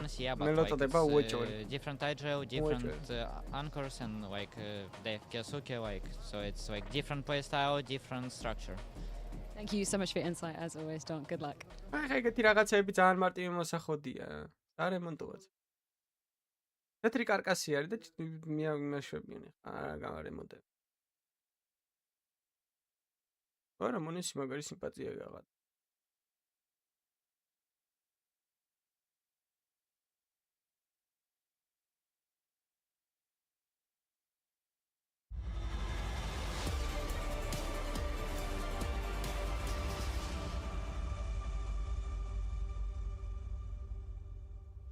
Oh boy, this is a big one, and you're going to want to sit back and relax to watch it. Team Spirit versus the Falcons at the Intel Extreme Masters all the way down here in Rio. That's not a photo of Kixon from this tournament. No. I don't think so. Why? I saw some other photos on Reddit. Oh, really? Not much to smile about for him. Or is there? Who knows? Perhaps by the end of the event, he'll be all smiles. I mean, there's a chance, right? We know what's going on over here with the Falcons, but there's a chance that they've come out here and said, you know what? we're going to win this one. Kixen. Did you see that Nico interview saying like, well, we're not distracted by the news whatsoever? I don't know, Guy. Maybe Kixen is a little bit distracted at the moment. I don't know if he can speak for Kixen on that one. I'm not entirely sure that he can either, but now let me go ahead and introduce you here properly, since you are joining us at the Intelligence Masters. We have Jacob Pimp Winesh Sport in the middle. We've been working together for 11 years and you still don't. Is it 11? Yeah, I think so. Yeah. Probably, still don't know my name, Trace. Jacob Vinicky to me. Anyway, so moving swiftly on, we've got Janko Paunovic, former coaching fame. How are you guys doing today? You guys having a good time? Yeah, actually, a pretty good time. Trace, how about you? Pretty good. A little bit of a vitality action there. They pulled it out. Jacob's lying. Yeah, it's important. It's important. What they're losing a map to G2. G2 with a stand-in, no IGL. What's going on? They're losing on both of these maps, but just Vitality does what they do best: find a way to win. Yeah, Trace did it. They got the job done at the end of the day. You know, it was a long one. You know, not really necessary, but. Thank you. Well, let's get down to the business that everybody is talking about or wants to talk about. Bravo, გამოვყლევდი просто პირადად აი ახლა იმენა სტადიები მაქვს ხოლმე დილით და let's talk about this. Right away from a heads up perspective. Chill სტადია მაქვს. მე ცოტა აქტიური სტადია მაქვს. მე ის და აი ახლა მაქვს უკვე ის. Falcons are playing with essentially a stand and Kixen, at least knowing that they're going to change roster. Yeah, they're laughing, having a good time. Another one would be the whole streak that was going on between, was it Nico and Monesi who had beaten Shiro and Dong 10 times in a row up until the Budapest Major. So you can attack this from a lot of different angles. One thing for me though that is kind of surpassing all that, you know, where it doesn't matter if Kixen is going in and out, it doesn't matter what kind of state. Looking at Kyusuke and looking at Dong and kind of putting them head to head, because a lot of people were saying and a lot of people were praising Kyusuke for being the next Dong, you know, for being the next big guy coming out and being making generational talent. While Kyusuke has been doing a decent job in Falcons and at times good, maybe even delivering better than expected, I don't think it's fair to put him in the same category as Dong. And I think that's a conversation I want to have with you, Janko, as well. Can we close that conversation? Can we say that Kyusuke with time could be a great Counter-Strike player, but he's no Dong? Yeah, I think we can say that. And listen, it's also unfair. That's like saying, you know, the first pick in the NBA in the last 20 years, no one was as good as LeBron James. Well, I mean, it's a generational talent, right? Like, you're not really telling me much with that. Like, there can be very, very good players that are never going to reach that level. And I think that's also this comparison where, yeah, everyone's going to look worse compared to Donk. Like, that's just what it's like. Has Kyusuke, like, shown us promise and show good things? Yes, mostly related to his mechanics, right? Incredibly crisp, really strong game, great movement, crosshair placement, all of that. It's sometimes a little bit left wanting in terms of just making plays sort of that are not directly related to his mechanics, some of those sneaky plays or creating space when he's alone on the side of the map, and a little bit of the performance aspect in big games, right, in playoffs, which is where Falcons as a unit have not been great in this roster. You know, and speaking of unit, that is exactly what Donk was making a testament to, is like they're different systems. And obviously one system is propelling one player perhaps a little bit further than the other, Jacob. And by that, I mean Donk. Both yes and no. I think Donk would do that on pretty much any team. I don't think it's fair to say that this system around Spirit is enabling Donk. I think Donk is enabling the system within Spirit. I think that's been the case for a long, long time. So I'm not sure if I buy that argument, to be completely honest. Whereas Falcons, speaking of systems, is there a system right now, you know, and is they trying desperately to figure out what system to play with? So I think that's a conversation that has different levels to it. It's ultimately been the sort of reason for the demise of this roster. You know, they just haven't been able to figure out the way to play mostly on T side, right, and to find consistency. They were like the best team in the world on T side in like September, October last year, sort of, and they just couldn't get over the games. So things up, it went from bad to worse in that department, and now they're about to make a change. And I think Donk enables Donk more than anyone else. And then the one thing that does happen is, yeah, he's being dropped AKs in these hero rounds and whatnot, but that's what you're going to do when you have such a great player. And I'm not sure about this approach. We've seen this a lot from Spirit, like picking Anubis, picking Overpass, like really going for these maps that are a bit more technical and not a lot of teams really focus on.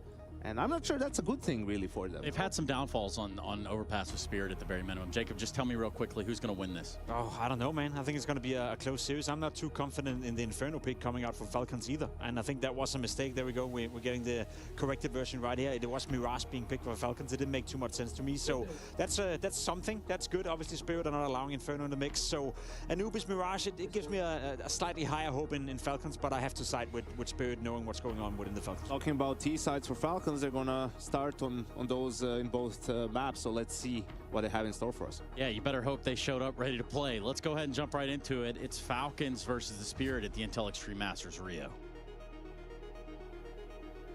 Yeah, what do you think, Chatty B?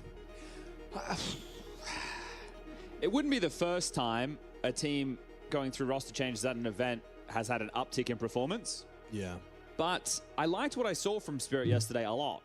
And I also liked the post-game interview with Magix and Stiko, where Magix said I think the added responsibility for Magix might allow him to start feeling himself as an in-game leader. He's not calling someone else's game, but his own. And I like the fact we've got this Anubis pick. I mean, I'm very excited for Anubis. Of course, you know, the new changes has put it right down the priority list. A lot of teams aren't playing and picking Anubis at the moment. I'll back that up. Both these teams have only played this map 4 times this year. Yeah. So you haven't seen an awful lot of it. I'm also interested to see if Magix has a new position. He was playing at... As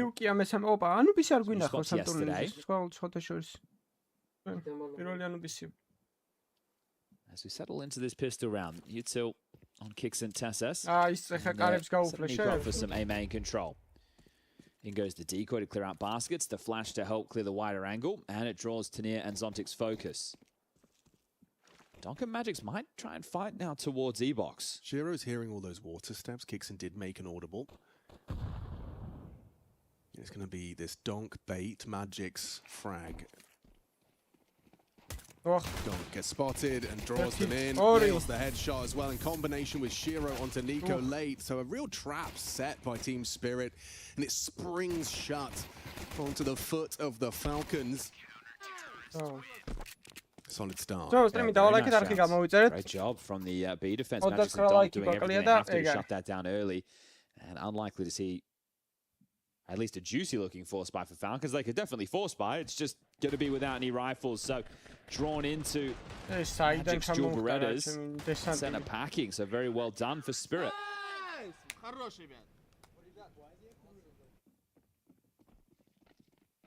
It's just going to be a deagle into this one for Kisuke. The rest of them are on the Glock, so we will see the follow through with the buy into the next, excuse me.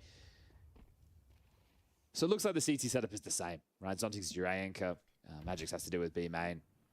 Sorry, Rush, I know we go from left to right, but I was just thinking about Boris. Yesterday on Dust 2, he was playing as the A rotating rifler, and Tania took long anchor. So they had a position change. And I asked him, it was at dinner in the hotel, and I said, are there more position changes? Now, I won't tell you what he said. Because you promised. Yeah, I promised I would, but I did ask. You did. All he's doing is investigating is Mr. Birch. Shiro. A little crowd walk in from Monacy, but a very quick trade from Nico. That gets a little scary. They're ahead of the smoke. Zontic's just about gets his boots planted and able to sweep the rest under the rug. Just delaying the inevitable, isn't he, Tessus? See if he can get any more value out of this economical.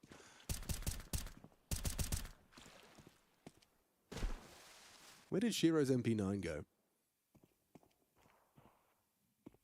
That's a good question. I think that's spewed forward, didn't it? Yeah, Nico was running in with it. Ran through. Yeah. All right, well, relatively spotless. Sure, you lose Shiro, but he wants to bring out the AWP anyway. So he's not too worried about that. He's going to be able to get his weapon of choice in the early stages of this one. On the other side, the AK is equipped upon now. Kicks it in with a Galil just to facilitate that util. And let's really settle into what the T-side approach is going to look like for this. This is Spirit's choice, and I think it is an interesting choice. It would be great, I think, in the lead into the major if they tried to make this home turf. Their Dust 2 is very good, but if their Anubis also became one of their better maps, obviously you can't pick it against everybody. A lot of teams are banning it within the first wave, but to have it as a potential to keep at least teams focusing on it would be a nice little boon to Spirit, I'd say. I'd also, I mean, I just think Donk's good on every map, but I do think Anubis is one of the maps where he can really kind of impose his will. CT aggressions, T side as well. Mid control gained for Kixon and Kiyosuke. Yeah, and they were hoping, I guess, to funnel players into camera, but there's nobody home to cop that util. Yeah, really getting the most out of the sound cues, isn't he? So no secret of the mid presence at all, but looking at the radar, it very well likely will be a B finish. Monacy and Tessa's outside of B main with the bomb. Donk and Tenere are both worried about a mid to B split. Magix has just blocked both E-Box and main. He might need some help in a second, boys. Yeah, Donk's on his way back. Tenere's not far away. HE does a little damage. Well, gap here for Donk. Yeah, he's going to try and get onto that jail position as they push through the smoke. It's an easy try. Oh, it's not so easy. Monacy gets accurate. Hits the shot necessary. Another bomb can go down. We've got a 3-on-3 retakes. Shiro and Zontix arriving from CT. Well, smoke's going to fade. Shiro can post up with the AWP, and then they're able to walk up, knowing the scope is covering them here. Towards that E-Box position. So who plays first? Temple smoke faded now. Tenere can contribute. No kit. Oh no, sorry, Zontix has one, excuse me. They're giving them nothing. Absolutely nothing. Flash out main. Tessus. Oh, with a white screen, still hits it, and that's going to be around the kit left. Irretrievable. Shiro. I think you're a dead man here, Shiro. I think he's accepting that. Oh, no, never mind. I think he understands the bomb radius better than I did. That's what I think. Yeah. Well done, Shiro. He studied it. Okay, well, he retains the AWP, sure. When you pointed out the Zontix kit there, that's why it looks clunky that he's the one being flushed forward. There was another one just towards jail. This is weird not to see Donk get a kill here. He uses the slight gap to get the elevation. Magix draws first blood, thinking at that moment, that's where you get the most out of Donk. He's able to mow them down, but no, Monacy stalls that out. Really nice kill there from Tessus, just to make sure nothing gets out of control. But it will be a buyback in, thanks to that saved AWP. Everybody with the M4s. Scoreline reads 2-1.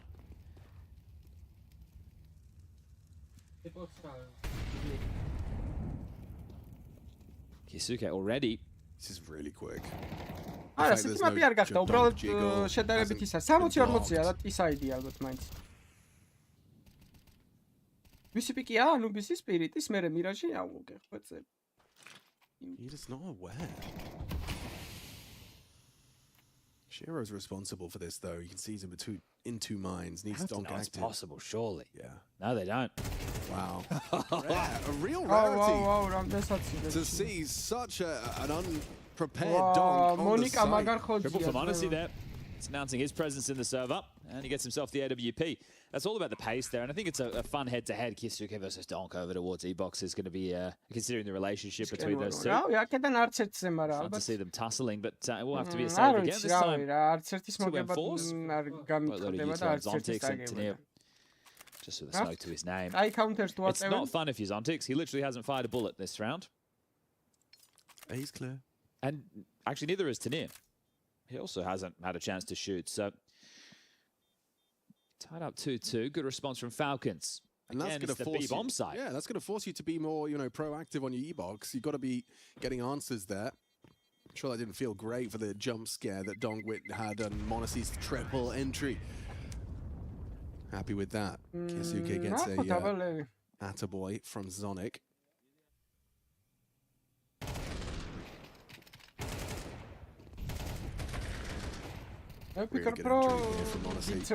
See, this might be one of those moments if you're Sotfic, you want to take the time out just to let the team have a chat, but it doesn't look like that's going to unfold right now. So these 2 saved M4s is really all they're going to carry into this. It's 3 USPs to complement it. Are we going to still have the triple boost with an M4? Okay. Okay. That's one way to get value out of it. It just feels very unlikely, doesn't it, that you're going to have the chance. It has to be dink dead, and you're dealing with a very small window. But at least I like the fact that they're trying a move, right? It's not just, oh, well, let's just hope. Here we go. Oh, Nico's teasing us with the X-ray.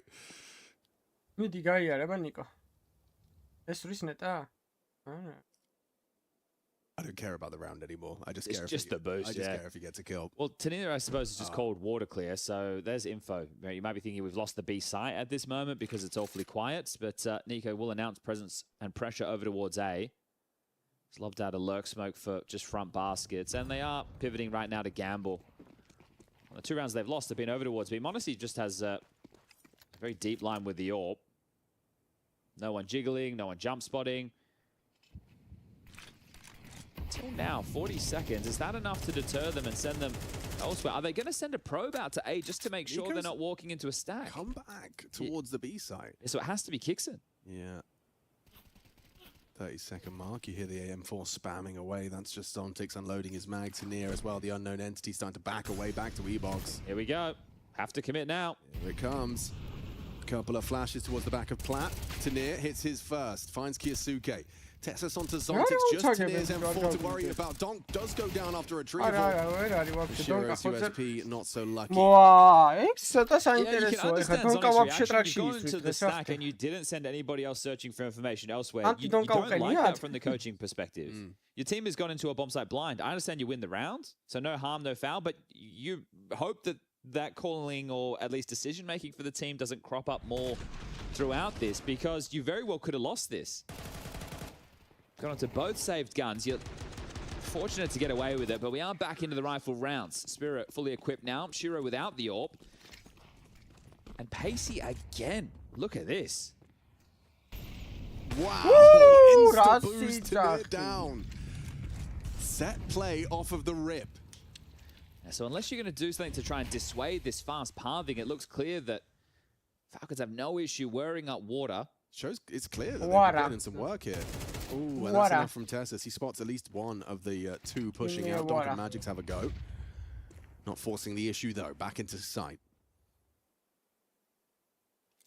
Zontix shows good restraint, but will throw out his block smoke on A main, given the absence of information. And that buys time for Shiro and Magics to rotate through. Are they going to all in again? They have a lot more time at this juncture, but congregating 4 players outside A now. Tessus is the only man on the lurk. Again, not going into this site to see if there's an option.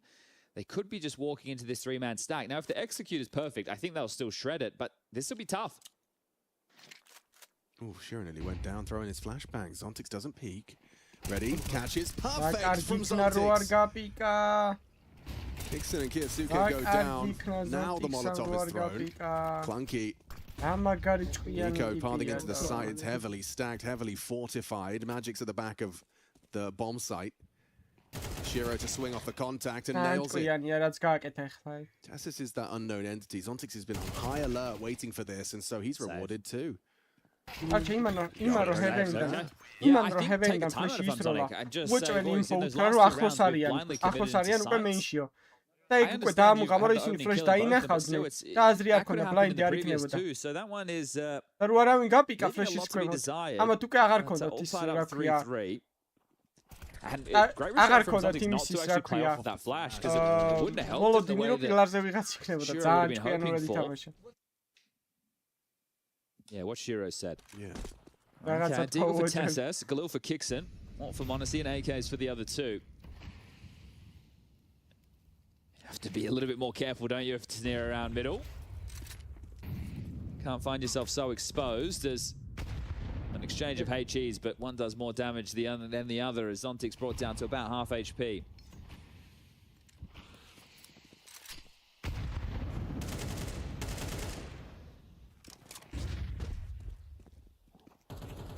Vincere's committed. Yeah. He's still close. Dips away in time.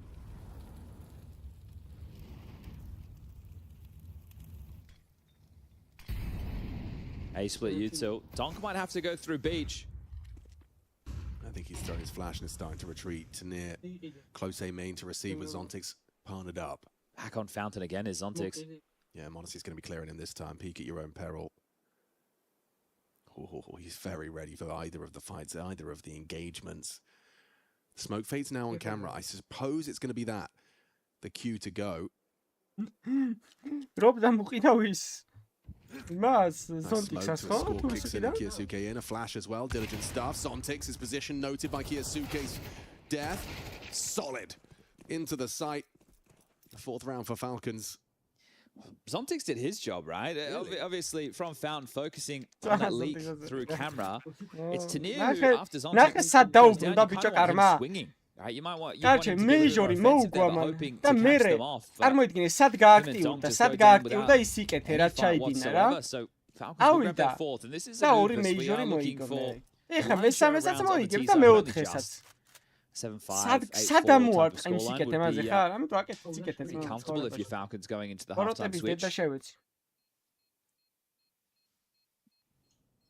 Another save, and with that in mind, it does mean that Spirit are going to have a handful of more rounds. So this is a big save. There's 2 drops available. Magix and Shiro can give M4s over.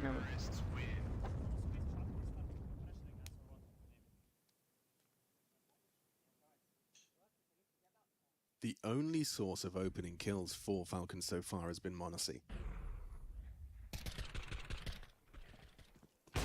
Not an opening, but a nice catch onto Zontix that really did start the dominoes to topple. Yeah, I don't think Tanir quite understood the situation there, because Donk wasn't able to cover him with that set of util that was being lobbed in. Well, Magic's down to the MP9, selfless, and about pace. Go, yeah, he is charging straight in. Woof! Tanir gets booked, red card, Kixon, the referee. That was rapid, okay, well. The flash into the double headshot. Tanir's giving away another opener here, and he's having a tough go of things in the middle at the moment. Yeah, he is. Ooh, Kixon's having a round over the top. You thought that was a favourable duel for Kyosuke, but not to be the case. Donk wins it out, gets one. Shiro's got company on either side right now. Yeah, but this is the kind of fight that Shiro can pull off. He's got support now. Donk has arrived. That smoke's supposed to buy him some space. Still concerned about the smoke push, understandably, after Kixon's impact. And Kixon gets another one. But the B side's called clear thanks to TSS. So the bomb is going to head back through Canal. They're not just going to head into the bomb site blindly like we've seen throughout. And Donk and Shiro, well, backing off. Kixon could be on for the ace. He could very well be on for the ace. If he gets Donk, he's got to be let off the leash. Ah, TSS, mate. Come on. Oh, my God. That's just unacceptable, Mr. Give him a parting gift. Yeah, let him have the ace against Team Spirit, no less. See if Shiro can hold on to this money is going to be a problem into the next. They were lucky to save some and have that residual cash. That's but why does that nade look so good? Juicy one from TSS. აკოლები არის ძალიან მაგარი გუნდი, მაგრამ სამუშაო აქვს კომუნიკაციაზე, კოლებზე, სტრატეგიებზე, ფლეშებზე, უტილიტიზე. TSS approaching from the other. Doesn't look good for Shiro, does it? Sprayზე. They're losing it all. And with 2400 injection, so that's going to be that. They are going to have to take an eco. 5 rounds already for Falcons to the 3, and that's with the pistol and the conversion for Spirit. Timeout taken, Sophic on the mic, and just a good opportunity to take a breath and assess, hey, half's not over yet, still very early stages, and we're on the CT side of Anubis. So let's just get 1 or 2 more if we can, boys. Here it is in the replay, a minute 42, and he is already completely shredding Tanir of his life. I love that in-game leader set up for success. Gets the job done, great work. I think you're probably asking yourself, if you're something, how is my mid player just lost control of middle that quickly? So 6 should be all but a certainty right now. Couple of upgrades, a Deagle for Donk, a P250 for Zontix. Tanir's brought in with a Deagle as well, and there's a light smattering of util to try and block some of these choke points short. 4-1, Donk over towards B on his own. You can see him here probing B main, and the rest of the team congregating over towards A.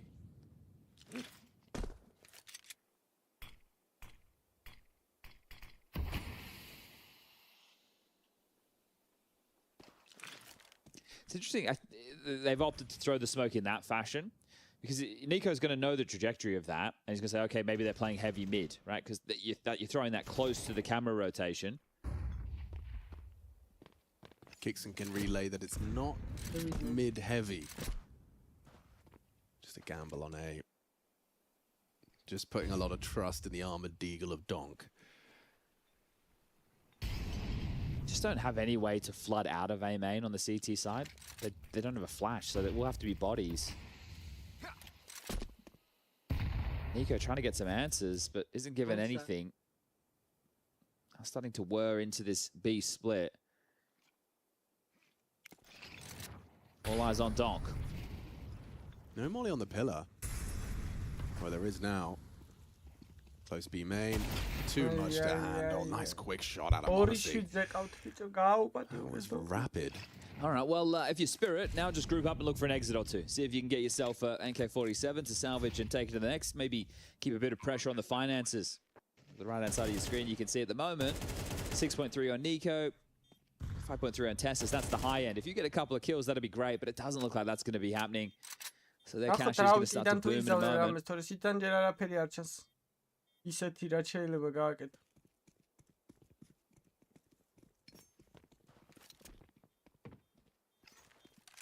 The winner of this will be taking on Vitality. But not only that, they locked themselves in for the playoffs, which is the mission. Get to play in front of the Brazilian crowd. We need FURIA to do the same. Now, whether that's against Na'Vi later, or it's going to have to be a lower bracket running Group B, we'll find out later today.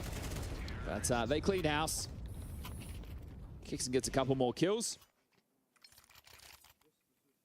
And there's that 3-round gap, but the rifles are re-equipped. Shiro and Magic's double AWPing. And I think this is one of the maps where double AWP is quite nice for the CT side, right? There's already a lot of pressure on you in terms of the push-pull of mid and connector skirmishes. Having double AWPs in the mix means that you're able to hold on to that util, or at least funnel it in one direction.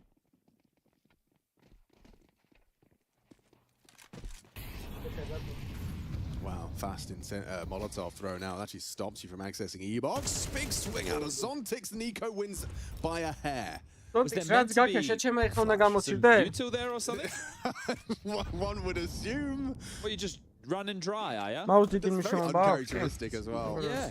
Oh, gosh. Flash caught Shiro. He nearly got caught off by the Kiyosuke push. What was I don't know. I think there must have been a flash, like, discussed. Or Zontix really just has had enough of Nico knocking on that A-main door. Maybe. That's an odd death right there for Zontix. And Hey, they completely evacuated the A site, so very strong position Falcons on this T side. Hang on, clawback's coming. Shiro on the right line catches Kixon's progression. Audible return to the A site. So they're going to throw some A util and try and fake this? You hear the AWP fire off, you're going to assume Monacy's not alone, aren't you? So Nico's going to try and sell this. He's got Donk, Camera, Tanir, and Shiro A. It's just this.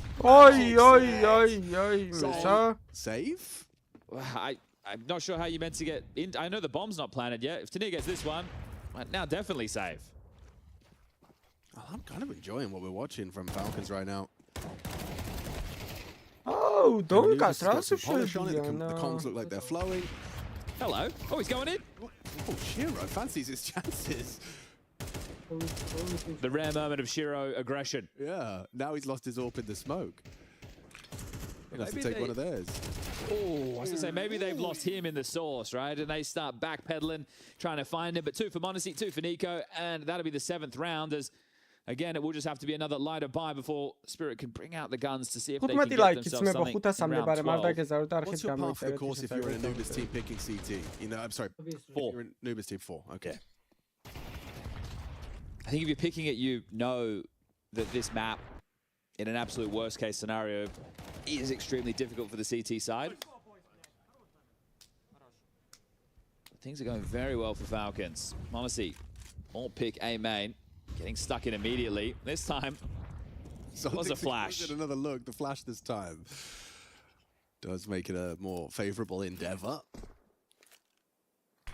Oh, they're ahead of that. Nico has baskets control. Full execute. Well, the pieces in the right place if there was a commitment here. They'll let Monacy surge. And surge successful. Huge. Oh, the double nade. Aggressive on the 5-7 as well. Kiyosuke's got a lot of work to do. He's going to get run out. He's going to get run out. Just put your nades away. Get that gun out because Donk's got his dig pushing in. Combination with Shiro. Spirit have a 1v3. They got the bomb and they have no idea where Tessus is, but they can make some educated guesses. Yeah, normally defaulting outside of B, right? Here he finds himself in middle. Tess has 55 seconds, plenty of time to work through the clutch. Yeah, sure, the bomb is in a tough spot, but this is potentially favorable, right? Because it eliminates all of the angles. You know, it kind of helps you hone in on, oh, okay, what type of positions do I have to deal with while trying to be on this reconnaissance mission? just looks away. Perfect timing on the Magic's push. I thought he wasn't going to move, which I would have respected a lot because you know the other guys take the fight. If you either then you have them sandwiched, but Magic's finds a perfect timing. And they have been able to slip in that fourth. Can they grab the fifth before the halftime break? It was a well-structured round, wasn't it? You can see these HEs. These nades were so good. Ouch. Right between three of them. And Tanir makes the most of it. Such profit. Considering a couple of the shaky moments Tanir's had, that's a nice bit of output there.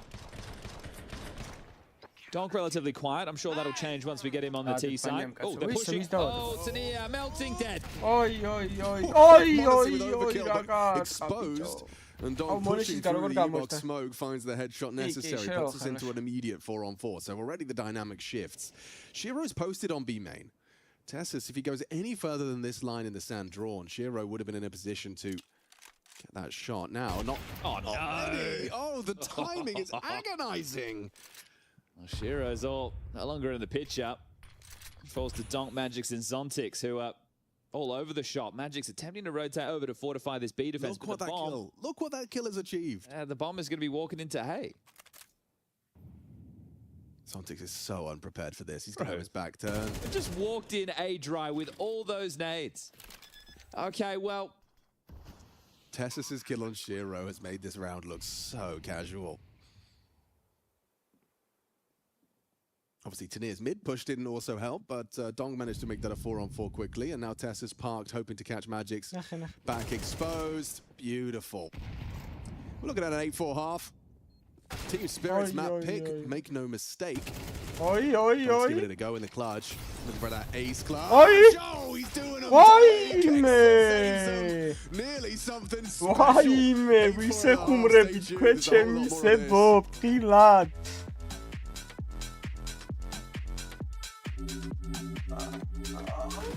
Rada, calda.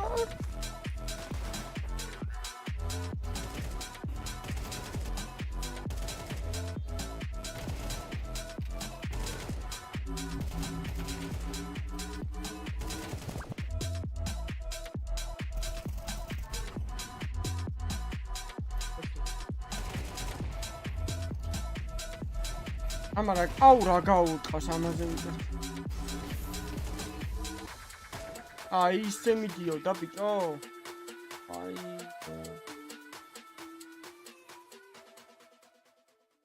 ეხა აი кейს აიღებს. მე ნახე.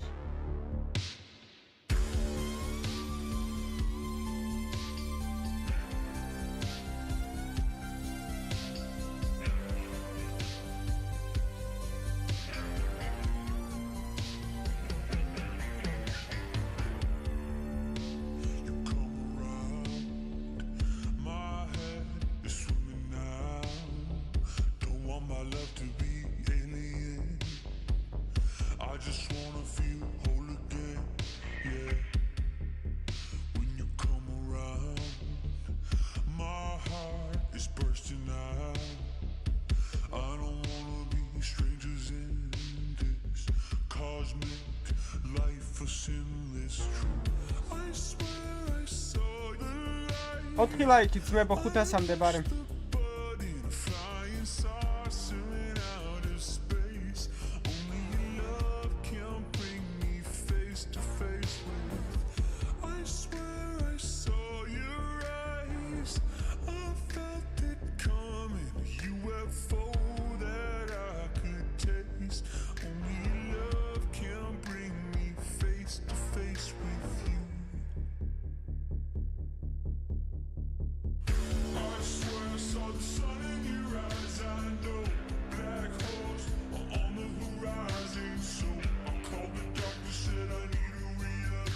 მეც მაგას ვფიქრობ, რომ ალე რაც შეიძლება მალე წავიდეს ამ გუნდიდან. თუ უნდა რომ მეიჯორი კიდე მოიგოს.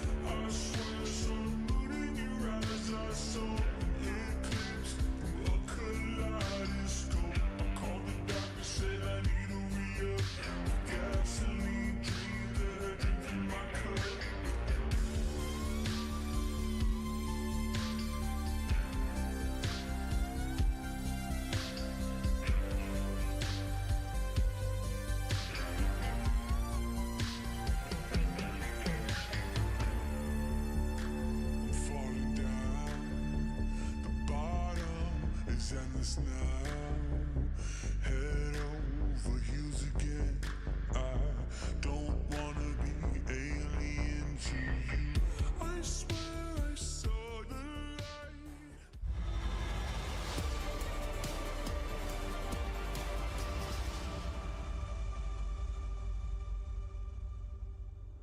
8-4 on the half, and a whole lot of openness coming out of m0NESY. He's 6-1, involved in 7, wins 6. An attempt at a crazy clutch from Donk at the tail end of the half. We're on Anubis, it's Spirit's pick. And we've swapped Falcons over to the CT side. They've got an 8 under their belt. They've set the bar pretty reasonable, par for the course. It's going to have to be both pistols for Spirit, I think. Need to hit the ground running on this T half. They've got a plan, 2 smokes. Molotov, 2 flashes. And there's 3 players, though, on this A side to deal with. Testus with a flash at the ready. Ooh, if you give any sort of indication. Kixon has full B main info. They have a good idea. He brings the fight ahead of the plate. He removes Zontix. That's crazy from m0NESY. Donk will punish. The double swing. Nico down to Donk. Double. No, Testus is here. He threw a flash. That's right. ორი-შუტიდან ცხენდრამდე გამოვიდა, სმოკი აცილეს. Yeah, dips away from the plane. No, he doesn't. სმოკი კიდე აცილეს. He's it wide on the right-hand side. 3 versus 3. A shot. Tania spots him. Nice shot from Kiyasuke. Chips in from the camera side. Kicks and spell rung. Damage inflicted from those USPs. Magix doesn't have the perfect weapons. He picked up and scavenged m0NESY's dual Berettas, but at range, it's not the fight. It's not the weapon still. You've got to deal with Donk. Testus not playing scared. They'll triple swing him. It's Kiyasuke that leaves with a triple kill. Okay, well, honestly, just continuing to be the pointy end of the spear, isn't it? Those opening stat lines you just mentioned, 6-1, now go 7-1 with that A main aggression. And, well, no bomb going down means if there is a force coming through, it's going to be lacking rifles, that's for sure. That's so ambitious from m0NESY. I have admiration for it.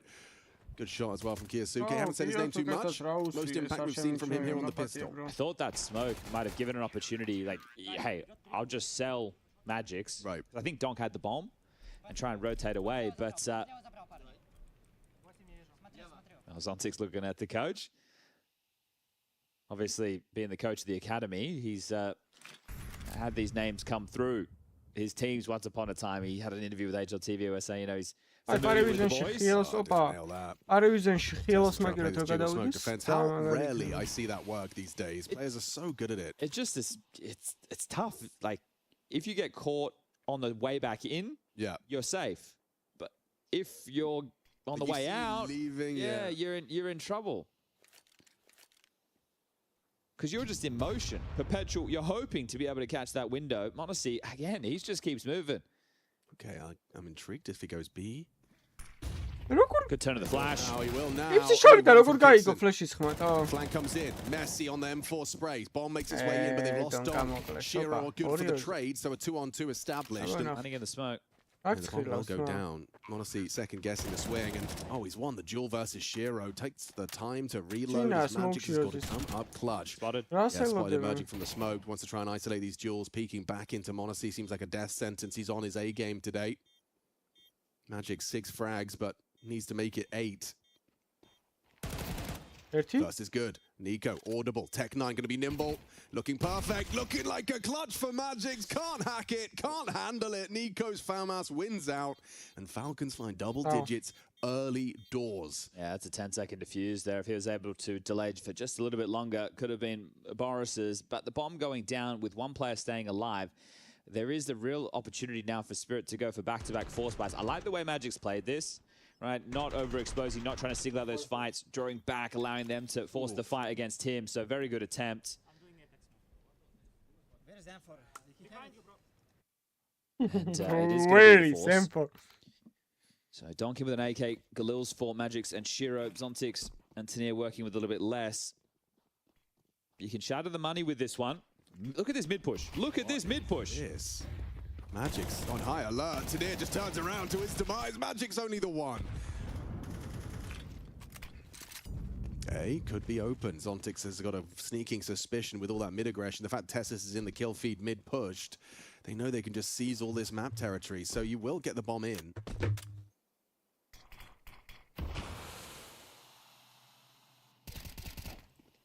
Donk doesn't return the fire from Tessus' spam through the smoke. Kixon's still on B. Kiyasuke makes the look. Oh, he's found Donk. Trades by the MP7 of Zontix. High alert. They know where Tessus was. Kixon's the unknown entity. And he's got this kit. They're going to give this a look. On the fade, Tessus wins out. Tessus looking very solid. Starts in mid, looking to end on A. Shiro in the clutch, though. This is what he's good for. Oh, maybe not today. Maybe not today. Kixon's done the damage necessary, and the nade from the grave makes it 11. That's likely just another force spy. They get the bomb down again. They get more loss bonus now, so it might be more of the same here. The defuse coming through, and it felt good for Spirit. It was a great reaction, right, to the skirmish that happened in middle. The round was brought to them. Here it is again with the over-the-shoulder cam. Tania goes down. Magic hits one. The trade comes back in. Donk's found Monacy. Nameplate Counter-Strike flows in. They get into the side. They get the bomb down, but I think that Tessa's kill onto Zontix is the big difference maker. Yep. Life's so miserable for Shiro. It shows you they had no idea where the retake's coming in from. Yeah. The fact that they're not connected and not set up to be able to trade off of each other. Regardless, guns out one more time. Only 2 more rounds for Falcons. This is looking like a bit of a drubbing if you're a Spirit fan. And solid Counter-Strike across the board. Sure, Monacy's got 15 frags. He's at the top, but Kixon's had some really nice moments. Kiyosuke's had impact 3K on the pistol. Tessus has had some important ones.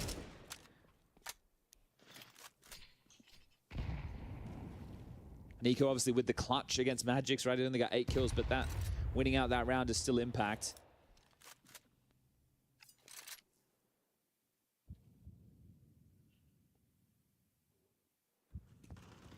Tessus hears that. Zontix baits him in, but Tessus wins again in this head-to-head. It's been ongoing. The flash layered with the incendiary has Donk back. Finds himself a nice AK-47.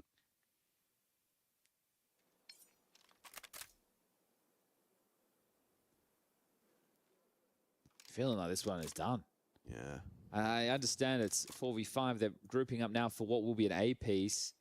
They have a smoke on Tania, a molly on Magix. So Heaven at least to be blocked. Oh, did Tessus block it? I think he's given himself a gap. He's shunted it somewhere. No, still not. I mean, it's fragile on the edge of the smoke. He can spam it like he is. Didn't spot too much. They are committing in. Monacy, wow, wins out, denies Donk anything on the entry. Important for Magix on the trade back, but Nico, everybody here just sends him back to spawn. This is dominant. All right, well done. Just one more round this time. No bomb plant.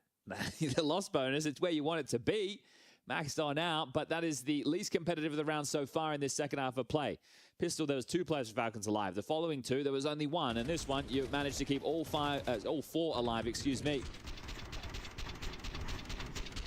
After the Magic's trade. They're just going to keep shoving. So the Anubis pick not going as they would have hoped. Just one more round now, and we can spill over quickly into Mirage, the map choice of Falcons.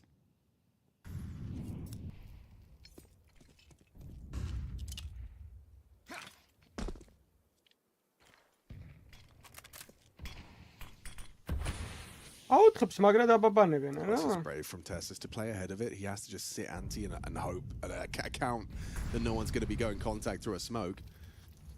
Ja, მე მგონი იზი 2-0 არის რა. Რაღაცა ისე მიდის საქმე რო. Pack heavy on the Misthrown incendiary for Nico. Oh, but still a little bait and switch. Monacy's there with him. Too easy for Monacy. Kill spray to end the game. That's Anubis finished swift. Wow, we had a long old series to kick off the day, but that one opened with a blowout Ah, as well. Rama-Picha არის, იმათი პიკი თან, ხო? Opponent's map choice, 1 map away from locking in a Ah, matchup spray against got. Vitality and the arena. Well, would you have it? Would you look at that?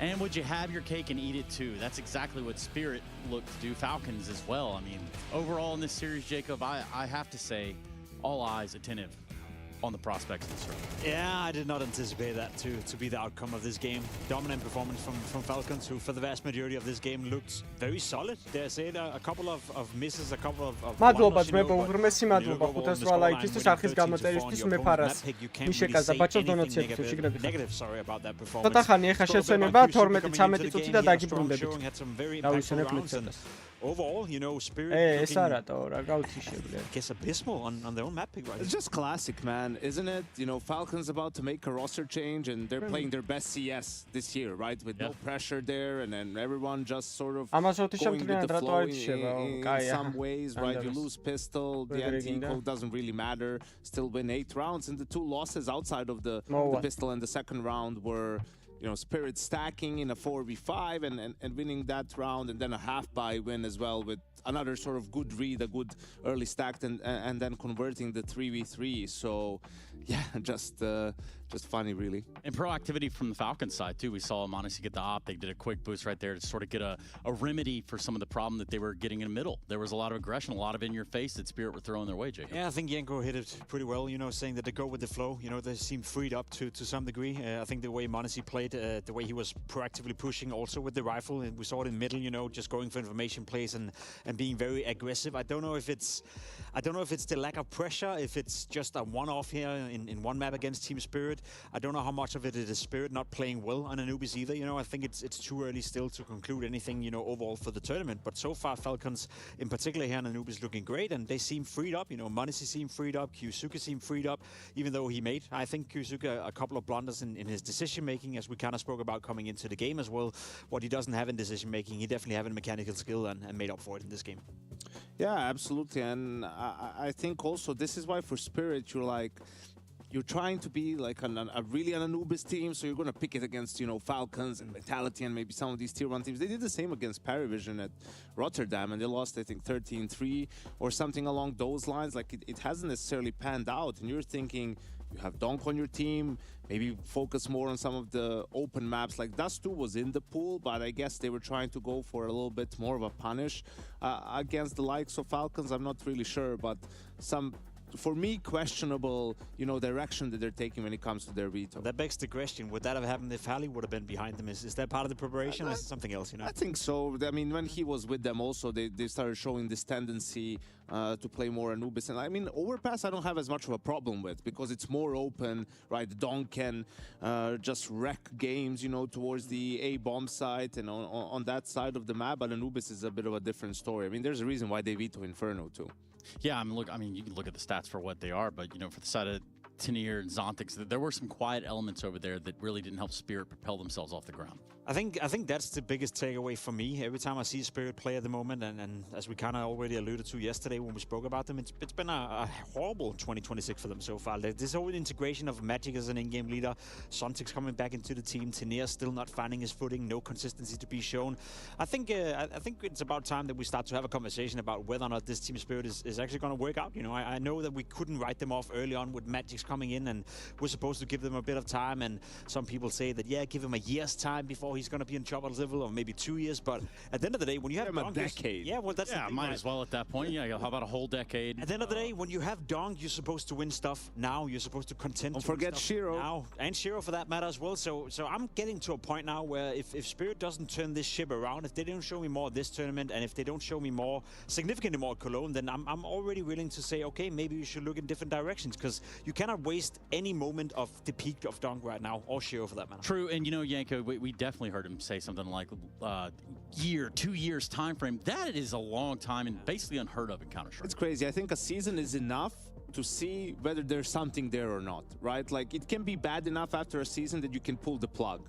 But if you're happy as Halley, as the coach or the organization with the direction it's going, okay, then second half of the year, you're starting to expect some results at the very least, right? And then after a full year, right, at that point, we're not talking about Magix getting into it as an IGL, right? He's either him or he isn't. So we'll have to wait and see some of the other players maybe not working out. But I don't know, we've seen Tenir and what he's capable of as an individual. I said multiple times, it's way easier to be the best player on Heroic than the third best player on Spirit, right? But even with that, sometimes you're seeing the CT sides like here and the struggles, and you're trying to figure out where it's coming from.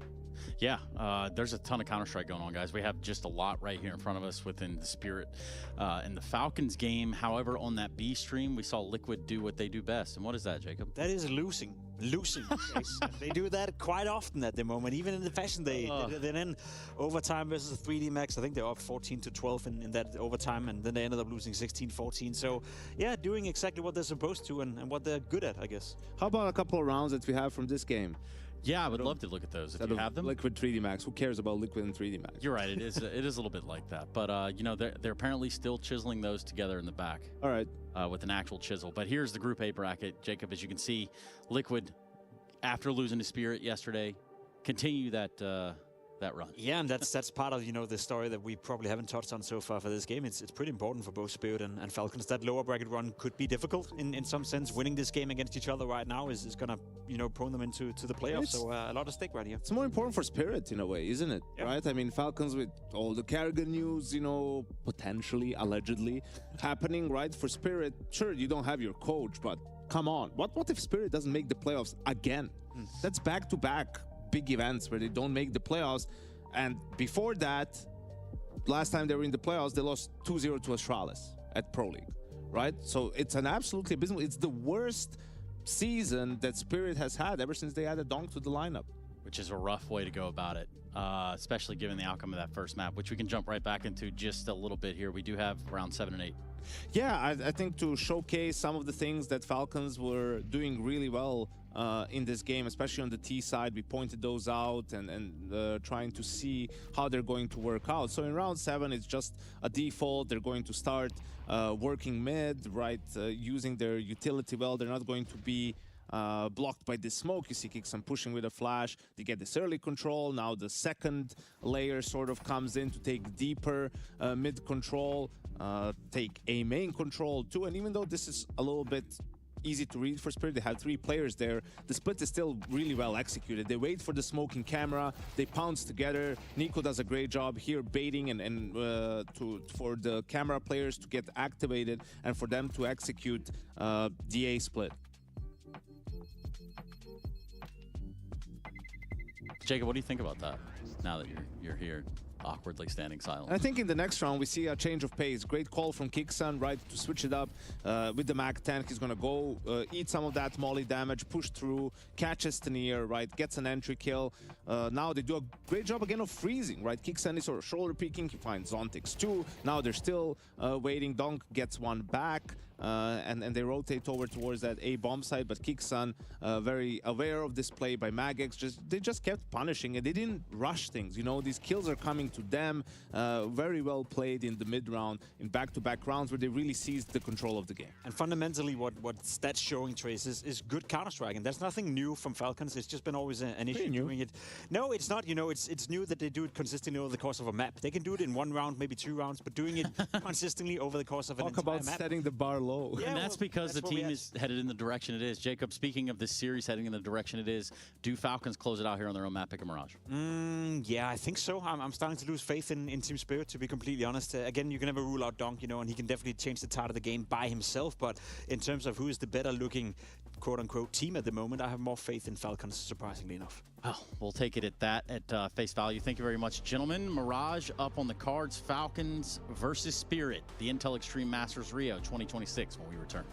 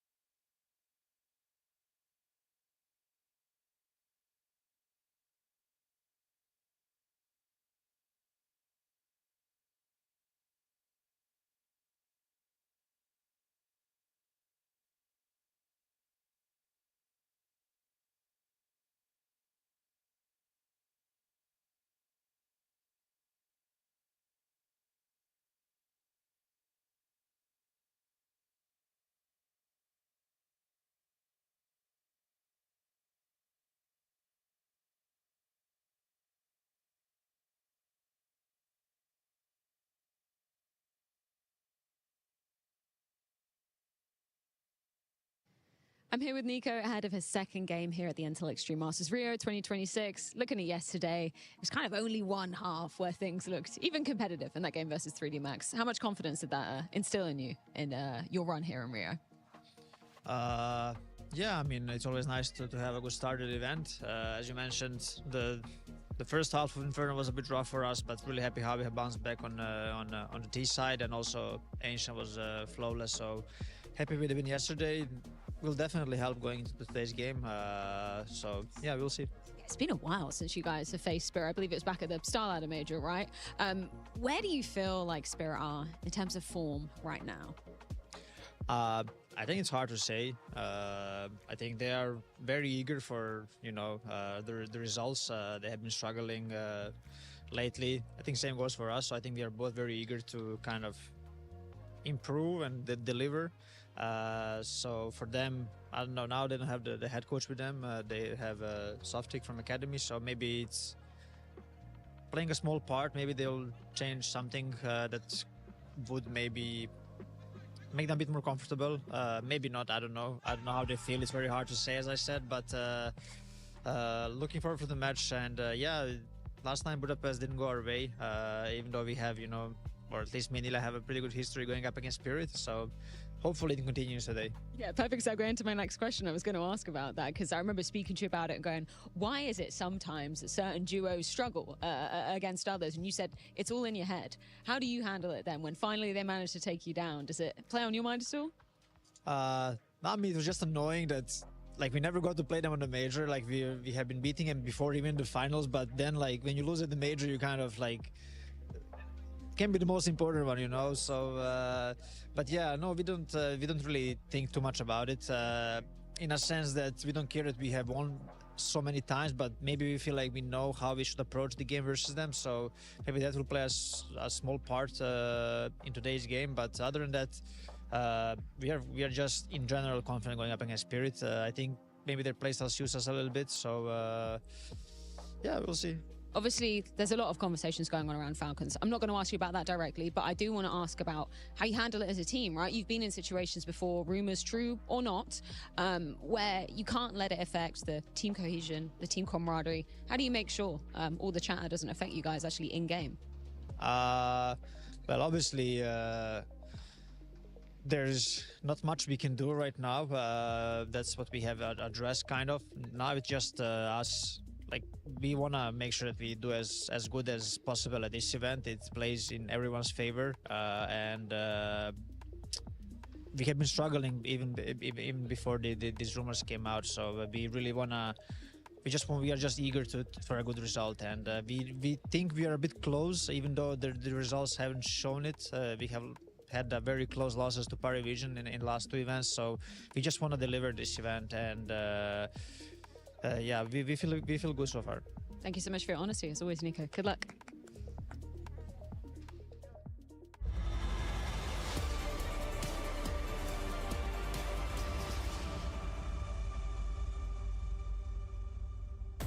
Now, I know I'm a boomer, but was that the definition of frame mugging, what Monacy was doing there? Very attentive to his interview. Oh, well, at least Nico doing the interview with Freya before the game, just asking about, well, some of the details of what's going on at the moment. Monacy was locked in. He was listening to every word. Yeah, he got frame mugged hard. Yeah, so shout out to Ilya the Kid one time, as that's Donk the King of the Jungle. Yeah, King of the Jungle, you know, which that's is his nickname. Apt for Mirage, of course. Me Position on our second half of the series, where Falcons have not only thrashed the Spirit Boys on their pick, but now on home turf with an opportunity to sail into those playoffs. Yeah, I was just taking a look at the last time Falcons played against Vitality. It was this year. It was Bounty. It's when they had Nucleons as a stand-in. So they could be teeing that up again. And it's under, well, less than ordinary circumstances. Yes. You're playing with Nucleons, okay, well, Kiyasuke couldn't make it, visa issues. Then you're playing this time round, and, well, you've got the Kixon getting booted from the team, replaced by Carrigan scenario also floating about. Either way, let's focus in on the Counter-Strike on screen. We split the pistols on map number 1. Both teams picking up on the CT side. Let's see if that continues now with Spirit on the defense of their opponent's map choice. It's Miragi. And away we go. It is looking to be potentially a little bit fakey right now. He's got a full belt, kicks in.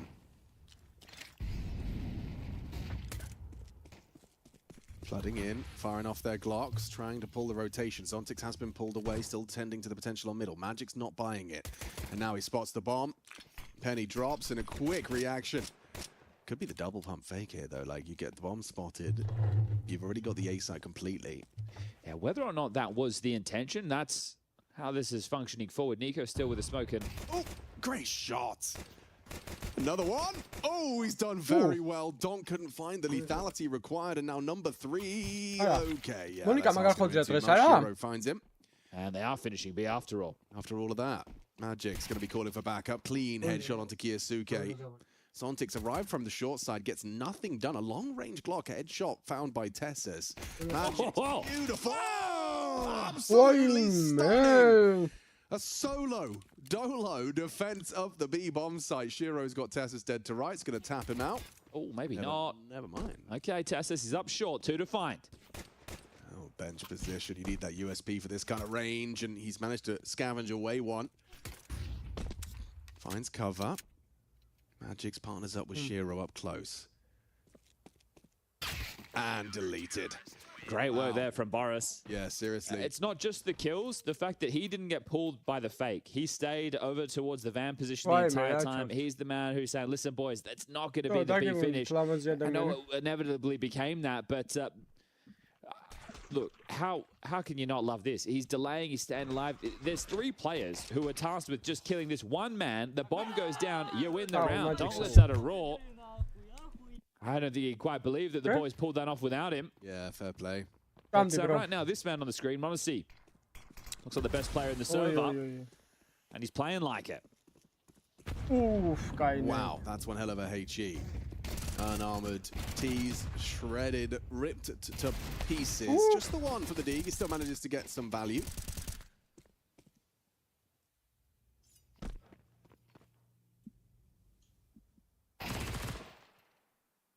B-side's feeling pretty good for Magics. Yeah, it's good to get tested early as well. If they try something there within one of the first few rifle rounds and he also passes the test, then we'll have to change the calling for Kixin. Yanko highlighting the pace change, right? I think it was round 6, then into round 7. So that's a little bit of calling there.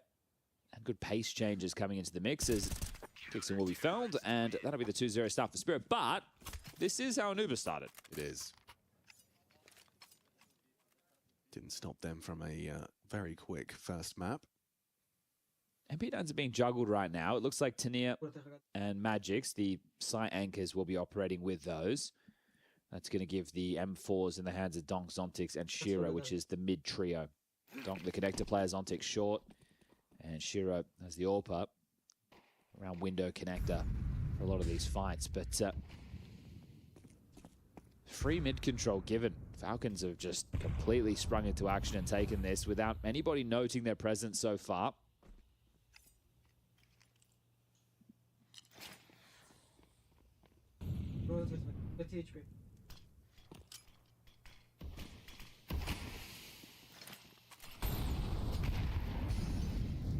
Minimal damage from the Donk HE. Flash to enable Tessus to try and sweep through that angle for Kixin. Zontix is behind the bricks though, and he's starting his sweep. Kixin gets in undetected. Lots of options now. Zontix will be heard. That's going to help them piece together the picture. Are they going to try and boost up? They are. Oh, Kixin gets spotted. Zontix does take heavy damage from that. Double HE reveals to short side. Yeah, connected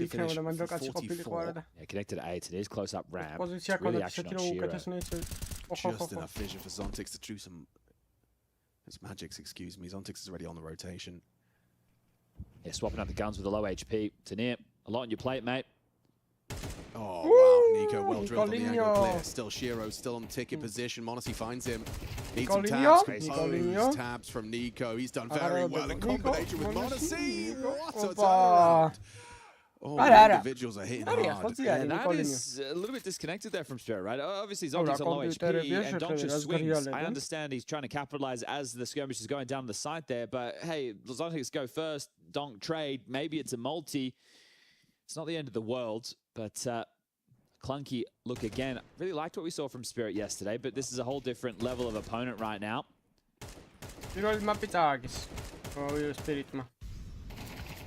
Liquid is playing over on that B stream up against 3D Max. Lose with that eliminated as we're straight with an A execute, and essentially nobody's home, nobody side, nobody ticket. Oh, Oh, smoke break. Zontic spotted out. Kiyasuke relays that information to the squad, and it's a very deep molly. Deep molly. He buys enough time for them to and replace it and replenish it. Peeking in. Donk loses his head. Flashes, they want to keep fighting. Fight they shall. Kiyasuke finds Tanir, now the smoke on top. So well polished, so well drilled. Yeah, but this is a bit with what Yanko was talking about in terms of pace change, right? So they've just done a default where it's a bit more of a thinking man's game, and they've bludgeoned you to death. Kicks it comes through, the fight keeps coming. It's just Magix with a Famas, and Zontix with an M4, last man standing. Wow. It's going to be 2-2 and money in the mud, so Falcons continuing to show proficiency on this T side. Yeah, T side on Anubis was convincing, and in the absence of a pistol, they very quickly rectify.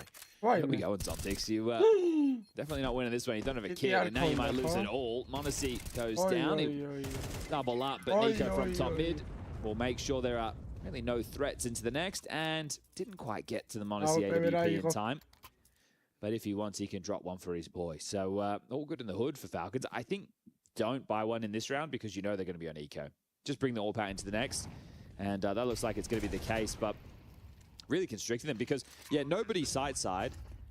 They've gone, okay, well, they have to be playing for mid. Let's just force this fight into CT spawn, completely restrict their movements, and they're just going to execute again. Some tough maps so far for Donk. I know that he started to turn his fate around a little bit late on Anubis, but this one's starting 0 and 3. Okay, 5-7's lethal. Up at this range, he has vision. Oh, no, he doesn't. What a flash from Monacy. Flooding into the site. Long range, Mac 10 even connecting.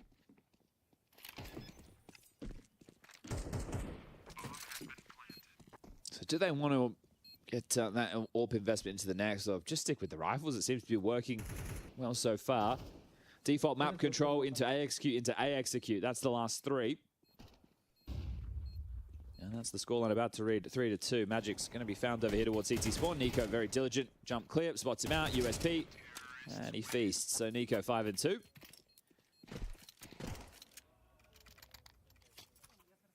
Guns have come up back out. Yeah, so Kixon is the one who just take the Mac 10 off of Tessa, so they're just going to trade out the guns here. We'll see how that has an impact in the core.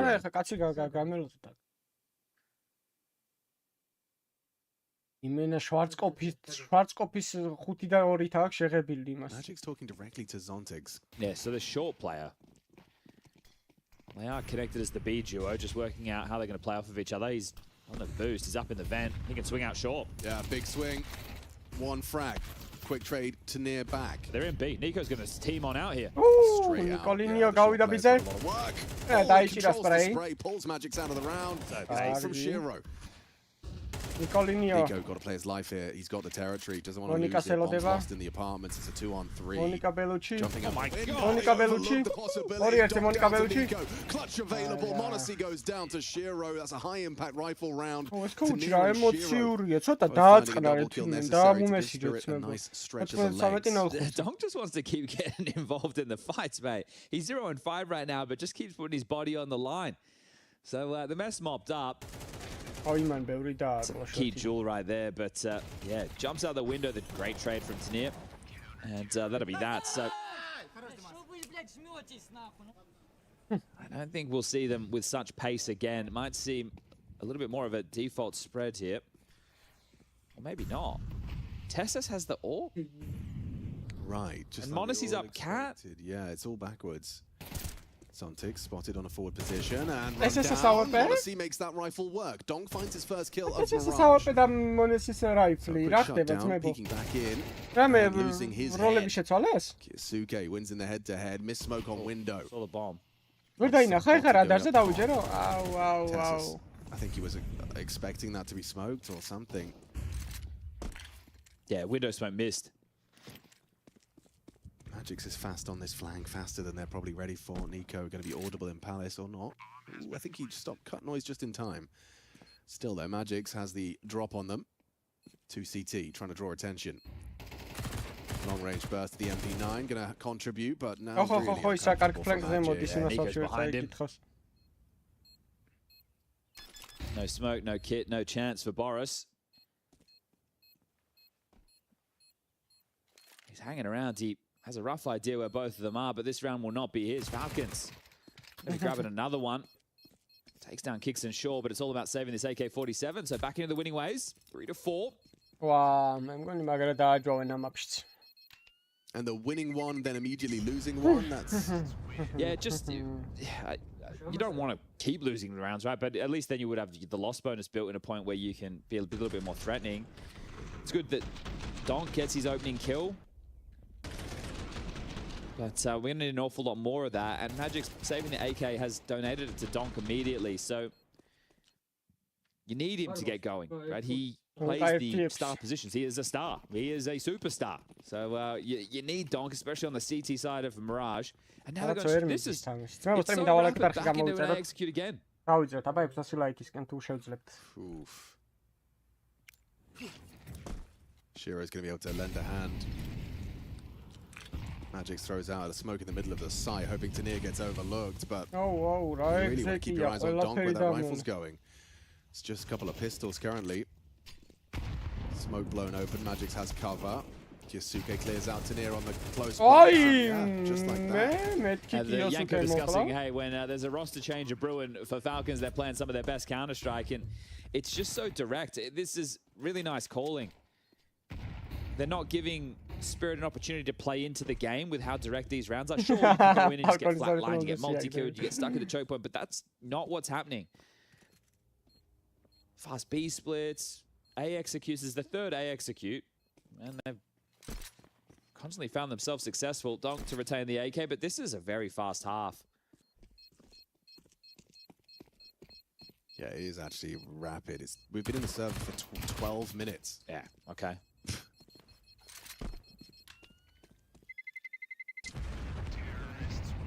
8 rounds played, 12 minutes. That is speedy. Talking of speed, Tessus going into and buying into a deliberate Mac-10. He's doing his best Flamesy impression right now. Yeah, right.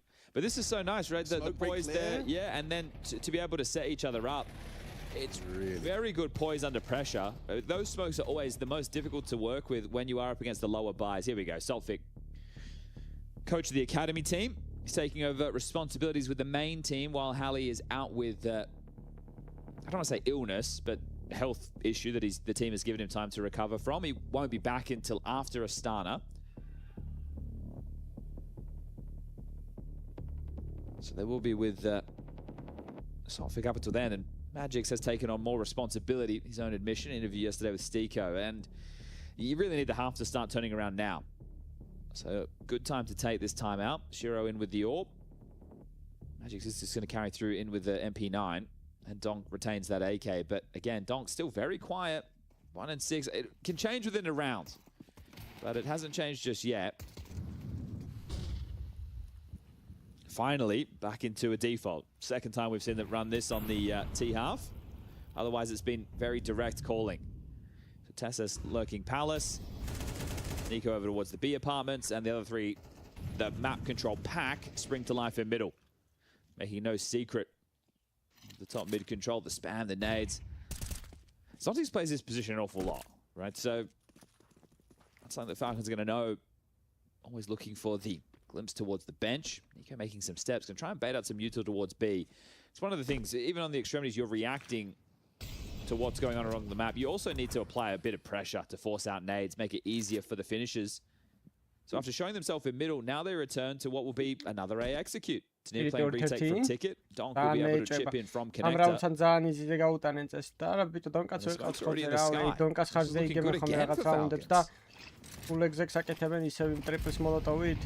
Tanir's got it right cut out for him, has the support of Donk on the staircase. Access granted. Path in. Another smoke break, and now a safe path. Oh, bang from Tanir. He's got his lineups drilled. Tessus will be forced to get that one down in a different alternative angle. Nico on the approach from the flank, though. Yasuke can synchronize. Nice from Magix. Proactive swing on the MP9. Tanir, another one. Looking good for Spirit. Okay, round 4 found in a convincing fashion. Very cheeky from Tanir. Smoke's fading at that moment too. Gets a very important kill, then the round just spills open. Nico needs to make a play. MP9 appears in his face. So still can win out the half. But there's going to be buys that you need to get through. Zonic taking the time out.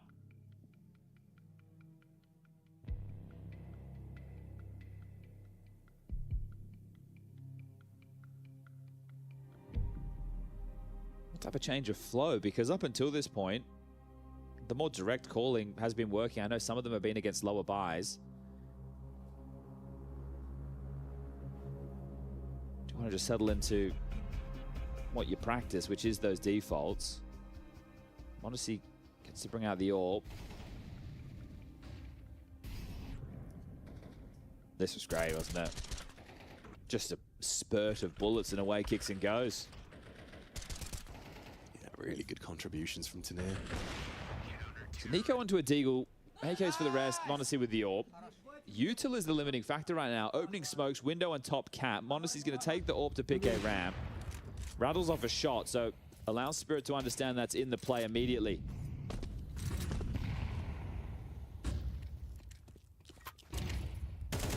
Clean opening. Zontix from the short side keeps us level. It's a big kill being Don. Contestus. Oh, what? Okay. Why Everyone's dead. Jump spot of Magic's, and now he's got the B site under pressure. Oh, Shiro booked by Tessus. Bit of a signature one from him. Right. Actually, you would want to say that's the kind of round you'd expect occasionally to happen with Falcons. When you've got so many aimers, everyone just hits their shot. Wow. Bonk. And this one, stylish. All right, Nico, we see the Blaze on fire right now are the Falcons. Spicy. Okay, how many rounds can it be? Remember, winner of this takes on Vitality, but not only that, books himself a spot in the playoff. Loser down to, well, the loser bracket.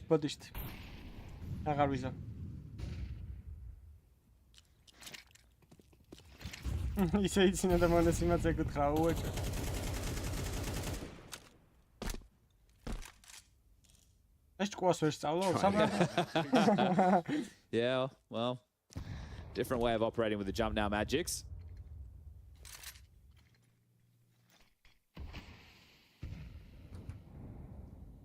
You're at a minute and 10 on the clock, and the CT side has a Molotov and a HE.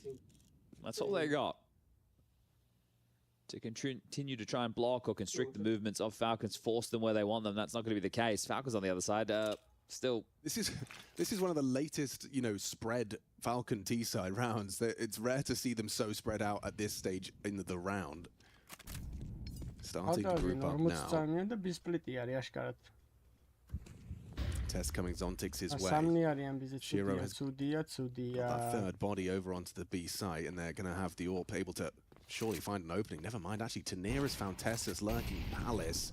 Magix gets cleared out by Nico. One back. Kiyasuke finds Don caught on the rotation.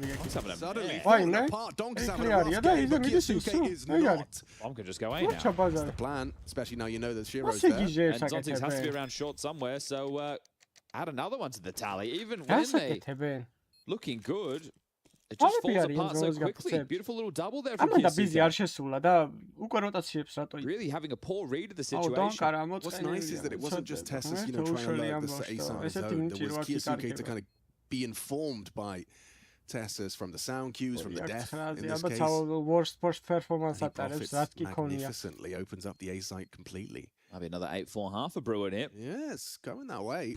Shiro should be able to retain the AWP over towards B, and Zontix, he's walked into the den, but he might be all right as well. So at least 2 guns kept for the final round of this first half.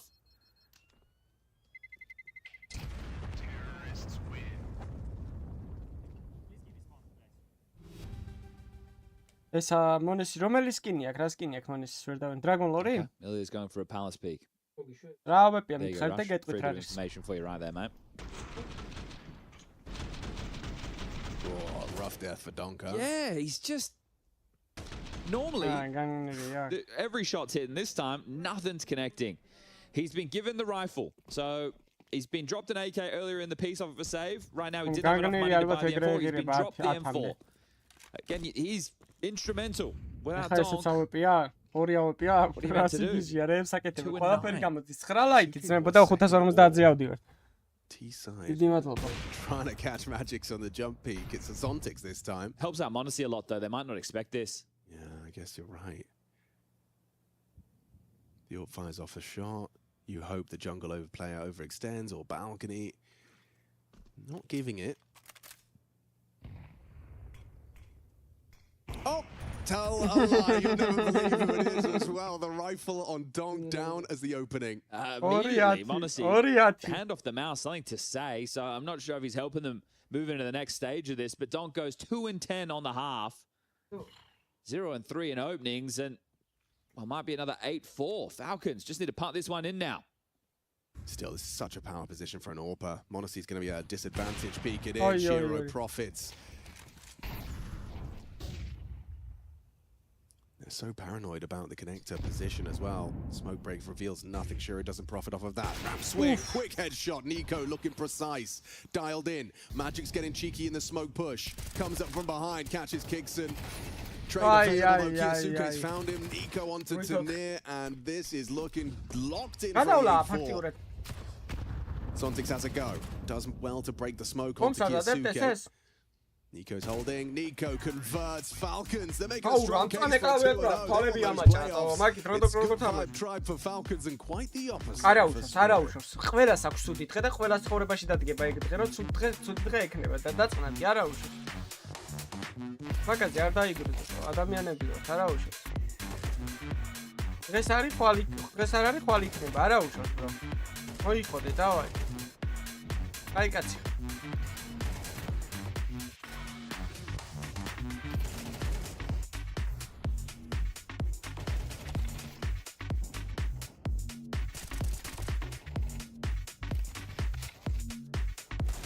Այս მაგარი მომენტი.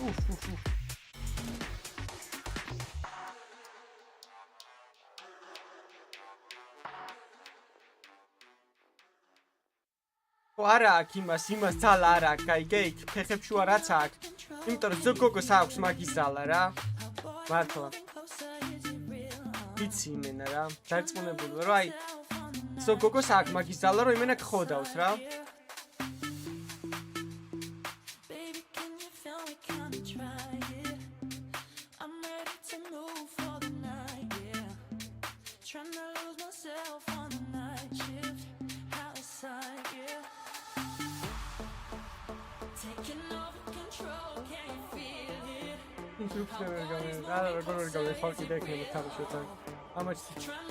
ამაჩი წაგებული თამაშობა G2-ს.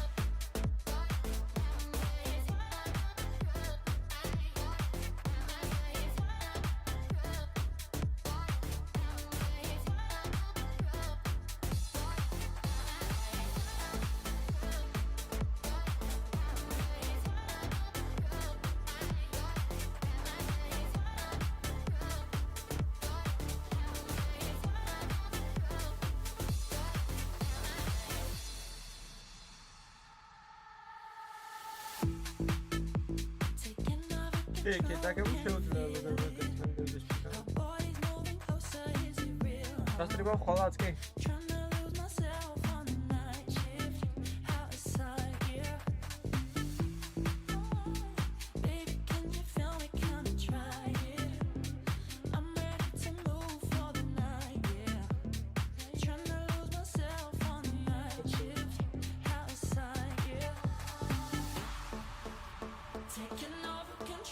Family like if you know that I'm going to start that job. I just got my chance to start the gamma. Every time I take a chocolate, I'm going to gamma.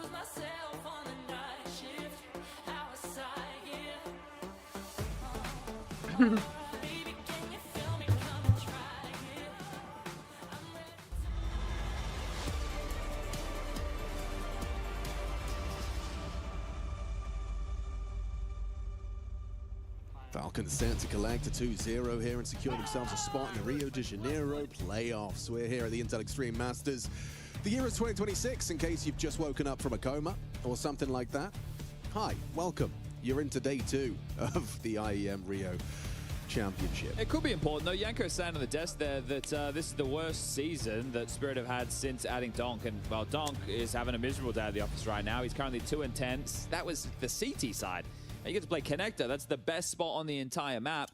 I'm trying to flick through his stats. See, the last time he ended with score this poorly. Well, let's wait to the conclusion, shall we? A execute on the way. Interesting smoke deployed. Gives them that fountain. Primed and ready. Magix responds in kind with a Shiro P250 on top and actually through the smoke. Beautiful. Magix with impact. You can't win both pistols and then still get blown out, can you? No, surely this is going to have to be the start of something. Had opportunities to get the party started. Oh, don't give it to Tassus for free. Hey, chased him down, but Magix will still grab another frag. What's that? 7 kills over both pistols for Magix. Boris the Butcher with impact. Oh, listen to that. It's so cool to see other players, you know, entering into their captaincy arc. He's still a very young man. I know he's been on our screen for a long time, but I think he initially joined Spirit back when he was 16. Yeah. So he's all of 23 now, I think, something along those lines. And again, it will be important for his development as an in-game leader. Without Hallie here, more responsibility being taken, not just leaving it up to the one man to design everything. You get to call your game. Well, they're calling themselves into a B split. Magix is already up short. Tanair accelerating. Tassus, wow, actually gets something going, and Kiyosuke does too. No, they can't let this one go. They know there's 2 here. Oh, and a body shot softened up by Monacy. Tassus gets himself a second on this Armored Desert Eagle. Oh, gets info on the short player. He knows what's up. Shiro as well. They know exactly where the last 2 players are, and Tassus has hit a third. Damn.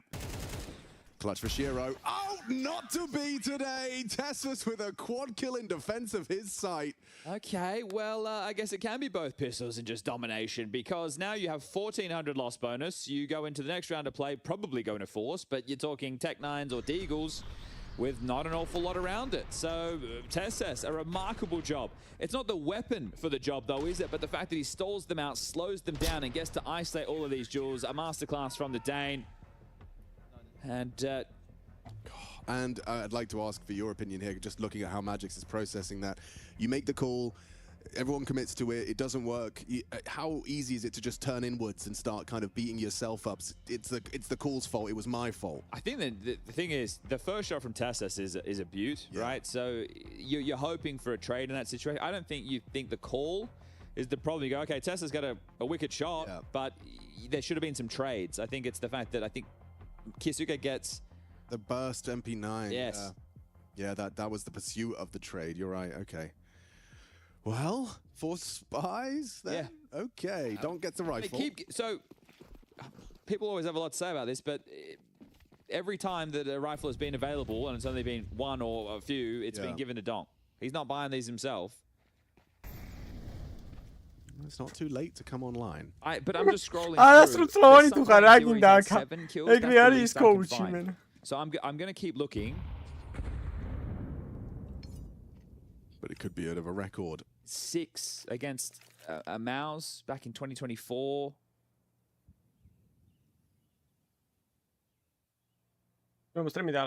Four against Astralis. Okay. There we go. Surely that's got to be the least. I will keep looking, but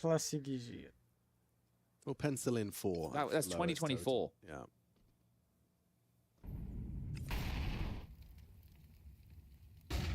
So not in any rush this time, the Spirit, allowing the clock to be their friend in this.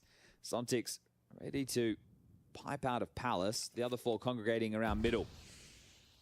Here we go. Test on multiple fronts.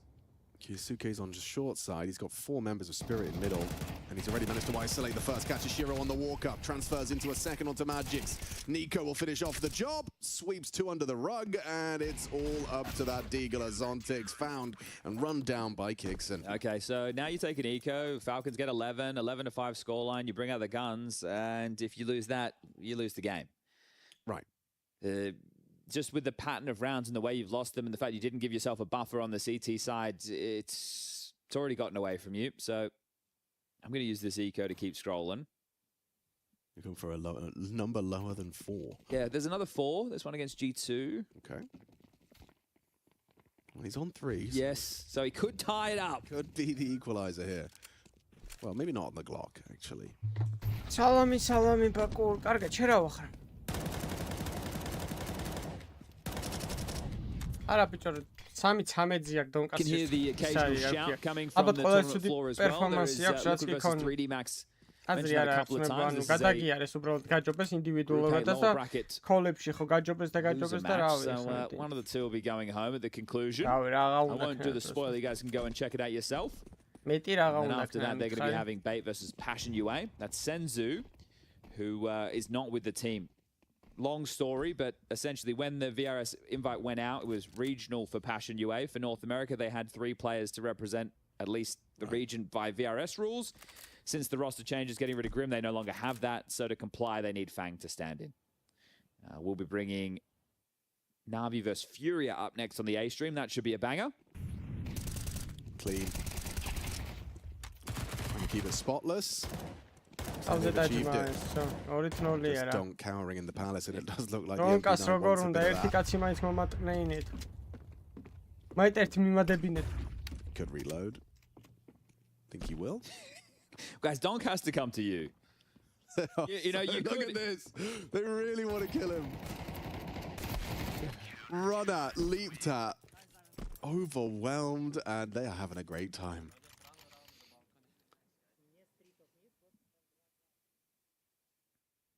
I heard top mid. I heard top mid as well. Well, it's crazy. We can speak Russian. Yeah, dude. Really, you know, all these reps. All these years. This isn't the barn burner of a match I was expecting. No. It's a very, very one-sided day. Okay, I think 4 is the lowest amount of kills in a map Donk has gotten since being in the Spirit main team. Okay. I'm not going to bother going to Academy. No, but there's still... I'm staying with the main team. That works.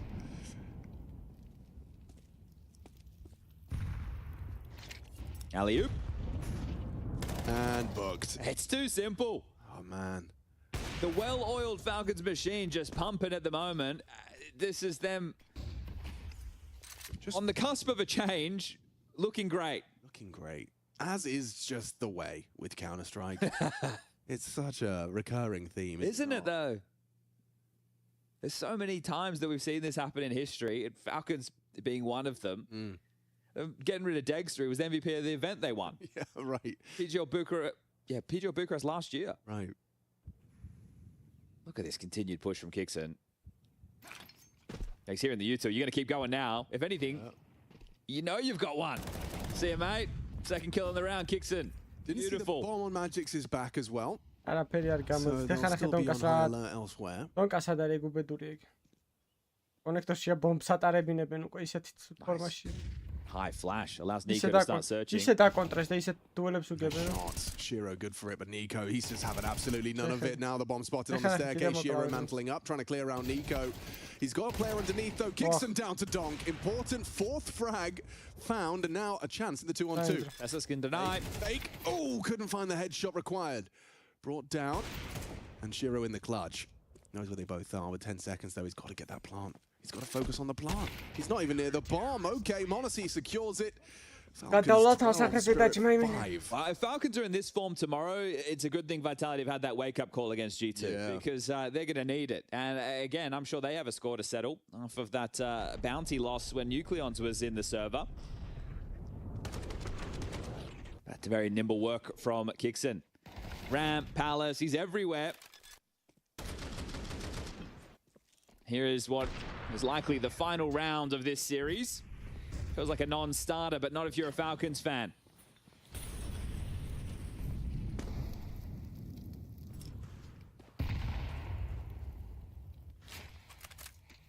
Two MP7s, a MAC-10, 2 Galils, a couple of smokes.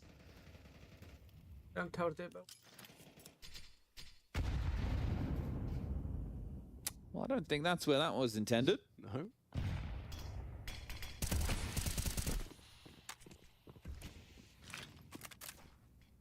On the short side. Kyosuke opened up now a threat.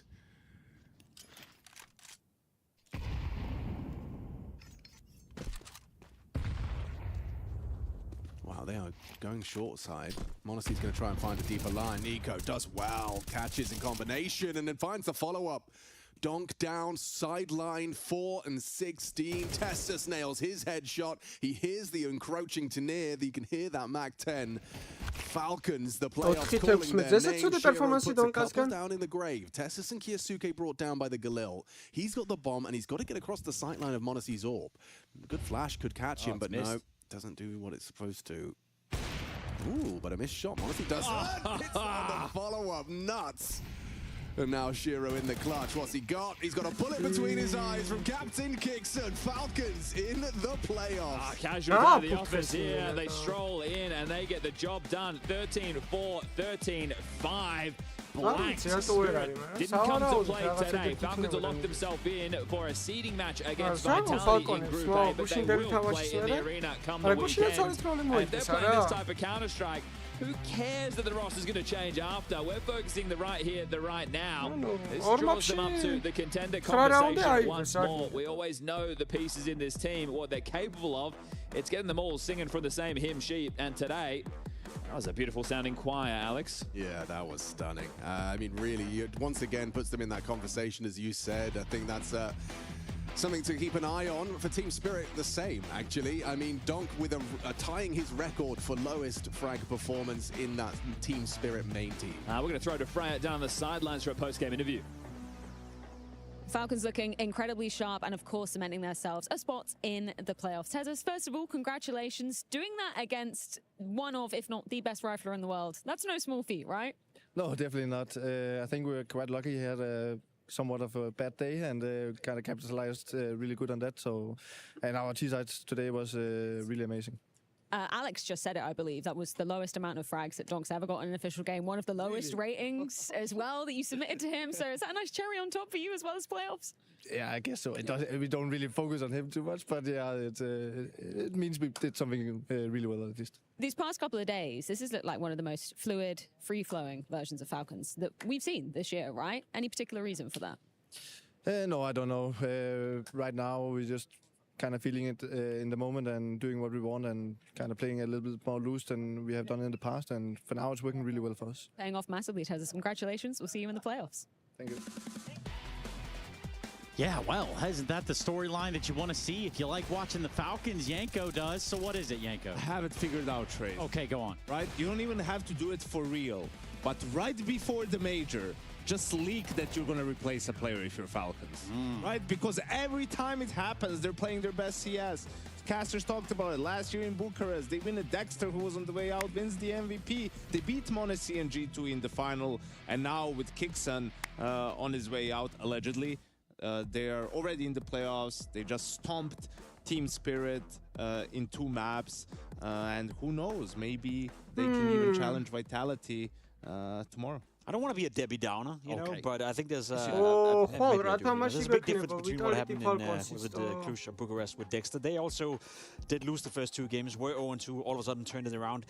Let's be honest, you know, Falcons in the group stage, we've seen this level before. This is not new. I know the fun story is the Kixon, you know, and playing loose Counter-Strike, but I want to see it in the playoff. I want to see that loose Counter-Strike, you know, and that relief of pressure, you know, being played out in a potential semifinal, maybe against Vitality as well in that game, but I'm not buying into it just yet, because I've seen Falcons play some beautiful Counter-Strike in group stage before, but I haven't seen it in the playoff. That's my issue. Well, Vitality. Yeah, we'll see. It just feels different when you watch them play. You can just tell, like, there's no pressure there. They're just rolling with it. Whatever the call is, whatever a player is feeling like doing, they're just running with it. And even rounds where they're on the back foot a little bit. There was a round where Nico gets 2 kills with the Deagle, right? The round where Kyosuke sort of brings it back with a couple of kills lurking on the A bomb side. Like, everything just seems to be going their way. They lost both pistols in this game, and they won 13-5. I mean, that's as dominant as it gets, really, in a way. And what does that say about Team Spirit? Really, you know, we're here yet again. Now they're going back into the lower bracket. Sure, they're still the main favorite to make it over there, but I mean, to lose in such a dominant fashion, like, it's not going to instill any confidence in the players. It's when you hold it up against what's happened so far this season as well, you know, adding to the fact that Donk seemingly had his worst performance ever in a Spirit jersey as well. There's just a lot of, you know, alarming signals coming out of Team Spirit right now. And while they may be the favorite in the lower bracket, I wouldn't say that they're heavy favorites. I think G2, with the way they've been playing as of late and with a roster change and maybe coming in with renewed energy could do the dirty stuff to Spirit. I'm afraid of Spirit right now. You know, I'm not really happy with what I'm seeing. It's an unfortunate reality for Spirit fans, Liquid fans, Gentle Mage fans. Those guys are definitely already on their way home. At least we have a matchup in front of us with the hometown heroes in it. We're looking at FURIA on one side. And then when we go to jump back into the server itself, it's a resilient matchup. It's one of those they have to hold on to in the palm of their hand. And they're going to look to do just that. So we'll see this one on the other side of the break here with FURIA and Navi. Aleko versus Folleno.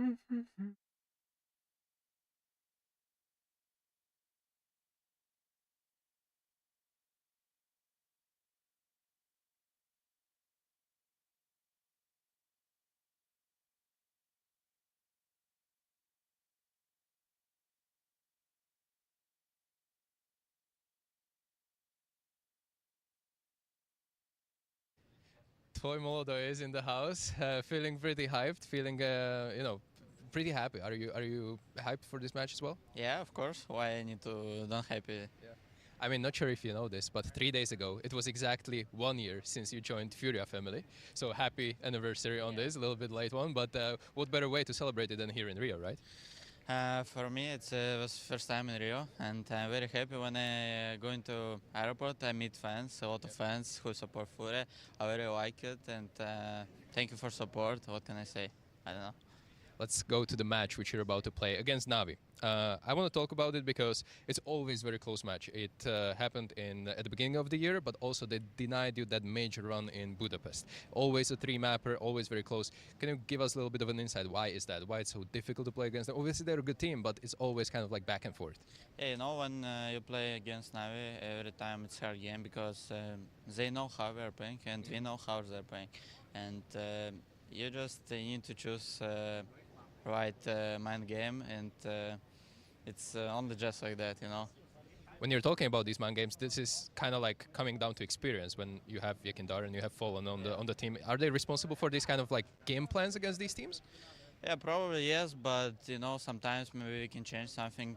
Maybe they can show something and we can change in game, and you know, it's just working step by step, you know, and they can do something. We can choose something. It's always mind games, always. Against Navi, it's very hard game. Speaking about the mind and the preparation, I want to talk about you specifically a little bit. You've been pretty stellar in group stages all the time, but it's been a talking point recently where whenever you hit playoffs, it's kind of like a down spiral. Have you been focusing on this lately, like trying to bring up that performance from the group stages? Because I just want to hear your honest opinion. Obviously, it's all coming down to preparation and individual maybe slump or a form, but how do you feel about it? You know, I'm changing game now because before when I joined, I'm thinking just like I need to play more individual for myself, but not for team. But now, when we have break 2 weeks, I'm just start thinking like this. Maybe I need to play not for myself, just maybe for my team. And I'm just improving how can I help my team. And it's only just like that, bro. If you don't helping to team, I think you don't have chance to win trophies.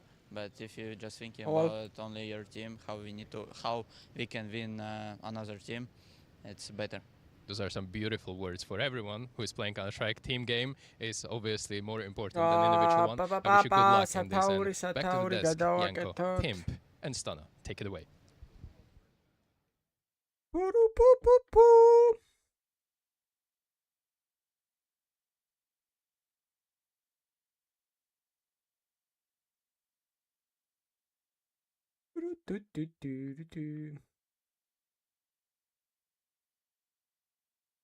I got it. Navi versus FURIA.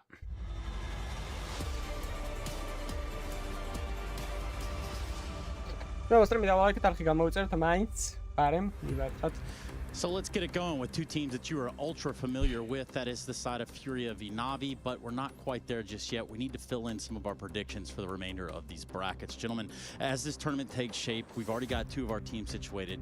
So perhaps we can ride this lightning just a little bit here.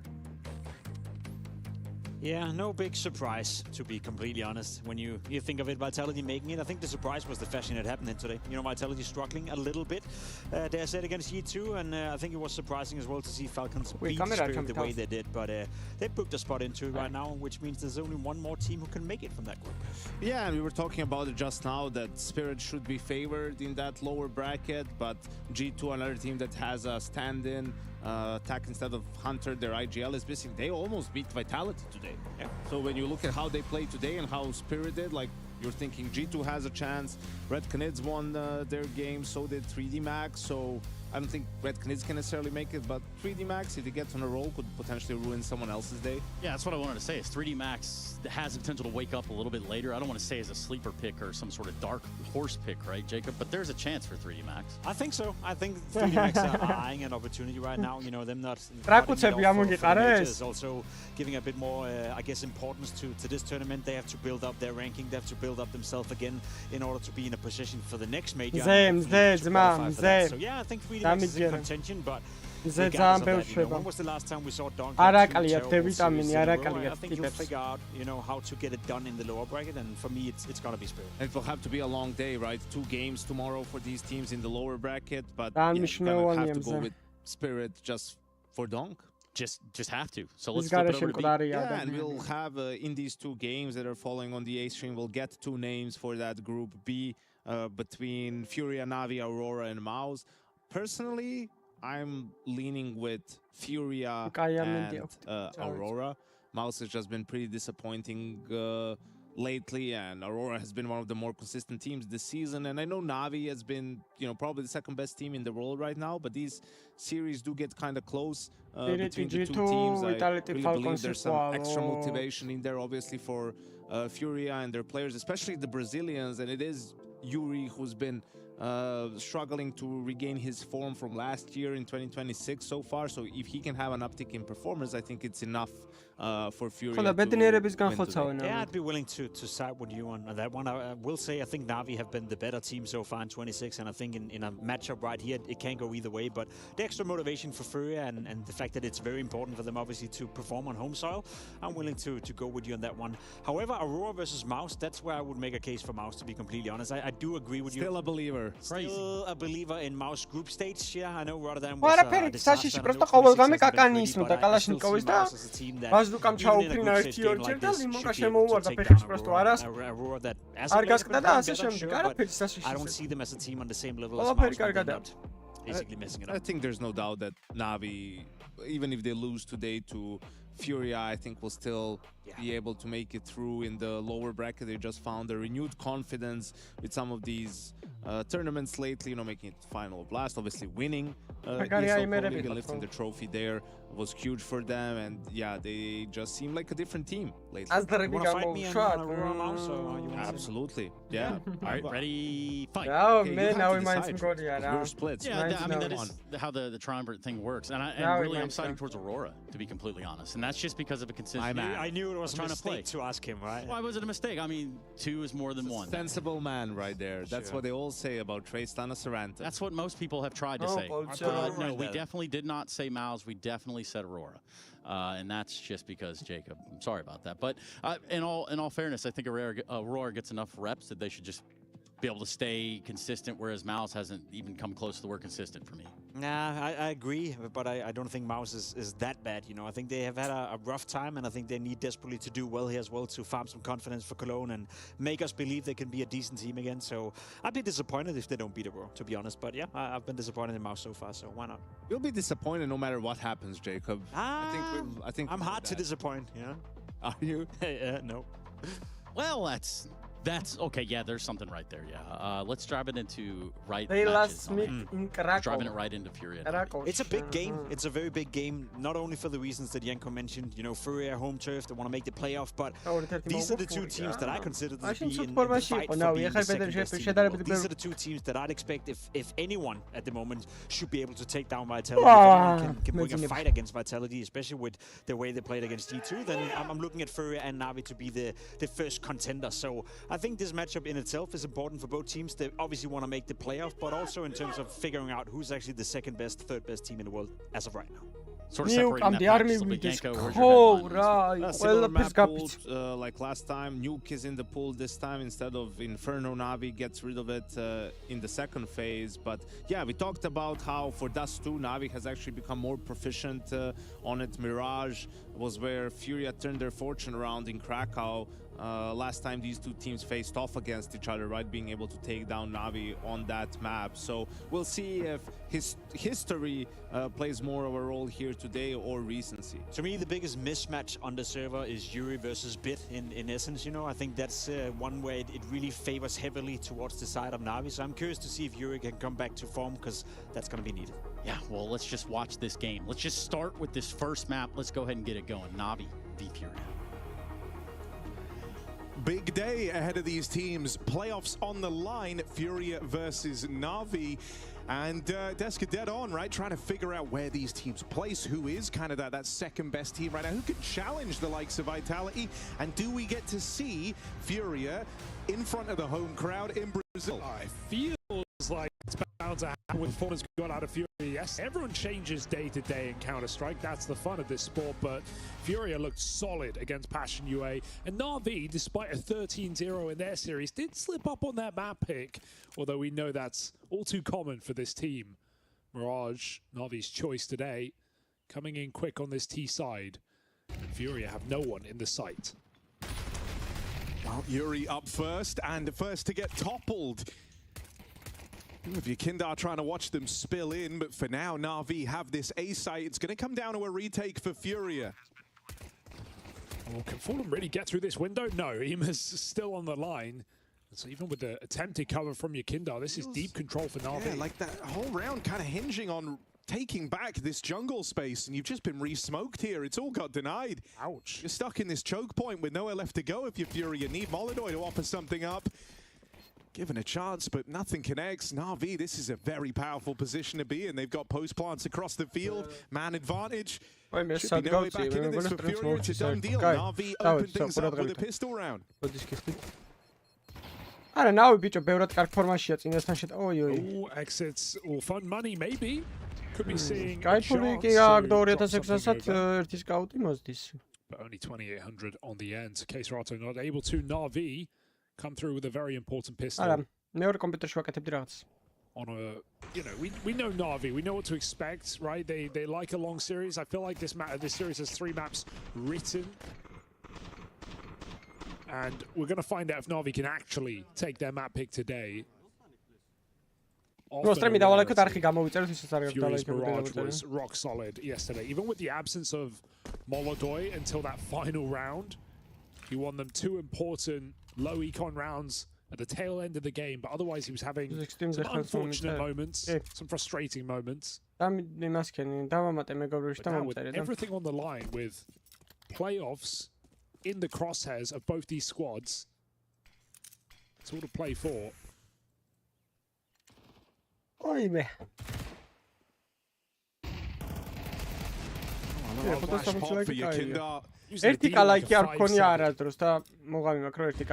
Wonderful was there to play anti and stop that from getting too weird. So for now, a bit of a stalemate. Honestly, I don't think Navi are incredibly happy with that. Now they're losing space out towards the apartments. And so slowly but surely, Furia building a better picture of where this one's ending up. They got a 3-man A stack right now. Even on the cards for Fallen. Fallen, He's dead here, right? Yeah, you can't mess this up, can you? Fallen grabs the gun. Out of Palace come Navi, and they're storming in, but they're taking a lot of damage. They've been caught below, a bit of a whiff. Fury recovers. This round is gone for Na'Vi. Nothing to celebrate there. An absolute smash. Fallen double kill. And Furia armed and ever dangerous. And honestly, the worst round to lose in any game is the second round. Boom, boom, boom, boom, boom. Oof. That's going to put Na'Vi out of commission. Fallen bringing a lot of energy in these couple of games. Even yesterday against Passion, things quietened down by the time of Mirage. But that first map, he was bringing a lot of hype. Yes. Ouch. I mean, you want him bringing that type of an energy to this match in particular, right? Because you're dead on. The Passion one felt like a bit of a foregone conclusion was the vibe that you got. They kind of just accepted the fact that they'd already won the series in map 2. But they know this one's more of a fight and there's even more on the line. Falling on whoever wins this series. Yuri, aggression. Was meant to reel this round in. Wonderful's picked up a second on the scout. Na'Vi, you may be doubting their ability to answer back on this force bite. Right now, they're in a good position. Rotates are a long way away for Furia. Serato, only point of leverage out here towards the spawn. He does have a teammate moving in to join him. But Wonderful in this tricky scout that's been causing them problems all round long was posted. Now it's Ima's turn, helped out by Alexi. And so, all right, we might have some force buy wars to start this one off. Yakindar looking down at a 1v3. Oh, you want to go for it, but it's so tempting to save just to give yourself a chance at the rebuy to keep this back and forth, this tit for tat going. Yakindar playing for the long game instead, looking to save. It's understandable. No kits, no position, and 3 alive Na'Vi players, so Yakindar walks away. Oh, no, he doesn't. Bit with a 1-dig. And Yakindar trying to extract maximum value, costs himself the gun. Now Furia, I mean, they're going to be forcing, but a little less than what they would have liked. Check for Wonderful. I mean, Molodoi maybe looking like the smoke was bloomed in his face in that 1 second that Wonderful went for the peak. We see a lot of top walkers do that move. It requires blocking the window smoke a lot of the time and then jumping on the lip. Oh, good block for Alexi. By accident.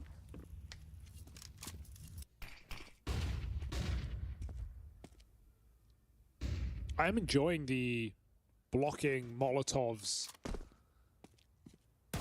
update.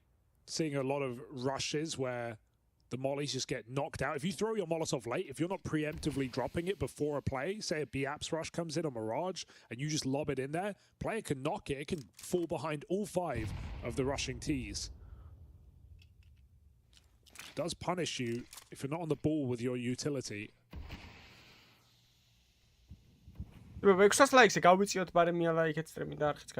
Happy accidents. I mean, last time Na'Vi were in this position, it was Furia to kind of set the tone with that flash play. This time, though, there's been no type of an early skirmish. Instead, Furia sat back in their bomb sites. It's 3 over towards B, and that is where Na'Vi are heading. So a different look this time at the anti-force, but far better results. Molodoi can't get enough done. Yakindar left as the sole survivor over towards B, and while he failed to save last time, this time he looks to make it a far cleaner break. I think he'll learn his lesson and going for exits. Let's see if Ima allows it. Wonderful getting so much value from this scout early in the game. Picking Molodoi, trading Yuri, and now in this round getting 2 more. Very nicely done. It's Na'Vi who win the pistol, lose to force, and now control the economy. 3-1 and Furia on a full eco with nothing to show.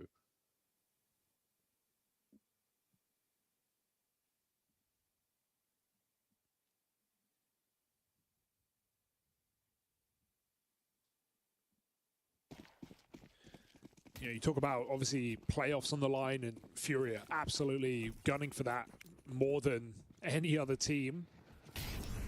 Except maybe Vitality. Yeah. Oh, Windows smoke, yeah, it's less. I also like the conversation of finding out who is number 2, who is number 3, where are these teams form right now. ეს ტრაფი ორი თროლი არის მე მგონი ისემის საქმე. არა ბიჭო ნავი კარგ ფორმაშია რა. Great results, but FURIA themselves have proven in the grand finals against Vitality.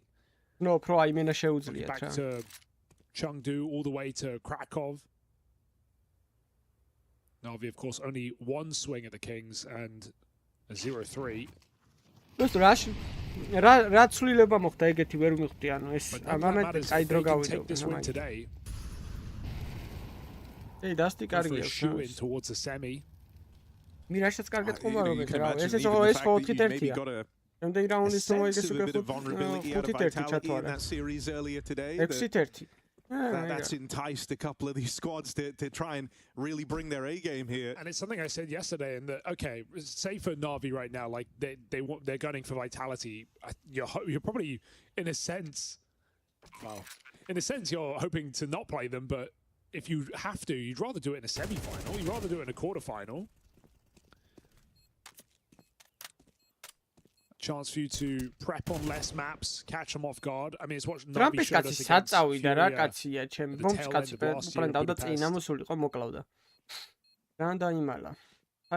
Two head-to-head to go.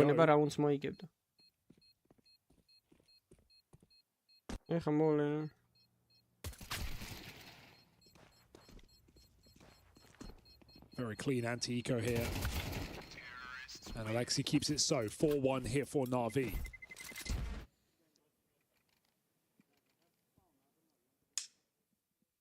I've been waiting a long time at FURIA, it feels like, to get to play a gun round in this one versus Na'Vi, but that's what happens when you have this kind of weird back and forth of force by wars in the first 3 rounds. And still you don't have an AWP in round number 6, so Molodoi limited.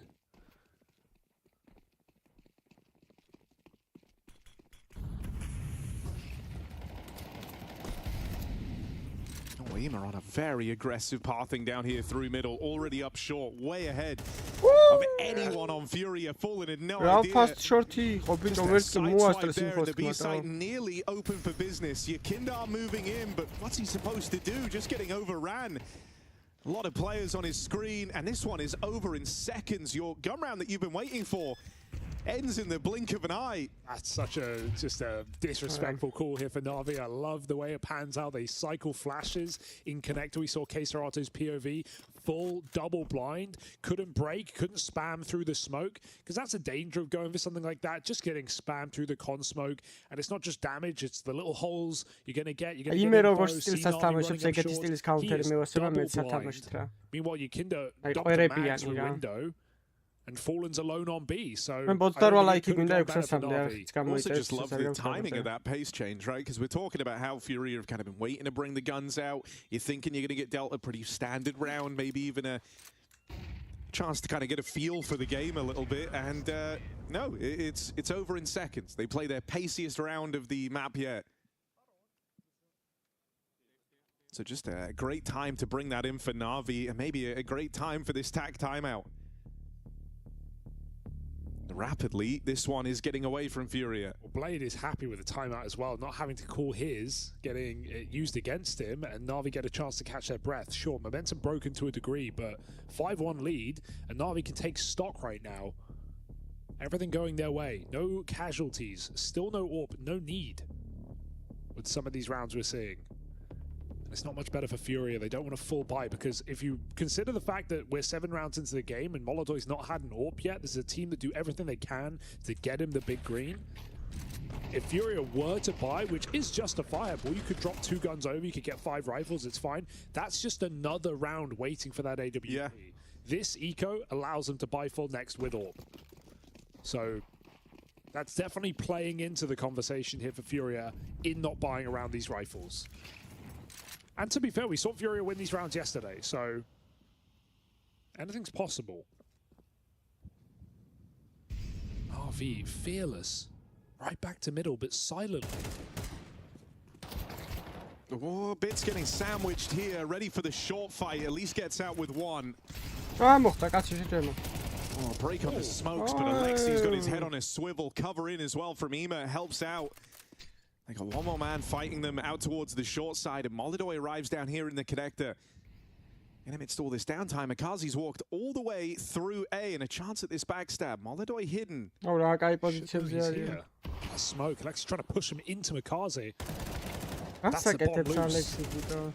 Backstab connects. That's only one of the two players that made it through this A site. Keserato, no idea where they've gone to.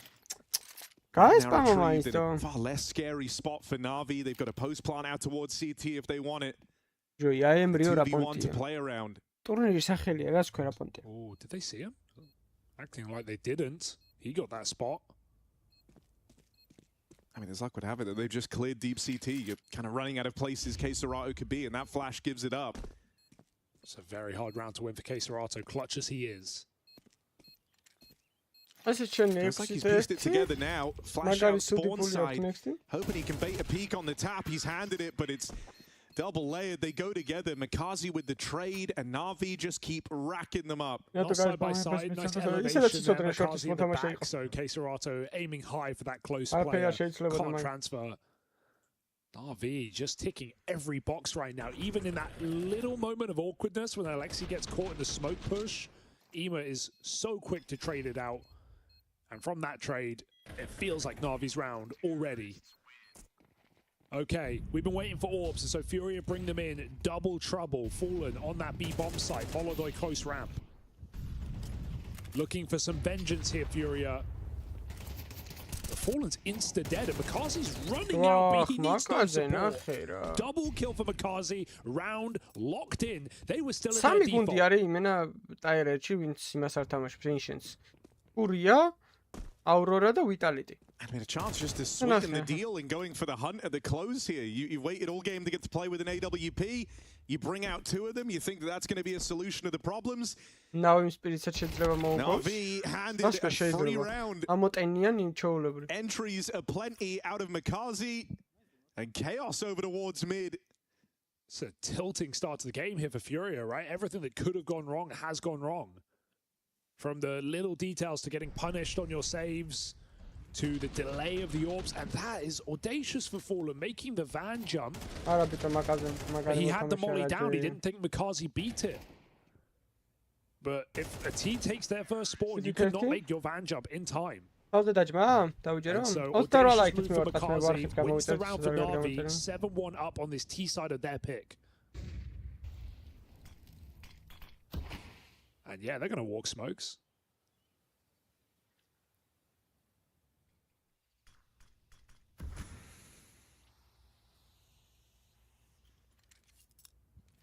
FURIA don't have the rounds left anymore to kind of put off and wait to bring the orbs out, take any of those kind of partial buys to facilitate it. They've got to go all in.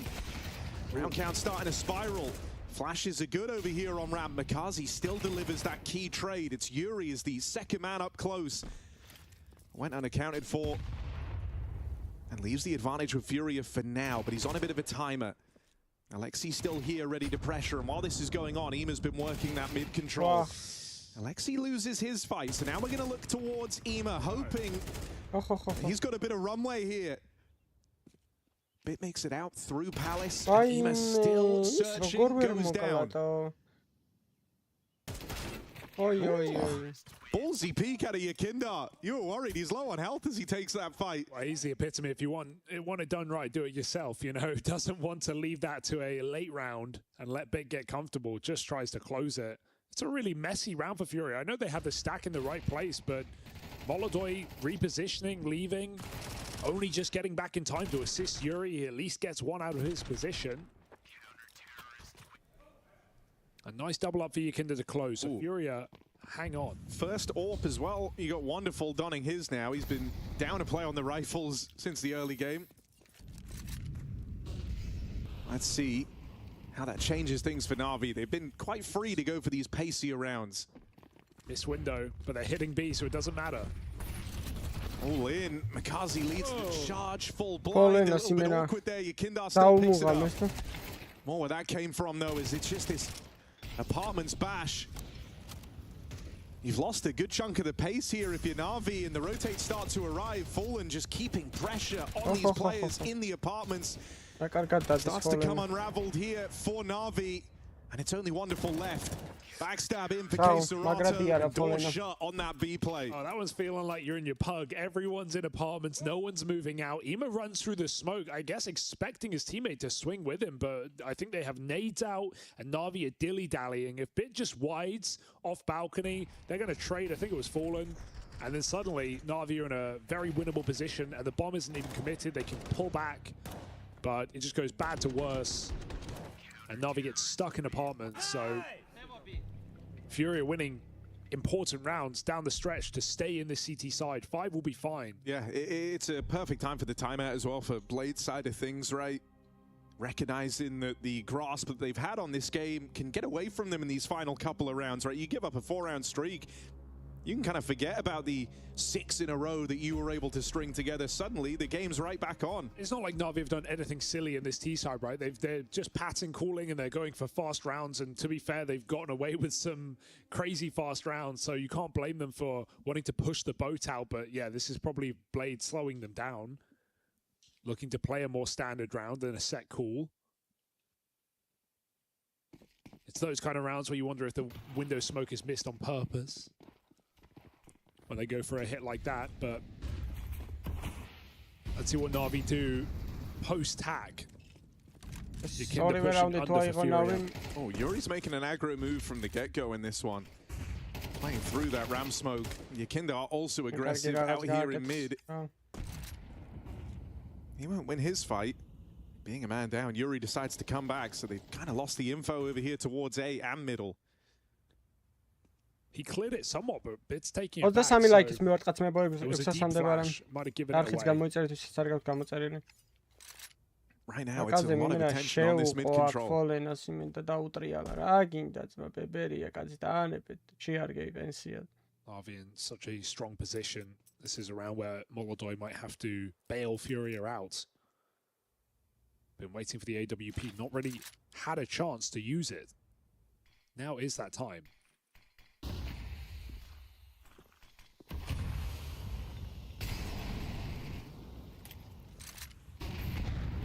Break on the smoke, Yuri.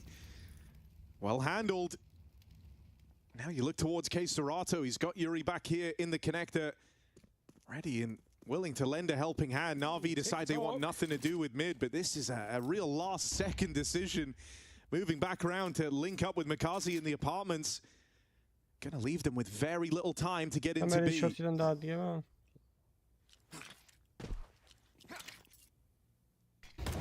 There's the util, here's the hit, Fallen on the line is just brushed aside. Are they ready for K-Serato?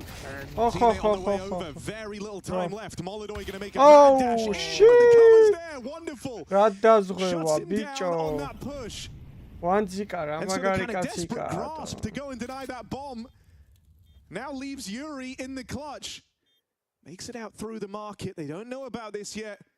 Yuri closing in, might have a kill right in front of him.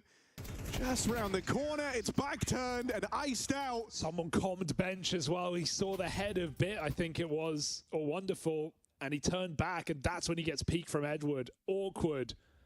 What an important trade for Bit over the top of the window. If K-Serato can buy a few more seconds or take one more kill with him, that round is done off the clock. This frag for Bit saves it for Na'Vi. 6 seconds as that bomb gets planted. I don't think Molodoi could have denied it with that Molotov down. Na'Vi, what an incredible T-side they put on here. And they could sweeten the deal.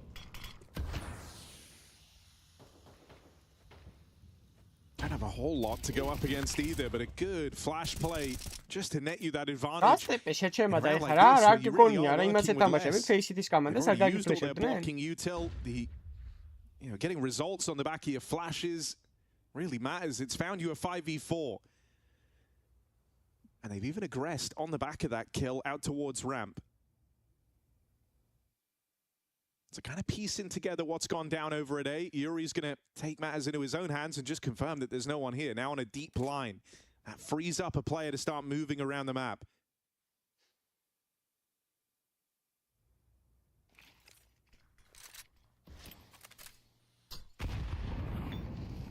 Oh no! That's awkward. Doesn't burn up. Ema's fine. Navi go for the B hit. At what point does EMA activate? 40 seconds, can't wait forever. And Molodoi is short side, hearing this util go over. He knows what's coming. EMA's moving. Ay, he still wins his fight. This B-side really is to withstand it. Navi, they're all wounded, they're all hurting, but they broke through. They get a bomb plant now. And these rotates are slow.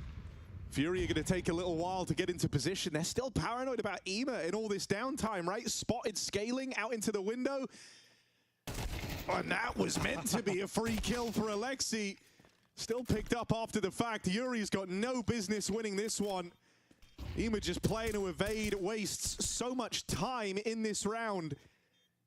And this is looking to seal the deal on a very dominant first half out of the Na'Vi squad.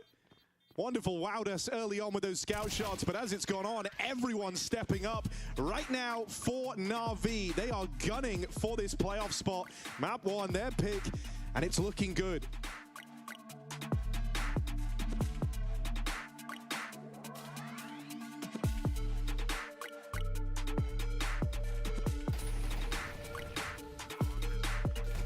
No.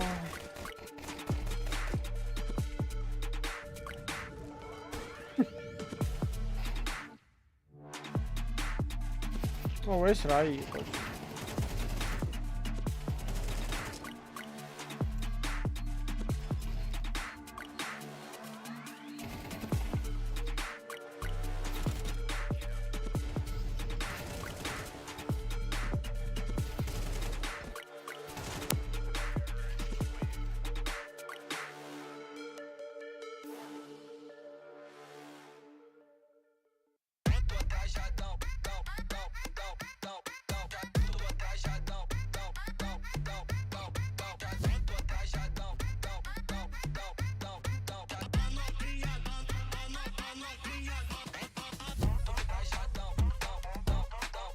Правильно, Алекс, с этим мы там вообще.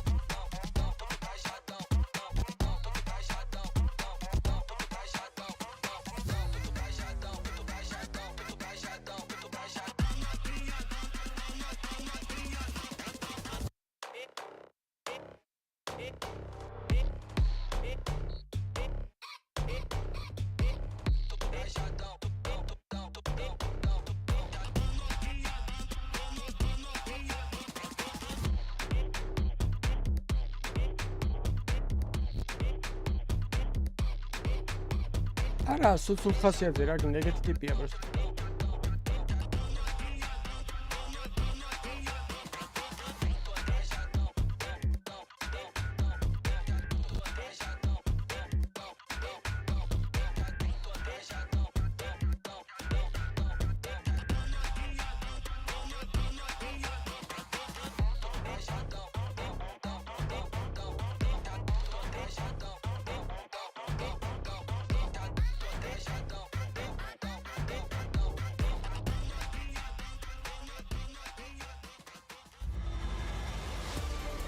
ვერა ვერ ვაკარი გუნდია. ნავისაც 13 როლი რო წააგო, მე მოიგო მაპი და ნავისთან მაპის მოგება. Well, this one's gotten off to a rough start here for Hometown Heroes in FURIA. They are on the back foot in a big way to open up this very important series. Winner of this guaranteed a spot in the playoffs.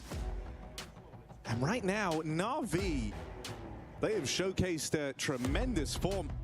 in these opening games at this event, and this one is no different. Wonderful started strong, and then around him, Ima and Makazi really started to find a great deal of impact. It was a real death ball of a first half as well. By Na'Vi's standards, there were some very pacey rounds in there. Certainly not something FURIA really expected. It's not the Na'Vi you see every day. Some bravado on this T side. Can FURIA bring the same? Yeah, gonna need this pistol round if you want any chance at the comeback. Dark ink is deep. Dark ink. So you're probably hating what Bit's just done there. вообще-то. Yakindar 1v5, low health on the first guy facing him. It doesn't matter one bit. He's having a great day in the office. 16-7 right now. Hitting every single shot. We saw that final round T-side of the window, winning a ridiculous kill to Keserato. It's not exactly having a bad game, so... Arby looking to make this one a wash. We'll see what the anti-eco concerns us with, as FURIA did win a force, but then went on to lose 6 straight rounds. I mean, yeah, we've heard of Pavlov's dogs, but have you heard of Schrodinger's goat? Because that's what Ima's kind of been in these games, right? Couple of maps where he's just absolutely destroyed the opposition. It hasn't mattered who it is. And 0 and 10 on Inferno. Yeah, 0 and 10 on Inferno.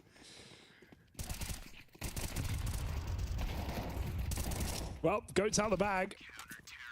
Simply done for the 3 in middle. Na'Vi.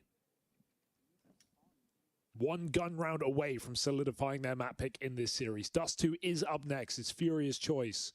We end on Nuke if FURIA can pull themselves up by their bootstraps.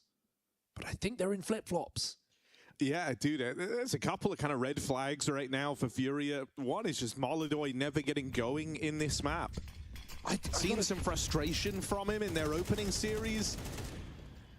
And here, you know, I think it's also, like, to Na'Vi's credit, they did a great job of keeping the AWP low impact throughout that entire first half. They kept it in low quantity as well. Yeah. The damage, the punish, and even when FURIA tried to bring the AWP out, he only had it like 4 times. I think less. And the first time he had it was the round where Fallen also has it on B, and Molodoi gets left in a 1v5 in 20 seconds because they just get B rushed. Na'Vi did a good job of completely avoiding him. I don't think he got a fair fight on the all half, so I don't even really want to pick on Molodoi in that sense. No, but I think, you know, just like even with the kind of type of AWPer he is, the way that he likes to play the fights that he looks for, this is not one of the games that's going to bring that out of him. 3 and 11. All right, bit of a duel out here towards mid. Good one for Makazi. And spotted. Alexi's not giving you this for free. Good reposition under the window in case Serato doesn't land a bullet. Yeah, I mean, even if he did, like, the round's still pretty screwed, isn't it, for FURIA? The kind of pack, the bulk of the players are out towards mid. That's where your pack riflers were. They were meant to try and secure that for all day or die. You lost the bomb. Like, Kazi's just peeking on a wide connector angle, body shotting them down. Like, Na'Vi just can't miss a beat here. Info for Yuri, but even he doesn't want to waste this rifle. And they're just begging he'll peek, but yeah, go get the AKs up top middle. And Na'Vi take 12 rounds. FURIA, failure to launch on Mirage. Some games you can sense the comeback before it happens. Well, I can sense this one is over.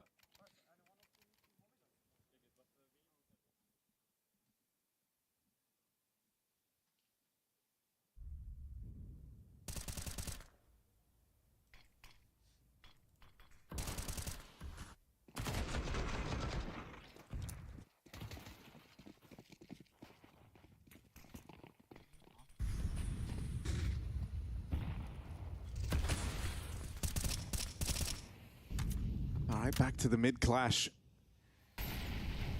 You really don't have a lot to work with here. Maybe already thinking about Dust 2. Even missed that volley. Oh, Makazi nearly has a chance to get a kill there. And the spam from Wonderful chews through this B hit. One man survives up through short and not for long. This was no contest. The playoffs on the line. FURIA hoping to play in front of that home crowd. Well, they're going to have to dig deep because this has been insanely one-sided. Really, from the word go, there was some promise with the win in the force buy in round 2. But other than that, this has been a map entirely defined by Na'Vi. Yeah, any cause for concern that Inferno game against Bait gave you for Na'Vi is swiftly out of the window as they find a dominant opening map in this series against FURIA of all teams on home soil, 13-3, and on their map pick as well. It's not every day you see Na'Vi start a series off that strong. Let's see if they can keep it going with Dust 2 up next. Yeah, Na'Vi, FURIA, or as we like to say, just Na'Vi in the server right now, because FURIA, a little few and far between in rounds right there, Jacob. I don't know what's going on today, and not what I expected. Nor was it in the Falcons versus Spirit game, and for FURIA to fall this flat on Mirage. Sure, the series isn't over yet, but that's not what I anticipated. I expected two teams who were kind of similar in their level, kind of similar in what I could expect from them, and you know, in some of those individuals, and I didn't get anything out of this one, Yenko. It was Na'Vi playing some beautiful Counter-Strike, some good Counter-Strike, and as Trace kind of alluded to, the only team on this server, and I don't know, I feel like FURIA are struggling more than I maybe would initially, I guess, admit. Yeah, I mean, Na'Vi, after winning that early force by war, just played with a lot of pace. Maybe that's what surprised FURIA to some extent. I mean, in the first gun round, after all those force buys early on, they just did a fast B-split where Fallen was surprised that they could come up cat even and just dies instantly, and the round is pretty much over then and there, right? And it was a snowball from Na'Vi from start to finish.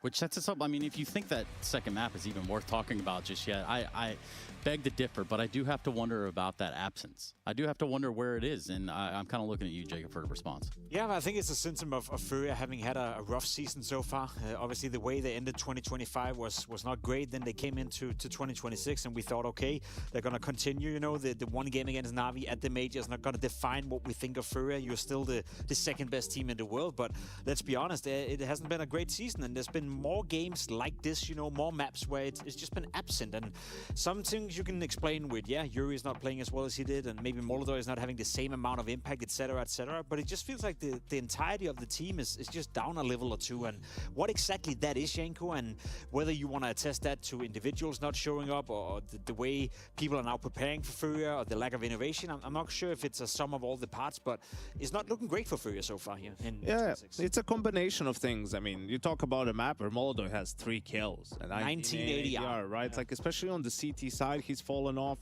this year, and he's the primary opera, and we know how explosive of a player he can be, right? Like, that's one of the factors. Yuri's level, we talked about that as an anchor, obviously really important, because you're not always going to be right with your setups. Like on a map like Mirage, you're gonna want to fight for mid sometimes, and more of your resources are going to be there, and Yuri's gonna be on his own, and of course he's not supposed to win the round right then and there, but give me something, right? Give me a kill and buy me some time, or, you know, stay alive and buy me time, and we haven't seen that as much this year. And you know, Na'Vi on the other side, we talked about it. They're just a different team now after a couple of tournaments, winning one, getting into the final of the other, right? Playing with a lot more confidence. This is another one of those maps, and it happens mostly on Mirage, where Ima just had a great performance. Let's talk about Ima. Where is he in the server? Where is he today? Well, great on this map, you know, but it was the same case yesterday. He's played 4 maps so far in the tournament, and he's either the top fragger, either the highest rated player on the server, or he's the lowest rated player on the server.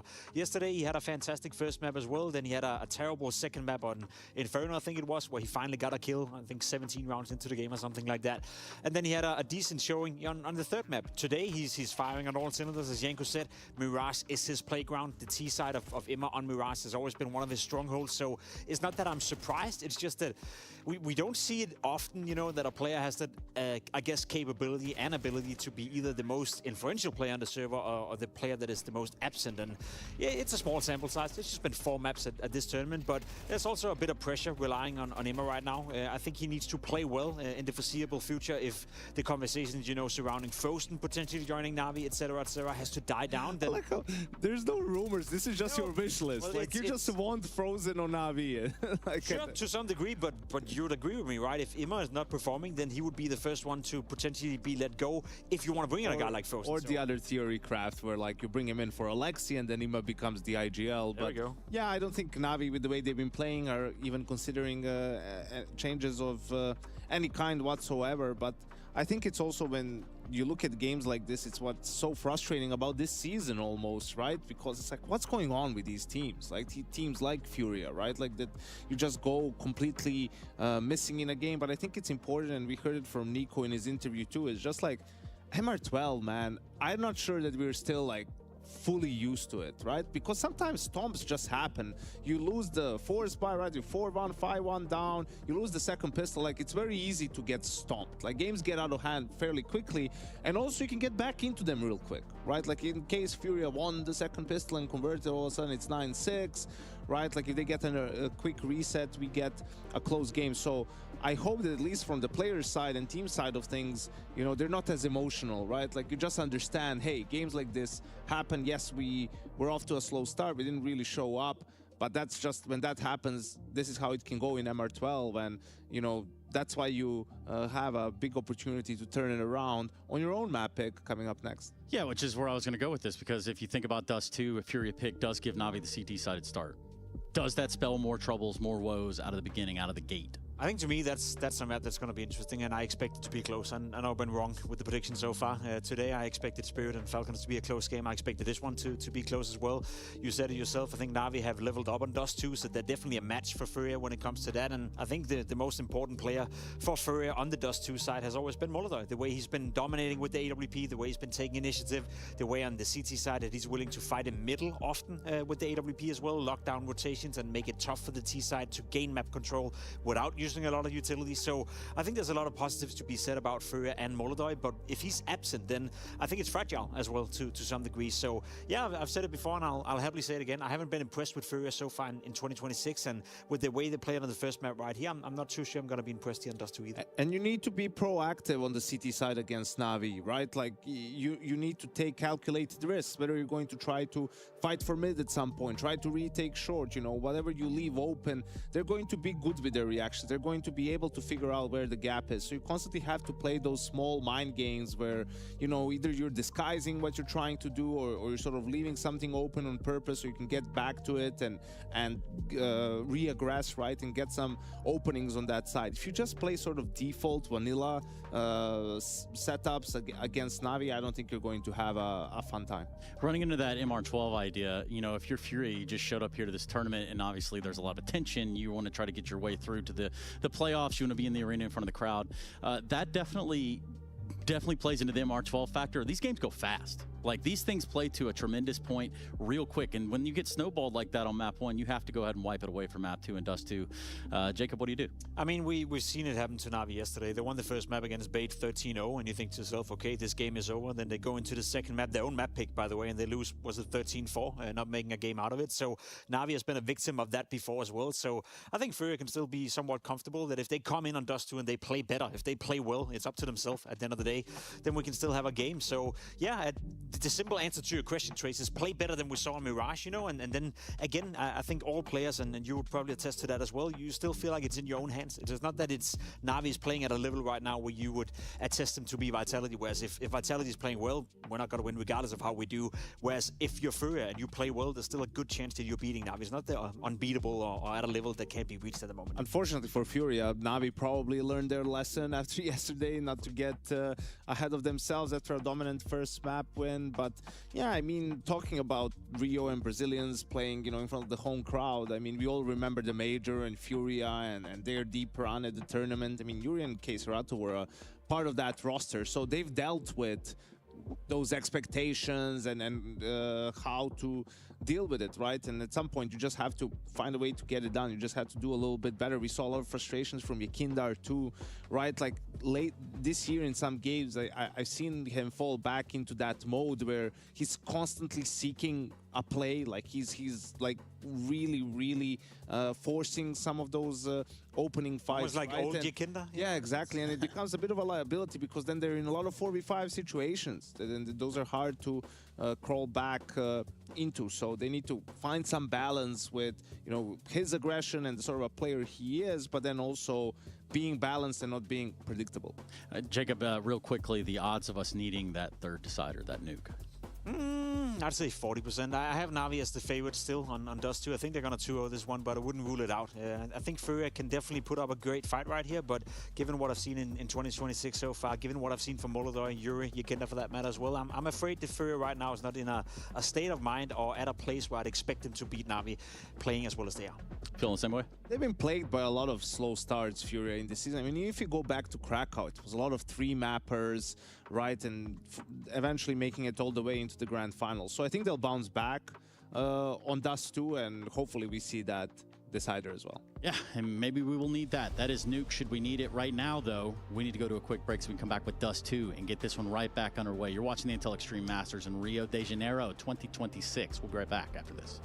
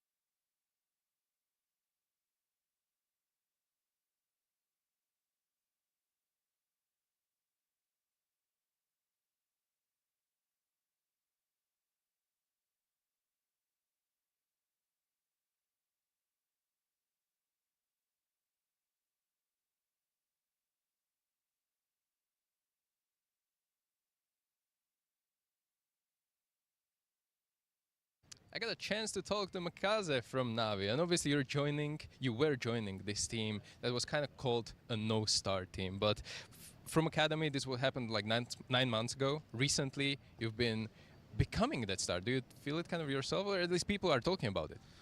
I mean, right now I'm feeling fully myself, so maybe yes. Yeah.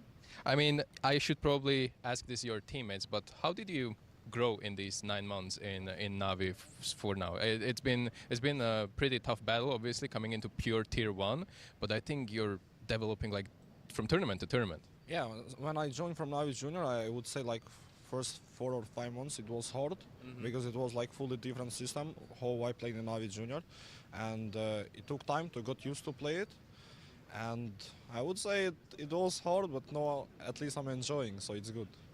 It's so obvious that you're enjoying this. I mean, recently getting an MVP at EPL Rotterdam, 2nd place. Does this help your confidence? Because some players actually don't really care that much about this, so I want to hear your opinion. What does this do to your performance? To be honest, if you ask me right now about MVP, I don't care. Yeah, maybe like the first 2 days I would care, but right now not that much. And maybe it helps a little bit confidence for sure, because we play final Vitality and it was not that like easy match for them. Like we made some maps to struggle versus them, and it was good. and let's see now. One personal question now. Obviously, you're coming from the Navi Junior, and you were promoted as the only guy. The rest of the guys went to FUT, and as we were arriving here to IEM Rio, they just won a tournament, their first tournament, right? I wanted to ask you: are you still in touch with them? Are you happy for them? Are you in touch, or maybe is there a rivalry? Then you're just kind of like they're your enemies now. No, they're always my brothers. Like to be honest, I'm always speaking to them like every day. We are like getting touch 1-2 message because Krabin is like my best friend from Kosovo, and we are always talking. But other players also, and also like coach, we have good relationship, and I mean they're playing good, and they deserve that they won the tournament. I'm happy for them. You want to play against them at one point, as soon as possible? Of course. Makes sense, obviously. Good luck with the tournament, obviously, and sometime down there in the future against the FUT as well. Well. Tell Bundy.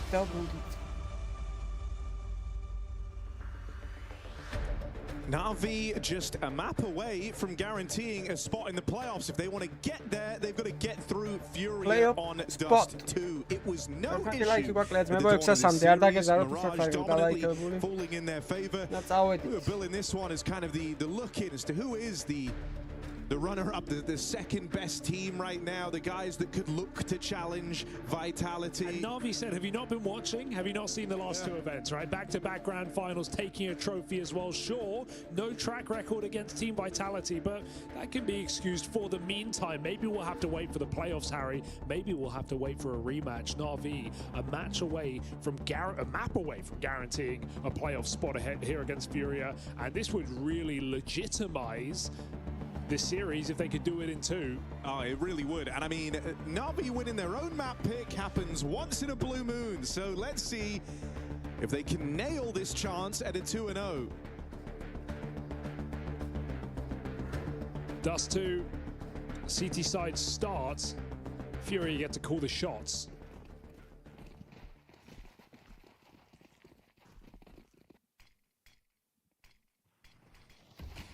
FURIA didn't have any success in those pistol rounds on map 1. You would love to change that now. Just get a bit of pep in your step. Ooh. Wonderful. Spotted over here at the car, and it's Serato out through short. Trying to be the pincer on this A hit. He's dealt with Ema.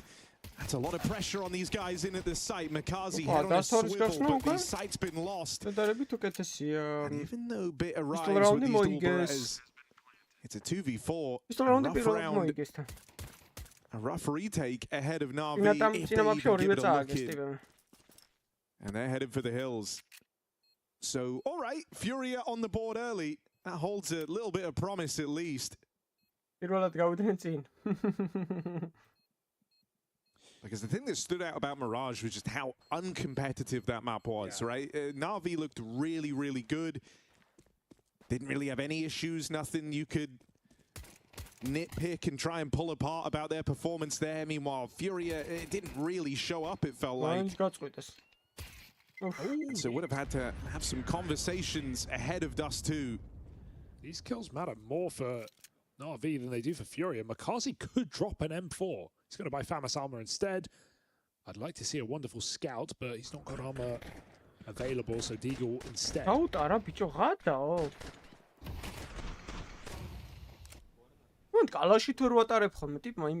Sure, FURIA win their first pistol of the series, but let's hope they can convert it for their sake.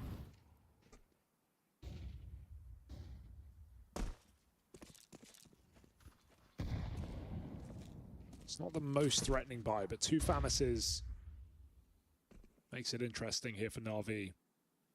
Comes down to whether they're in the right position. Both B-side. Bit and Makazi fighting together.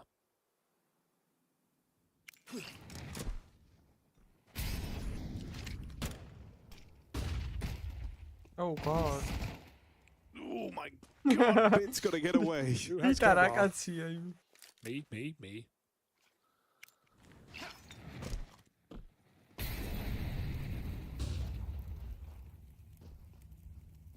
Well, congrats to Wonderful for winning the Famous giveaway. He's been throwing that over. Still, in the right place right now are Na'Vi. Are they going to meant to be smoke lobbed in?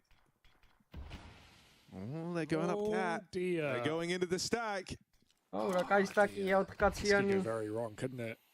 4 players here. რატო წესით რავი ჯერ ოფიციალურად არ დაწერილა მა? One of the 2 rifles as well. Molly forces the fight, makes them happen. Right now they're all coming up in favor of Na'Vi. It's Wonderful's double.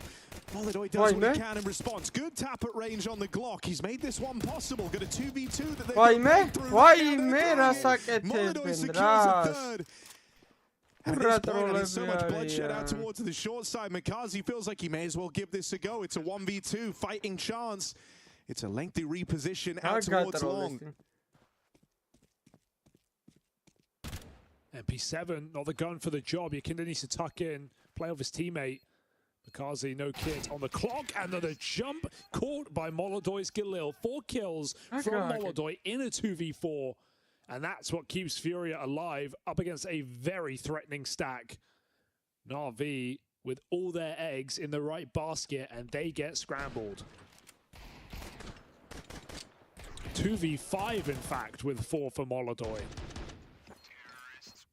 Absolute savior of FURIA, finally getting to play the game and even getting an AWP for his troubles.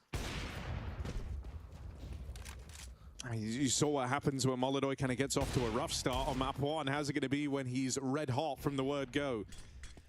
AWP comes out very early into this T side. A stark difference from what happened on Mirage. We were saying it felt like he barely ever got to don the gun. Great flashes. It's one thing we saw yesterday from FURIA that was just unstoppable. Yuri's utility was mind-blowing. Felt like Passion spent the whole game white screen. So mid-control taken, weapons removed.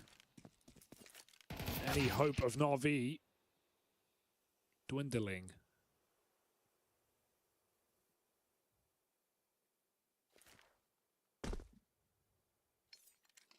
Start-ი კაი აქვს, ჯერჯერობით ფურიას და Here's a drop getting inquisitive. Oh, Util out. Guns on in time, and so Alexi, nothing done on the P250 push. Bomb gets out of there as it was juggled onto Yuri, and this one's nice and safe. So pistol and the conversion for FURIA. ერთი მაინც გაიყოლე, ჰა. Stop me, შეჩება, გაუსვინგე. Woo! მაგას გეუბნებოდი. Waterfall's playing sick. Round is still alive.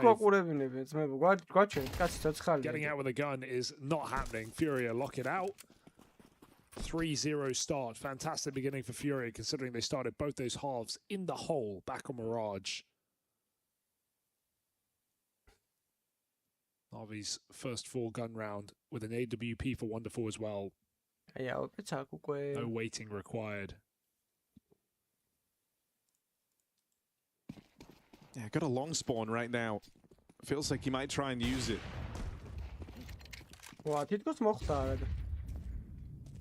Playing an anti-rush over towards long with Wonderful offering support. And so they've at least got this space. No early clashes in this round.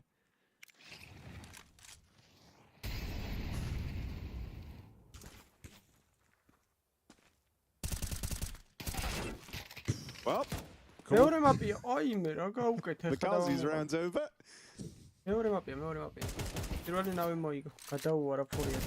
Whoa, no. Smoke spam giveth and it taketh away. So Keserato just going to tuck himself in. Try and maintain the 5v4.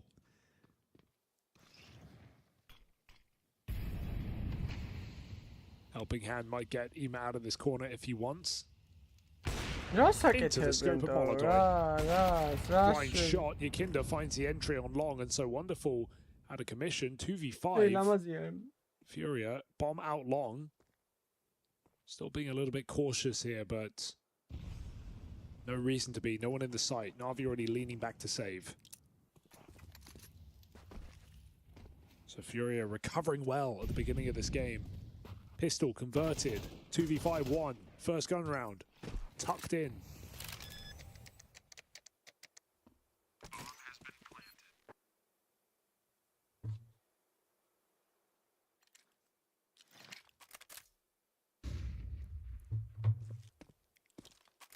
no desperate need to hunt, but Yuri will get curious.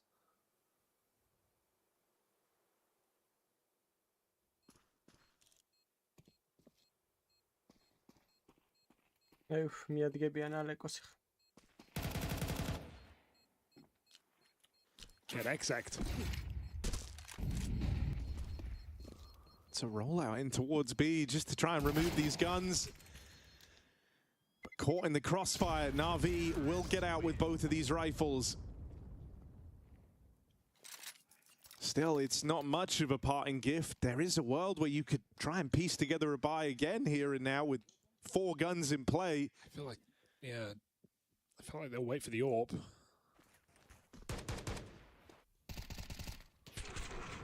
So just a bit of a partial around that save. Still a chance to remain competitive early. But a welcome return to this server for FURIA. Just missed it there, but Molodoi even hit the tag to really sweeten the deal in this round. Wonderful Scout is out. I'm always watching when Wonderful's got the Scout. Kesrao's here very, very quickly.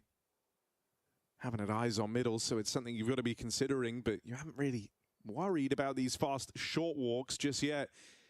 Could get caught here. Oh wow. Double go the way of Bit.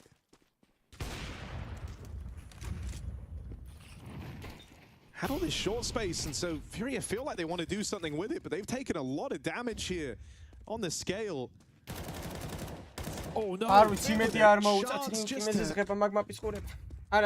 a little bit prettier for Na'Vi there. Does a lot of damage out towards mid and then falls on back. Na'Vi are in a fantastic position. Despite their lack of weaponry, IEM very strong in this spot. Running into the big guns are FURIA. Oh, nearly the lineup there. Really need IEM to connect on one of these. Full blind. Yuri able to find him. Deals with the Ratman. That was one of the big guns brushed aside. Jump shot attempt for Wonderful comes up short. Retake's already on. All of Na'Vi here. It's a scrap out towards the spawn, and thriving in the chaos are FURIA. Wonderful Scout can't connect, and he gets sandwiched, so still flawless. And all that earlier damage doesn't come to matter. Almost reductive, but just missed shots here for Na'Vi. That's what it comes down to. If IEM has anything more in that position, I feel like Na'Vi are in with a really good chance of winning that round. He's just missed on 3 little bursts, and then they have enough time to molly him. Unfortunate scenes here for Na'Vi, but FURIA are more than happy with these errors. 5-0 start. Na'Vi now sounding the alarm.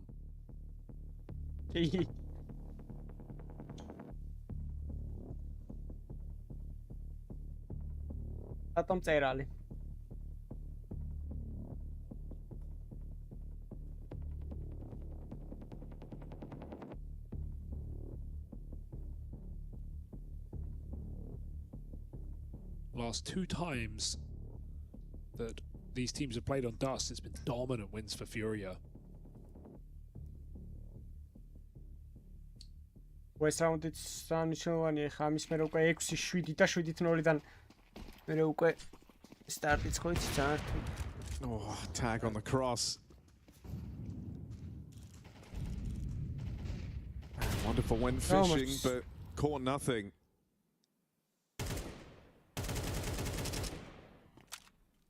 I mean, this is just already a great start to the round. You've kind of given the illusion that you're out on long. You've got good space there, and this earlier tag forcing a reaction out of Na'Vi.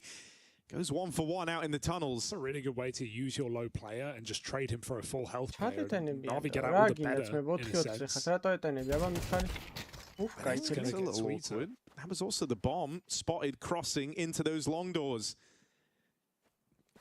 See Na'Vi with tunnels control taken, with the bomb spotted going towards long. They don't really have a lot of questions as to where FURIA were positioning themselves in this round. Still holding on a mid. You got 2 players here, right? In lower from earlier. Makazi from that push up into the upper tunnels and roaming around on catwalk, willing to help him. As long as am longis gats უნდა გაყიდოს. Კარგად ყიდის და არა ყურადღებას არ აქცევს. არა ბიჭო. There's one. Yuri finds the gap, makes it a double. And now in big trouble. Na'Vi thought they had them right where they wanted them, but slip in the net. Yuri gets behind enemy lines. Nowhere left to run for the captain. Alexi cut down. FURIA saved themselves in that one. That's a beautiful call there for Fallen to walk back middle. A ballsy late round decision. Maybe even Yakinda called it, to be honest. He's leading up catwalk. Or leading up long while his team go catwalk, and they just find the gap. See the smoke on the long cross. Everybody looks towards it. Shot in the back as Makazi just misses the timing by seconds in lower. And Molodoi, that's third round in a row. He's 3 times over. It's going to really make things easier when your B player is permanently wounded, and this clash at long is just what FURIA wants. Rabid fight. And simply done, 7-0. It's a different game now. This ain't Mirage no more. FURIA stomping Na'Vi into the dirt.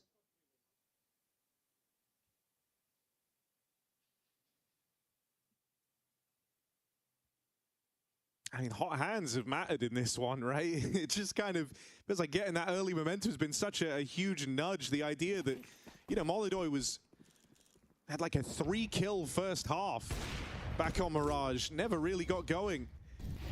Just thwarted early on and couldn't recover. Seeing games like that from Ema here in Rio as well.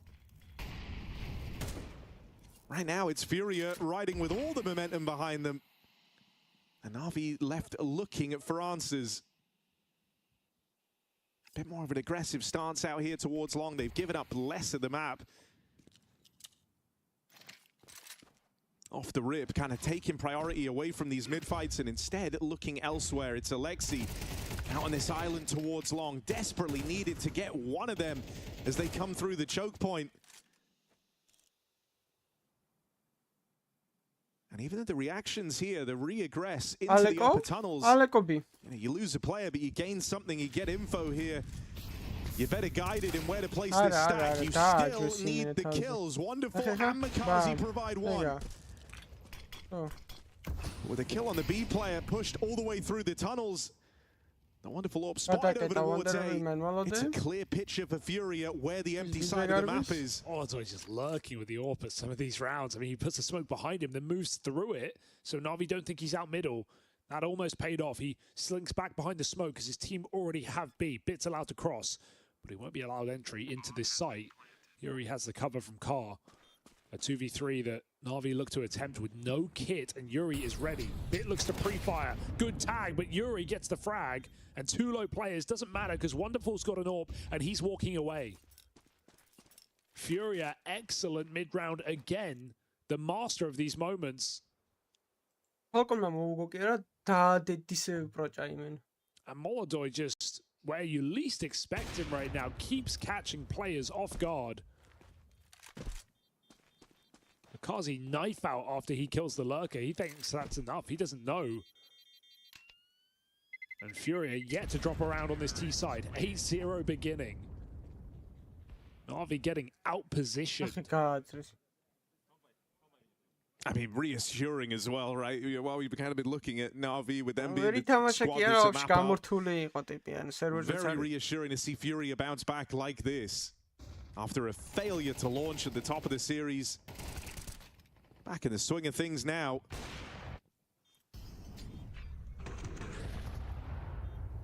And a chance at a flawless half. Would be one hell of a return to form. Oh, Na'Vi got a 13-0 yesterday. Well, they get thrown back in their face. Still waiting for that change of tune here for Na'Vi, yet to appear. Some close rounds. Nothing of the sort now. It's an orb with a half bite. FURIA just look to brutalize on this B side, walking ahead of the smoke bloom. Damage done. They don't finish the job. If that kill comes into Wonderful, feels like it's round done. There was 3 players spotted on the catwalk there by Keserato. Asking for a flash. He knows what's on the other side. Teed up with the flashbang. Fallen goes right through. Wonderful will hold down the mid-cross. It's Fallen or it's nothing. He's trying to carve this path out towards short, but he'll get cut down.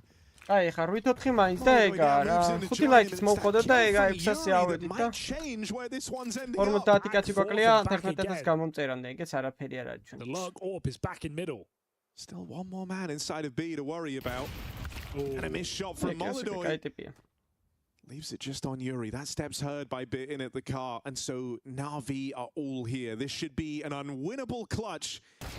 Yuri dead as he rounds the corner, and Na'Vi strike when you least expect it. They had a hero AWP in that one, saved forward by Wonderful. Collection of pistols.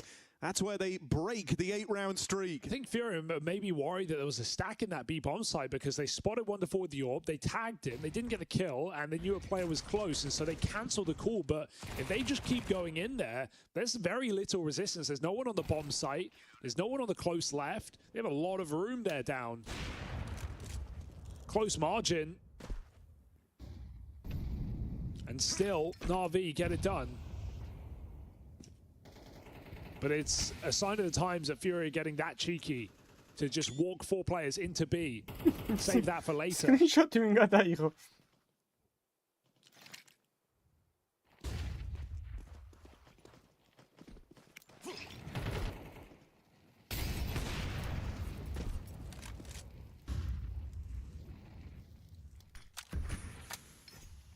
I mean, that last round was a bit of a departure from the norm.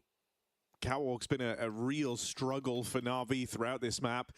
They've lost it again here. Had a couple of rounds where they've had the stack in the right place. They've had a lot of defenders over towards A and haven't been able to stop FURIA when they go for this site take. Alexi has been a part of that problem over towards long. He's locked in a fight he doesn't know he's having yet with Yakindar. Sending. Oh! That's the collateral for Wonderful. And that'll change the tune of this round. One shot, 5v3. And with Alexi winning his fight over on long, it's hard. You're hard-pressed to see a way in which FURIA can save themselves here. Yuri trying to provide some leeway. Gab found out towards B, but Makazi there to punish. And as Molodoi moves in, okay, gets that one. Let's get weird. How much further could he really take this? Tech9 and an AWP, low time as well, forces the fight, and Ema does give it to him, but the AWP not ready to fire off in time. Na'Vi starting a streak very late in the half. God, yeah, the kill for Makazi there can't be overstated how important it is. If Yuri can find a second frag and then with the molly down in window, providing a path for Molodoi to come out with the AWP, that's a 2v5 cooking just by virtue of having the B bomb site. Oh, it feels even like, you know, even if Yuri doesn't get the kill, even if he just gets across, that's a big problem. Went back for the fight, didn't realize Makazi was close. 8-2 though. This is scraps we're talking about for Na'Vi. The last 4.5 is their goal. Lovely double for Wonderful, skewered on shorts.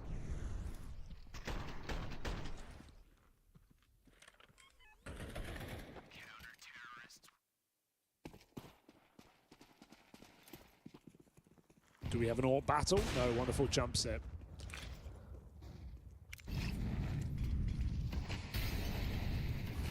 Forever scared of this B site start here for FURIA with a couple rounds left. But they go quick up cat. It's a bit of a reaction because they hear Bit taking, you know, like deep long doors. They had a lot of flashes there to help him out as well. გადაკეტავს ახლა ეს კაცი მითუბის და ეგა გადაკეტე მითუბის შეჩემო და მორჩა ბაზარი. I mean, this is now a very awkward round for Na'Vi. It's just got worse. Molodoi shrinking himself down. Unable to get away. It's in the corner. Makazi's been found in the downtime though. That's out towards B, and that is the site opened up. Bit's giving chase through the fire, through the flames, and now into the back line. Yakindar's got his number. And so Na'Vi were clutching at straws, hoping they could find their way to 4 rounds. FURIA have just denied it there. Chaos, man. Pure chaos. FURIA get the entries. They still run out through cat smoke into 2 players. And thank goodness the bomb doesn't get stuck. Another round where Makazi's aggressive gets caught, but it's hard to blame him with how quick his team get massacred size-ი in the არის middle. 0-4 hood size, როგორც არის კოდი ზუსტად არ მახსოვს, მაგრამ 0-4 მიყენია. თავარია მთელი მაპი ჩანდეს რა. Spotted. And dealt with. მალადოიმ ამოიშვა ტრაქში კაროჩი რა. Maladoi's map now. It looks like FURIA just want that B bomb site. In fact, it's their only option left. Na'Vi take back long control. Bit needs to be very careful as they come through this smoke. Missed the timing on this. Bit's dead, surely. Just going to get the smoke off, just going to crouch down, but there's no stopping the tide of FURIA. They're already through that util. Yeah, Kazi dead as he tries to just scramble in and look for anything. Well on your way to double digits now. You get a bomb down, 4v2, and Na'Vi so far away. This is one hell of a resurgence out of FURIA. And a fall down for Na'Vi. Nate's find good damage, but this B site is so tricky, even in even odds, let alone a 2v4 like this. Orb primed and ready to go on the window, and 10 rounds secured for FURIA. They get a bit of revenge by the time Dust 2 rolls around, and they're looking to make this a 3-map series after all.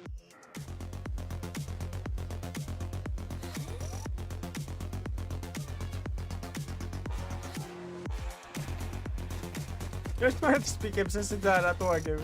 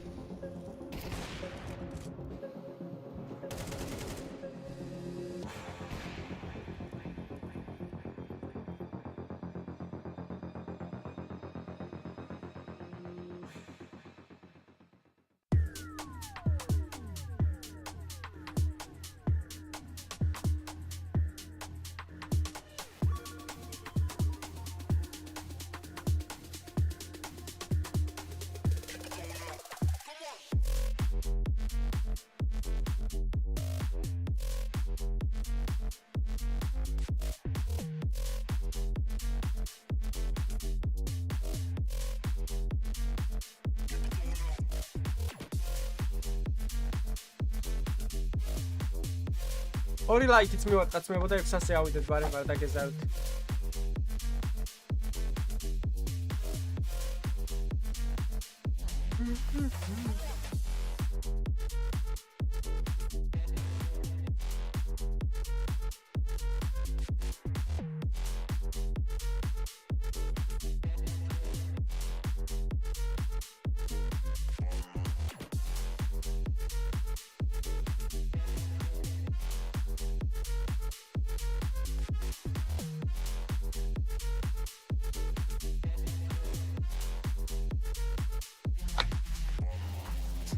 მადლობა ძმებო 602 ლაიქისთვის, კიდევ ერთხელ მადლობა ძალიან დიდი. მადლობა დონაციებისთვის ბოჭის მეფარას და მიშეკას და მადლობა არხის გამოწერისთვის ყველას.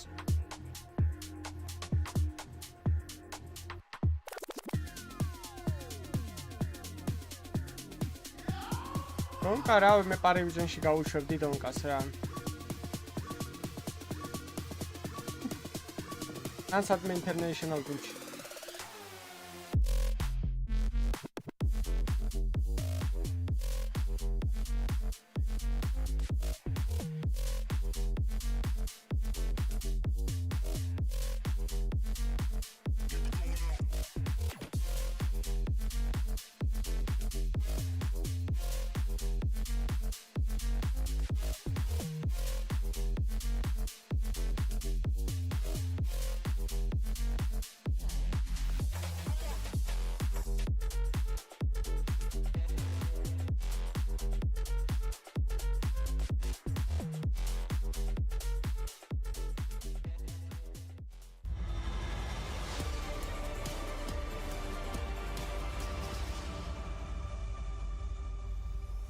With playoffs in Rio on the line, FURIA refused to go down without a fight. 13-3 against them on Mirage. FURIA send the message right back to Na'Vi, and it is received. 10-2 first half, dominant T-side, Molodoi moments, and Yakinda surprise. It's Na'Vi who are already thinking about nuke at this point. Third map of this series, just a few rounds away. FURIA return to form, much welcome in this playoff deciding match.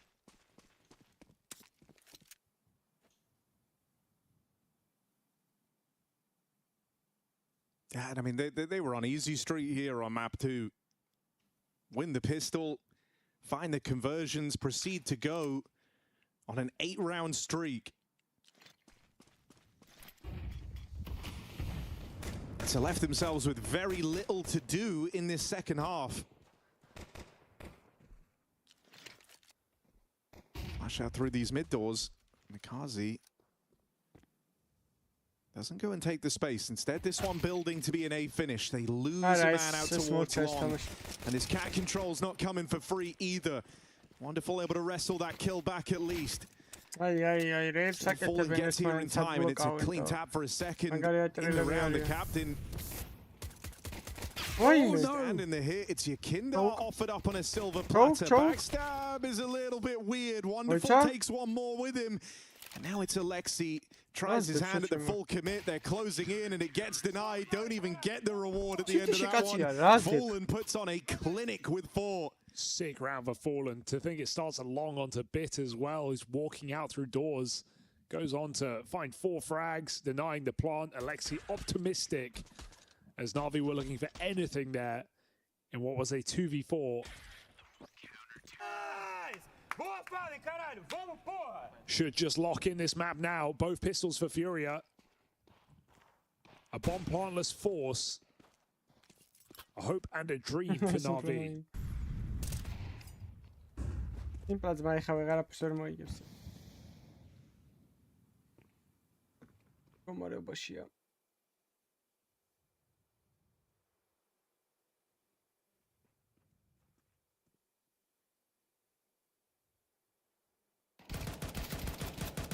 All right, wonderful. I had to win that fight if you want to have any hope.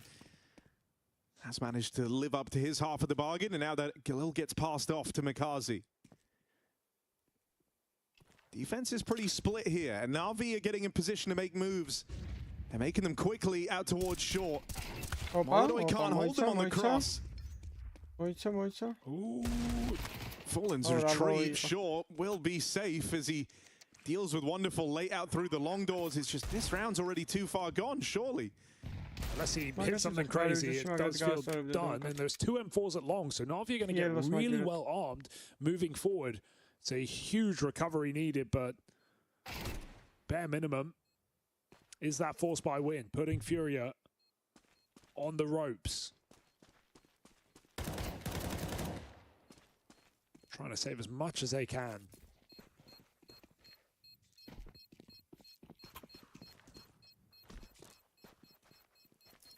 Win force by check.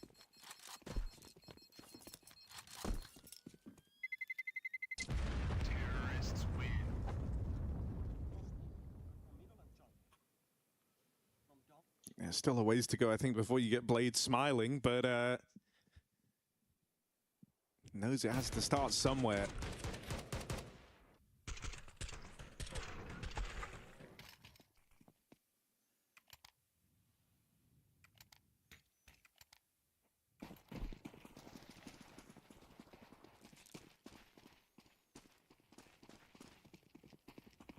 Molodoi Scout going to make an appearance. That's a tag through the smoke. Now a nade to follow it up. Chance it a bit more. Will get finished off. Can't connect twice on Mikaze.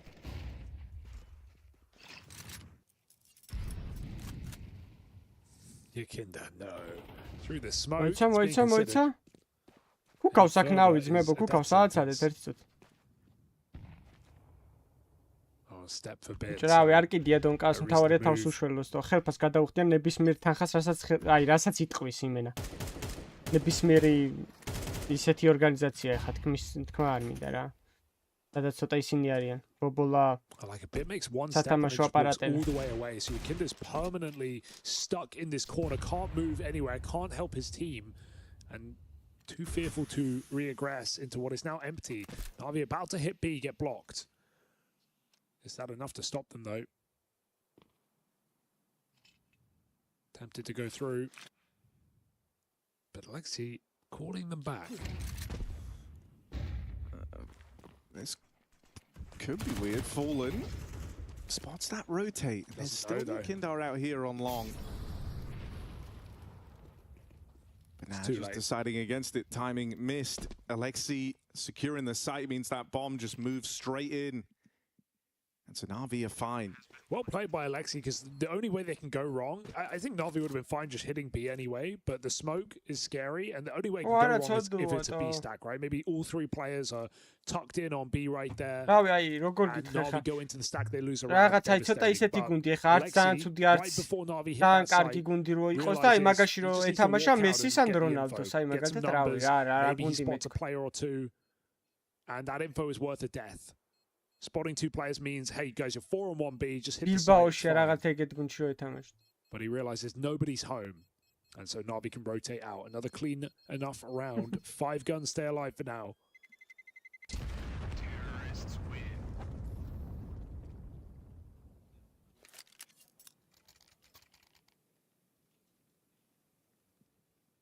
Baby steps in the right direction.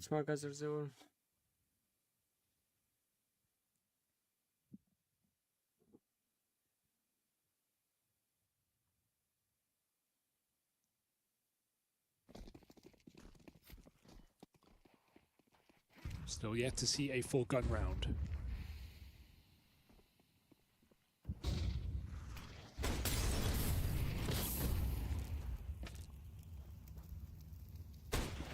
Oh, that's a really nice shot out of Fallen.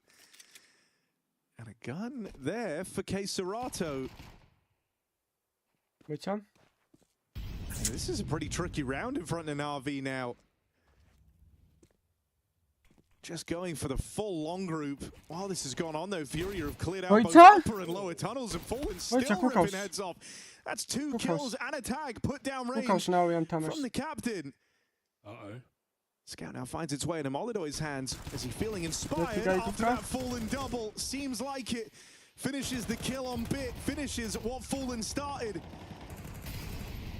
Oh, Na'Vi. This one rapidly feeling like it's getting away from them. Alexi can't stand tall. And so FURIA move on to map point, and it's at the behest of Fallen on that Scout. We don't need to wait for the 4-gun round, do we, for FURIA? It's double kill from Fallen Scout. Molodoy puts it to use as well with 2 of his own. And FURIA just lock in map point like that. Simple.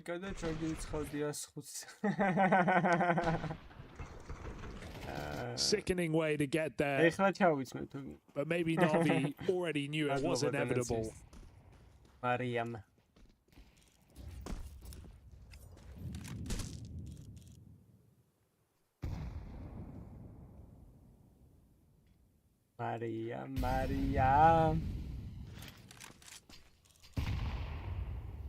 Molodoy just so much confidence to hang around the middle until Na'Vi eventually block him.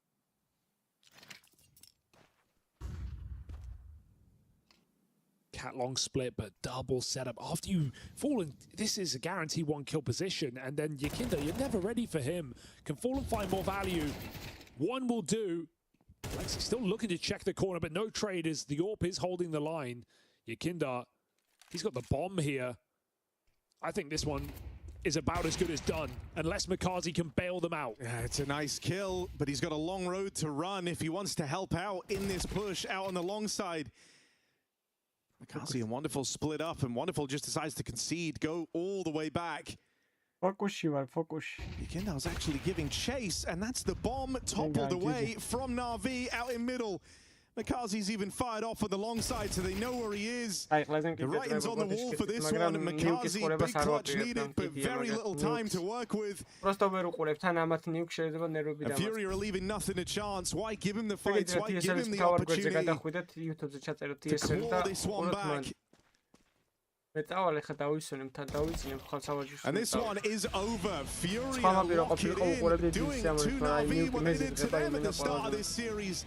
Hell of a turnaround on Dust 2. The playoffs still in the conversation. This one now goes the distance. We're heading to Nuke as the decider.